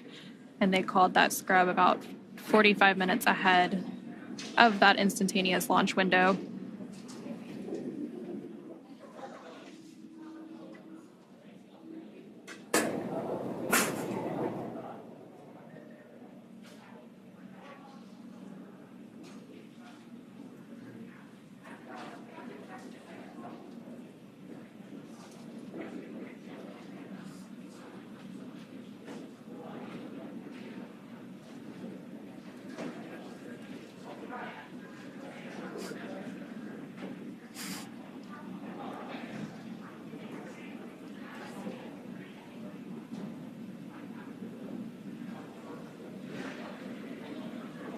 Again, if you're just now joining us, we did have a scrub for the Crew 10 launch today. Once again, the vehicle and the crew are safe and healthy. The scrub was called for a ground side issue with the hydraulic system that opens the access arm around the vehicle which is attached to the I'm sorry, not the access arm, the clamp arm on the transporter erector. And the countdown is exactly what we use. This is the framework that the launch team uses to make sure that all final checks are made in the right order to make sure that we have a safe flight and a safe launch. And what's happening during these countdowns is the rocket computers, the ground computers, the launch teams are all monitoring the checks along the way, making sure that every step of the way, all the way to T0, as well as all the way through launch, that everything is healthy and operating nominally. And so we were going through those procedures today. And as we were working through each one of those checks, we did notice that there was an issue with the hydraulic system on the clamp arm. And teams began to work through that, trying to see if we could resolve it in time for the expected T0 today. Unfortunately, around, I believe, T minus 45 minutes is when they made the official call. Again, that was about 8 minutes before, or 10 minutes before we load propellants onto the vehicle. And again, this is why all these checks are there. This is what terminal count is for, is to make sure that the vehicle is safe, and that we can make a call in time to prevent going through unnecessary procedures as well. So again, we didn't load propellants on the vehicle. That does make this egress a little bit easier, a little bit faster for the crew. And that clamp arm that we keep referencing, so those clamp arms are on the transporter erector that the Falcon 9 is on top of, and they are located around the second stage of Falcon 9. There you can see them on your screen right above the lower thirds. And they stay around the second stage of the Falcon 9 until we have the strong back retract, which takes place in the final minutes of the countdown around the T-minus 4.5 minute mark. Exactly, and the purpose of the transporter erector, the strong back, is we have the propellant lines, avionics, umbilicals attached to the vehicle. It also provides support and brings the vehicle vertical for launch. And just about 4.5-5 minutes before T0 is when we open up those clamp arms, move the TE just a couple degrees away from the vehicle to prepare for liftoff, and then at T0, the TE moves even further away to clear the way for the vehicle as it lifts off. And so, unfortunately, we had an issue with the clamp arm. It wouldn't have been potentially able to open up fully. So the teams are working through whatever that issue, that root cause of that issue is, to make sure that when we do go for launch, those clamp arms will fully open and will clear the way for the TE to be able to recline appropriately for liftoff. And there you're getting a great 360 view of the launch pad. You can see some of the other launch complexes in the background as well. Again, it's a very active launch area down in Florida. Launches are constantly happening. This one was scheduled to take place from Launch Complex 39A there on your screen.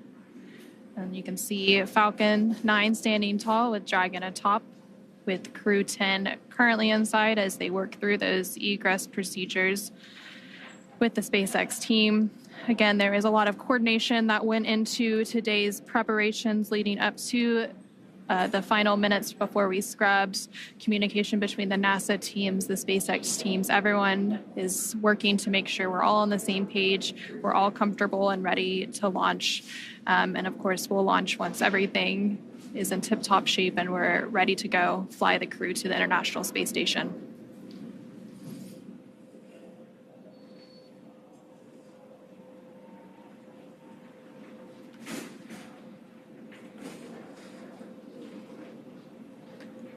And again, the crew has gone through these procedures many, many times. There's a lot of rehearsals. There's a lot of review of all the vehicle systems prior to flight, testing, simulations that the crew works through in preparation for a launch to the International Space Station. So all of these, the crew did go through several of these before. We did a dry dress rehearsal. This is almost just like a second dry dress rehearsal for them. And when the vehicle is ready, I'm sure the crew will be ready to go and excited to go to the International Space Station. Practice makes perfect, so the more practice, the better, really. Exactly.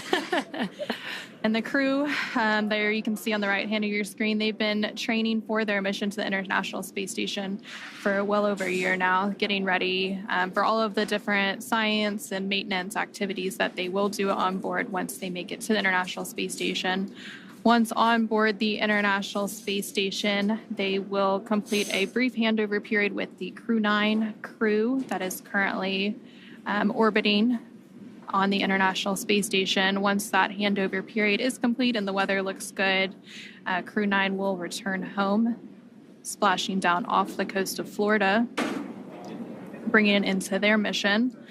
And again, this is part of the rotational crew missions that we do to the International Space Station about every 6 months or so as part of NASA's Commercial Crew Program. Anna, you mentioned the science that they do. So preparing for a launch is just only a very small portion of what they're training for. They're preparing to do a lot of science experiments, and 6 months is a very long time for them to get a lot of work done on the orbiting laboratory. Yep, and the International Space Station will actually celebrate its 25th year of continuous human presence this year. And in that time, there have been thousands of experiments conducted in microgravity. And that microgravity environment in low Earth orbit really provides a unique environment for science and research technology demonstrations that just can't be done here on Earth. And some of those science and research activities that the crew is planning to conduct includes a thermally assisted material flammability test to understand fire growth and reaction in microgravity.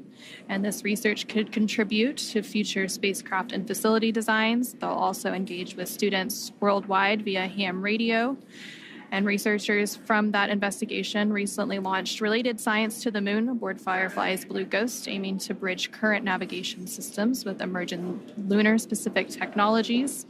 And then the astronauts there on your screen themselves also serve as test subjects. So we have NASA's Human Research Program that does a multitude of different human studies on the crew themselves. And one of those studies that began a couple of years ago is known as CIPHER. So one of the crew members is part of that human research study to provide valuable insights for future deep space missions. But again, that's just a sampling of the more than 200 different investigations that they will participate in and help researchers on Earth conduct while they complete their mission at the International Space Station in low Earth orbit.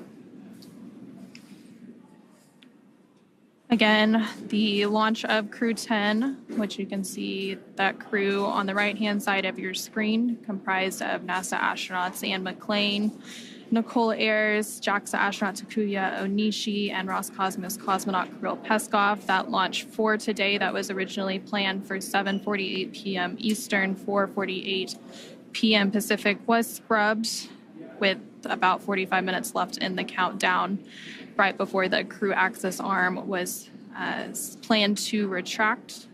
It was scrubbed due to a hydraulics ground issue related to the clamp arm, which is holding, there are two clamp arms holding the Falcon 9 rocket in place on the launch pad aboard the transporter erector. Those clamp arms are located around the second stage of the Falcon 9, which you can see there now on your screen.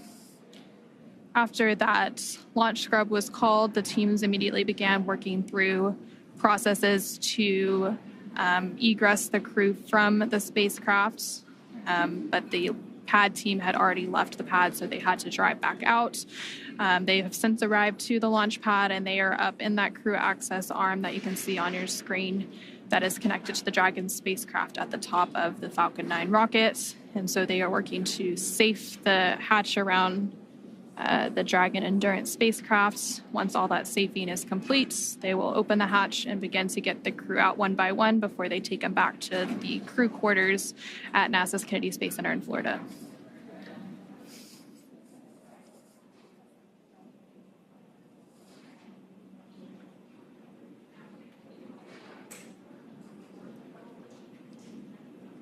So leading up to today's launch attempts, the crew actually ingressed or entered the spacecraft around 4:58 p.m. Eastern, so several hours ago now. There you can see the ground crew team currently working on those hatch safing and opening operations. Dragon SpaceX closeout team is preparing for side hatch open in just about a minute or so. Dragon copy. And again, some comms from the core here in Mission Control at SpaceX in Hawthorne, California, communicating with the crew, just letting them know that the closeout team is there outside, just right outside of the hatch, working on opening that hatch for them. Again, they're still inside of the Dragon spacecraft, and there you can see them in their seats. So they can't see what's going on outside of the vehicle, which is why the core is there to help communicate. They might be hearing some noises from the closeout team working on opening that hatch. This allows them to just know and understand what to expect, that those noises that they're hearing is expected, and that they can anticipate that hatch opening here shortly.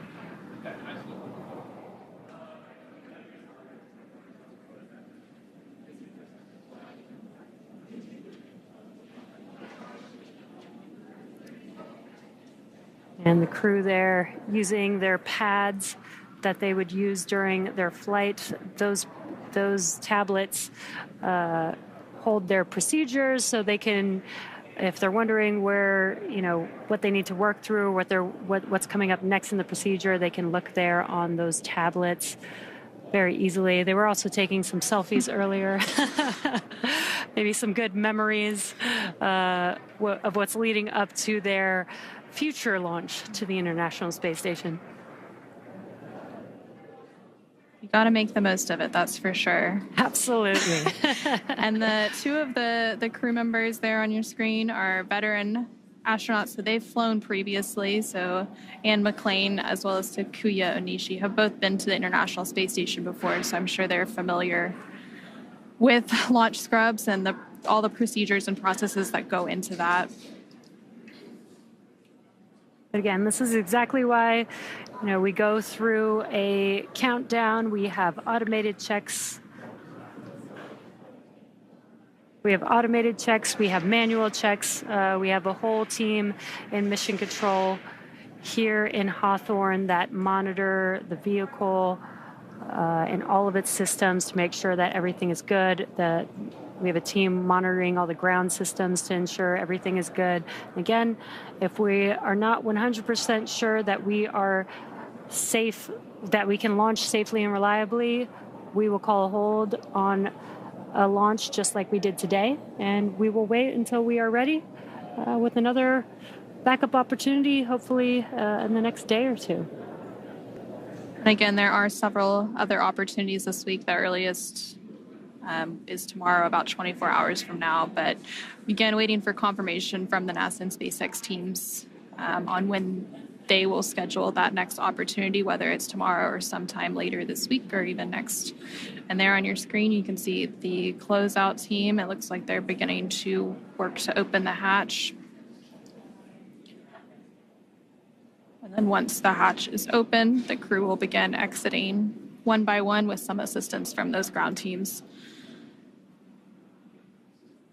And just by the number of people you can see on your screen there, you can see just how big of an operation it is to launch people. Dragon SpaceX, stand by for side hatch open. SpaceX Dragon, copy.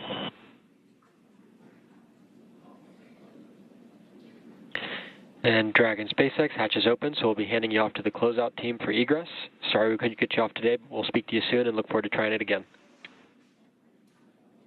SpaceX Dragon, we copy. We see the closeout crew. Great working with you today. Kudos to the whole team. I know it was a lot of work to try to get it to go, but like I said earlier, we'll be ready when the equipment is.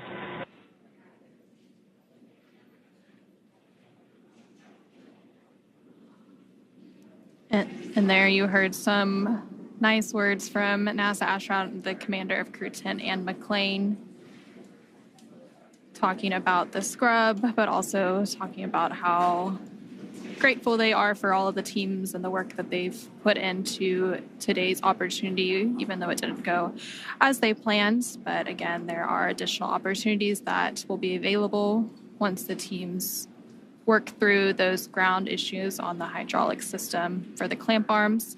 And again, we also heard and saw on our screen a moment ago that the hatch for the Dragon spacecraft Endurance has now been opened. So those closeout team members will begin removing the crew members from their seat one by one. And then from there, the crew will go down and get into their vehicles and be taken back to crew quarters.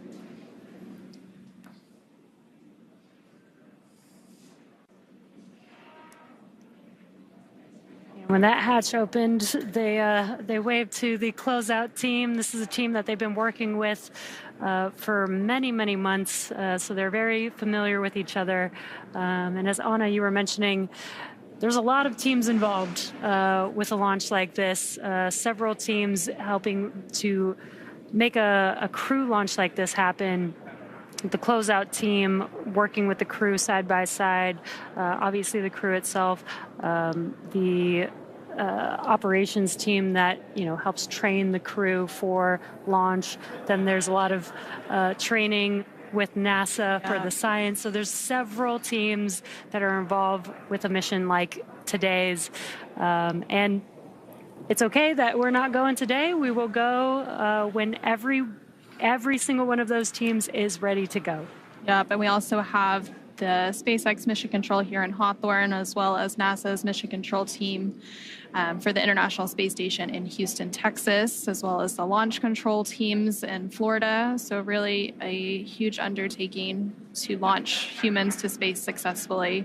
And we've been launching people now to the International Space Station for almost 25 years, with that 25th anniversary of continuous human presence coming up later this year. Yeah, and the NASA astronauts have been flying with SpaceX for the past 5 years, since Demo 2 in May of 2020. And this will be the 10th rotational crew mission, making the 11th with NASA and SpaceX. Yep. And those crew rotations, they're also intricately timed. So the crews typically spend around 6 months aboard the International Space Station once they get up there. So the current crew rotation that's up there is Crew 9, which was the 9th rotational crew mission for SpaceX flying NASA astronauts to the International Space Station. And once Crew 10 launches and gets to dock to the International Space Station, they'll complete that handover period with Crew 9 before Crew 9 makes their way back to Earth. And then there on your screen, you can see the Crew 10 crew members working to get their hands free out of their launch and entry suits. Yeah, these suits are intravehicular suits. They are designed for being inside of the spacecraft only. They help keep the astronauts cool. It's almost like they have a mini self AC system, but it also helps protect the crew in case of a cabin depressurization during a launch. So they're not going to egress those, or egress. I mean, the suits are kind of like a miniature spacecraft, but they won't be getting out of their suits now, but they are just getting their hands free so that they can help safely climb out of their seats and out of the spacecraft. And typically, once we launch and the crew is safely inserted into orbit, the crew will often get out of those suits for the phasing ride as they catch up to the International Space Station to get a little bit more comfortable, since that can be sometimes a lengthy ride. If we had launched today, it was actually on the shorter end for phasing. It would have been about 10 hours to get to the International Space Station.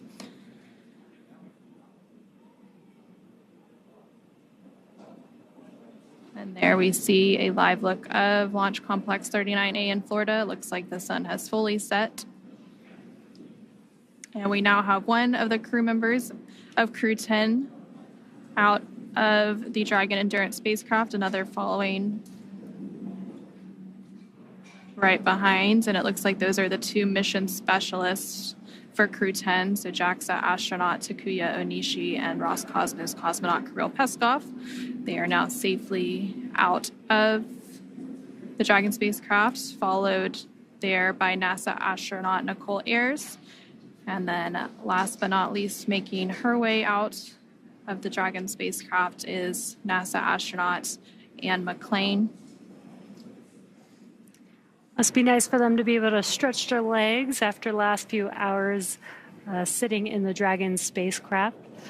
They are now currently in the White Room, but they'll be making their way down this crew access arm here in a moment. And again, the closeout team is there to help assist the crew, make sure they, as they were egressing the spacecraft, that they didn't damage their suits, helmets, and making sure that the crew is safe while they're in their spacesuits. These are some pretty hefty spacesuits, so might not be as easy to walk around in like normal clothes. So that's what the crew is there to help with. They're also going to make sure that the vehicle is safe before they exit the crew arm as well. It looks like they're now making their way down the crew access arm, well away from the spacecraft that they just egressed or exited following that launch scrub. Again, the scrub was called with about 45 minutes left in the launch count when we were targeting a 7:48 p.m. Eastern liftoff. That scrub was due to a ground hydraulics issue with the clamp arm on the transporter erector that the Falcon 9 sits atop. And those clamp arms hold the Falcon 9 in place and typically retract in terminal count.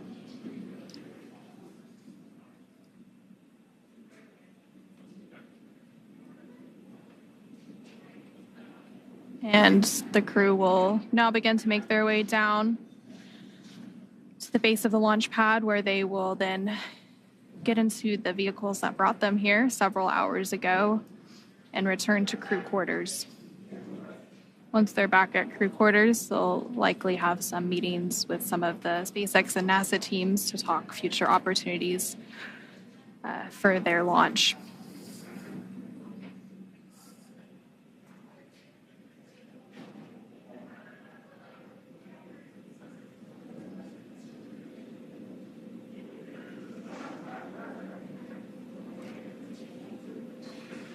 Crew 10 members making their way downstairs. This is where they will get access to the elevator that will take them down the tower to the base of the tower to their Teslas that will take them back to their crew quarters.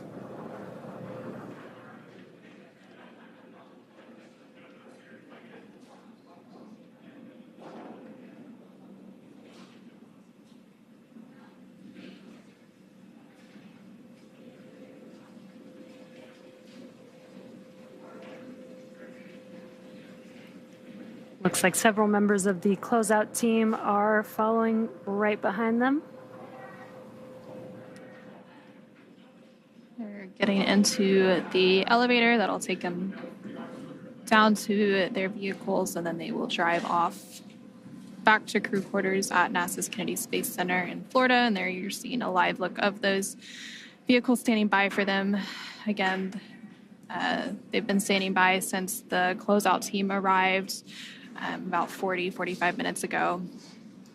After the launch scrub was called, there were a few minutes that we had to wait for the closeout team to make their way back, since they had already left the launch pad prior to that scrub being called. Once the closeout team made their way back, they then went up to the crew access arm and began safing the hatch to then egress the crew 10 crew members comprised of NASA astronauts Anne McClain, Nichole Ayers, JAXA astronaut Takuya Onishi, and Roscosmos cosmonaut Kirill Peskov. And there you see them all on your screen as they are making their way down. They've made their way down and are going to enter into their vehicles and leave the launch pad and go back to crew quarters shortly.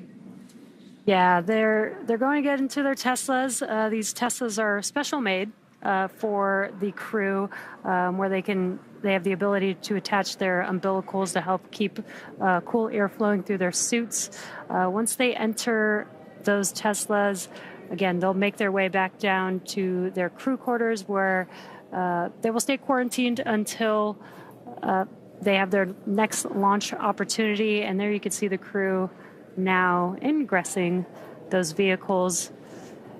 And that's going to wrap it up for us here in Hawthorne, California at SpaceX here at, next to Mission Control. We're going to send it back over to Daryl at KSC to follow the crew the rest of the way. Again, it's unfortunate that we did not launch today, but again, always better to be safe and make sure that we launch when we're ready. Yep, and we'll continue to provide updates on NASA's blog for the commercial crew program, as well as our social media accounts once we have that new launch time ready to share with the world. But for now, we'll go ahead and wrap it up here in Hawthorne, and we'll see you again soon once we have our next launch attempt for the Crew 10 mission. And with that, we'll hand it back over to Daryl at NASA's Kennedy Space Center in Florida. All right, thank you both, ladies, for walking us through the egress of the astronauts from their spacecraft down the launch tower and into their waiting vehicles. For those of you just now tuning in or happen to be catching up on what's happening, we are live at the Kennedy Space Center in Florida, watching Crew 10 make their way back from a launch attempt at Complex 39A. They were scheduled to launch with a T0 of 7:48 and 57 seconds p.m. Eastern Time. However, the launch was scrubbed less than an hour before that due to an apparent hydraulic problem with the Launch Pad 39A Falcon 9 hold-down clamp arm system, the system that holds the rocket to the strong back. And so NASA and SpaceX teams made the decision to call off the launch for today. And there you see the crew, along with the closeout crew, our crew of 3 astronauts and 1 cosmonaut, leaving their rocket for another day.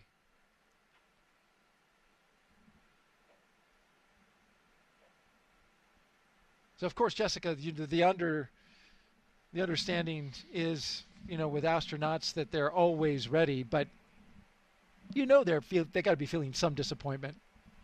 Yeah, certainly. I mean, it's a bit of a letdown when you think you're going to space and you don't. I didn't have that scrub experience myself, but obviously it is quite common for a lot of astronauts in the office. And I think really they're just mostly used to it from their previous careers. Like we mentioned earlier, Anne often talks about being humble and knowing that your equipment it's going to fail in the least predictable of ways, so you really just always need to be ready for anything. And that's what happened here today, despite a pretty flawless lead up. It was something that we didn't expect. But we will launch when we're ready and when we're safe, and of course that's always the most important thing when we're talking about human spaceflight. So maybe they'll have a little bit more time to relax and get ready for the next opportunity.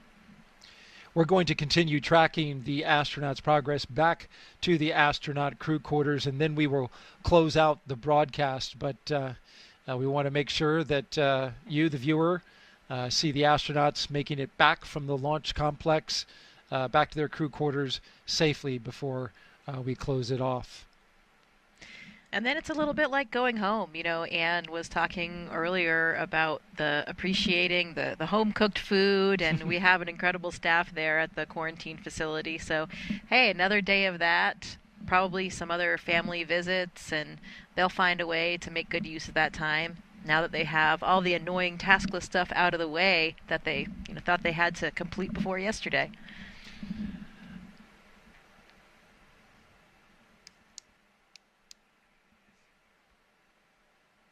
From what I've heard, things do stay pretty busy right up until the last minute here. So, it is probably still a little bit stressful. You're trying to reply to those last emails and send those last text messages and keep people up to date and close out different questions that people are coming to you with. So this could be a nice relaxing day for them tomorrow. Well, it's certainly beautiful outside, as you can see here, as we are in the late twilight of today, Wednesday, March 12th. It was a beautiful day all day long today. Pleasant temperatures outside. Boats were going by the launch pad. It was a quintessential Florida launch.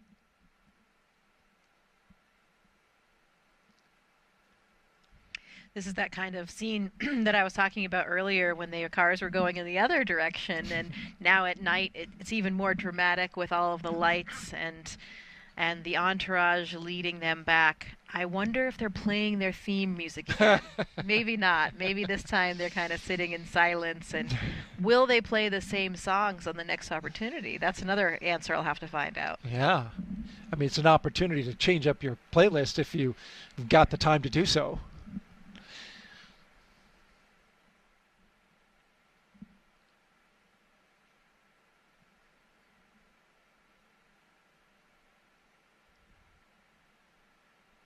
Historically speaking, when crews back in shuttle days were faced with delays that they knew were going to be long, they had use of the astronaut beach house. And there were opportunities to spend a little more time out there, and families were on hand. So yeah, and there could be, we still do use the beach house in this pre-launch quarantine period where the astronauts will go out there with their families, and it's a really nice, iconic, idyllic, gorgeous setting if you've ever seen it. Nice access to the beach and to the ocean, and it just has that real beach house vibe that's pretty relaxing. So I'm not sure whether or not they'll get another opportunity to do that, but you know, always a good option. Maybe a final run down the beach. What I love the most about that beach house location is the solitude. It's the house and the way Florida looked before anything, came around. It's so natural.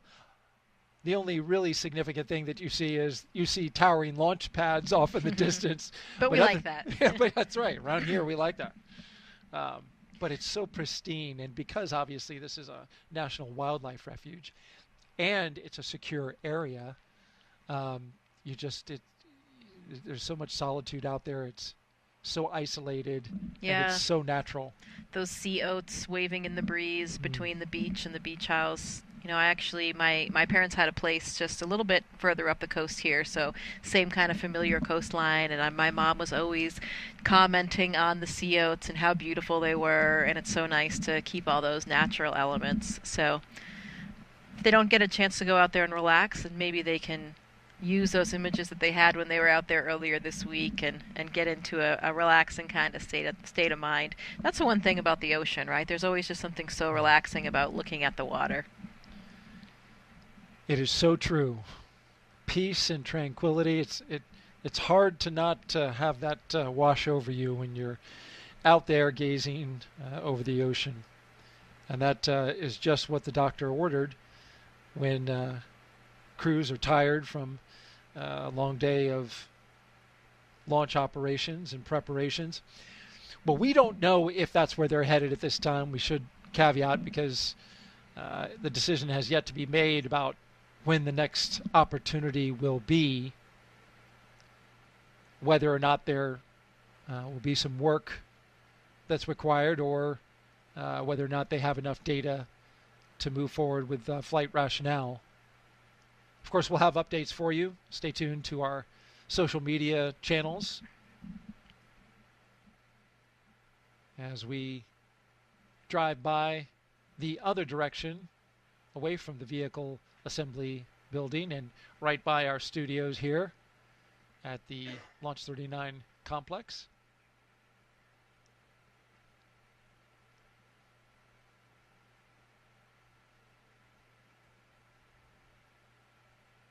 If you were commander of this crew, what would you do?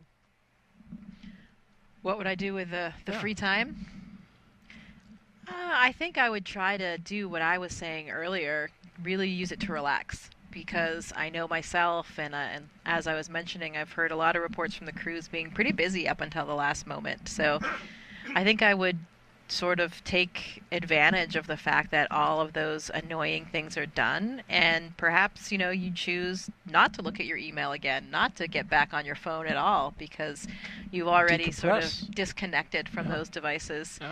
I know for me, when my happy place is in nature, going camping and hiking, and when I'm on a long trip without any technology, without my cell phone, I find it to be incredibly invigorating and can get a lot of recuperation out of and something liberating. like that. Yeah, absolutely. So I would probably not be in any rush to turn my phone back on.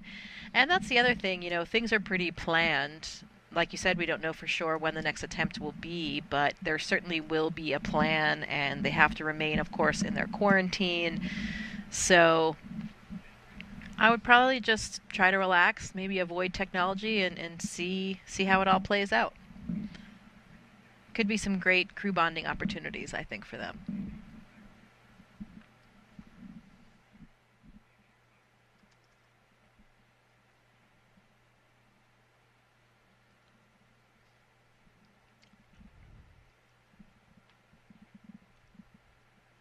You're watching the crew from NASA SpaceX's Crew 10 making their way back to astronaut crew quarters at the ONC. It's about a 20-minute drive from the launch pad to the crew quarters. The caravan going down NASA Causeway. They came in on 2 lanes. They're going out on 3 lanes. Those 3 lanes are to accommodate big, heavy space hardware when it travels around the Kennedy Space Center. Fun little fact.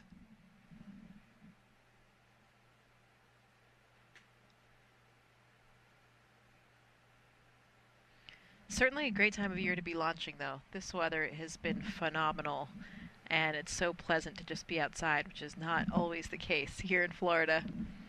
Yeah, you were asking me, prior to coming out here, like, how's the weather? I'm like, oh man, it's so good from our previous launch coverage that you and I did, Crew 7.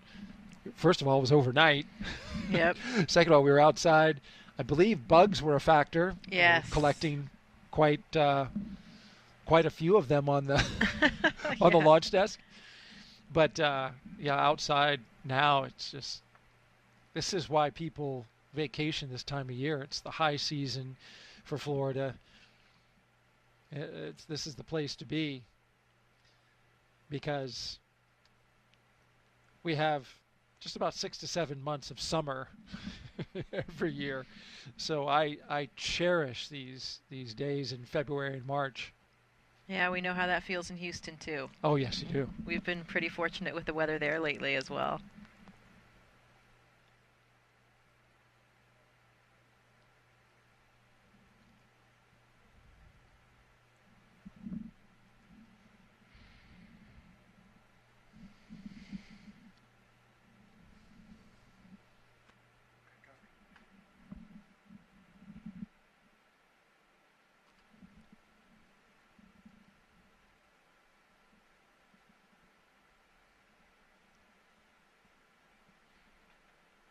Hopefully the friends and family that are here as well will be able to stick around for a little while and see what's going to happen. That's always something, when we have these constant changes that can kind of become a stressor for us, is that it's difficult for people to change their schedules and their time off work to be here. So we always feel for that. And I know that happened once already with the change that they had moving off of the February plan. So see how it all works, but we will be here supporting them, and our colleagues at NASA are in it until the end for sure. So we're here to support them all the way and send them off eventually to space. 100%.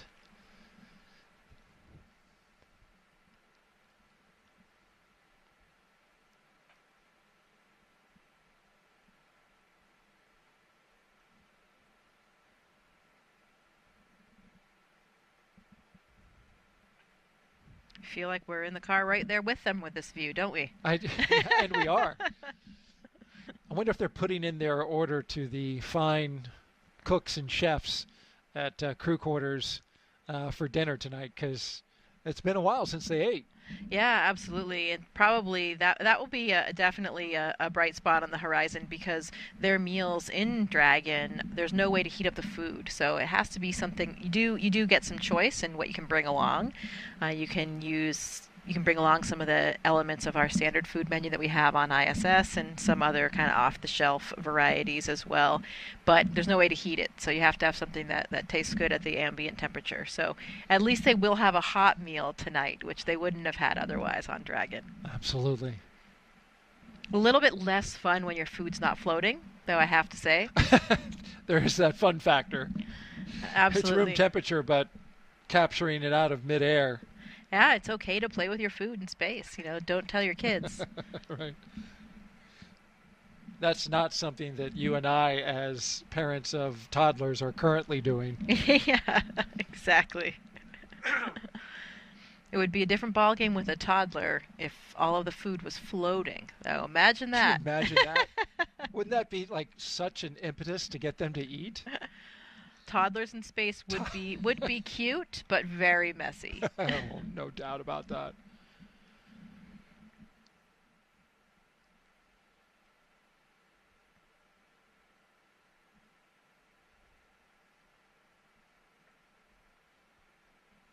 Well, I know that would be top on my list when you asked what I would be doing if I were the commander and had a scrub. And that would be definitely some squeezing and cuddling of my toddler. No doubt. You've got a young one at a precious age, as do I. Enjoying every moment of that. I assume it would get a little confusing for them, though. Yeah, I know, right. Especially at that age where it's difficult to completely understand what your mom or dad is saying. Well, we have arrived back where we started, at astronaut crew quarters, as the gull-wing doors open up.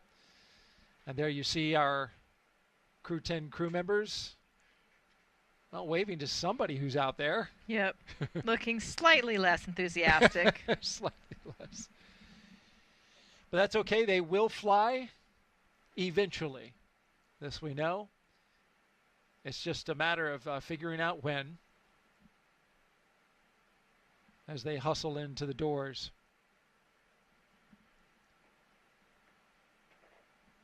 Well, folks, that's going to do it for us today.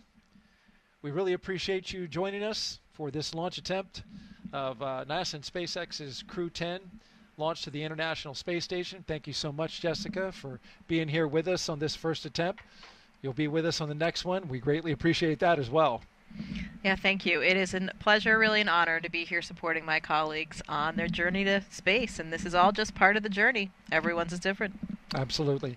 Just to recap really quickly, we had an issue with some ground equipment, the hydraulic equipment that controls the clamp arms on the Falcon 9 transporter erector, holds the rocket to the pad. It releases at about 4.5 minutes.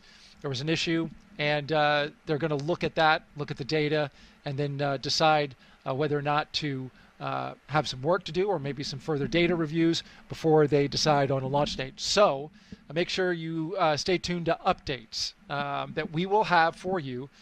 Just head to nasa.gov/blogs/crew10. You see it at the bottom of your screen there.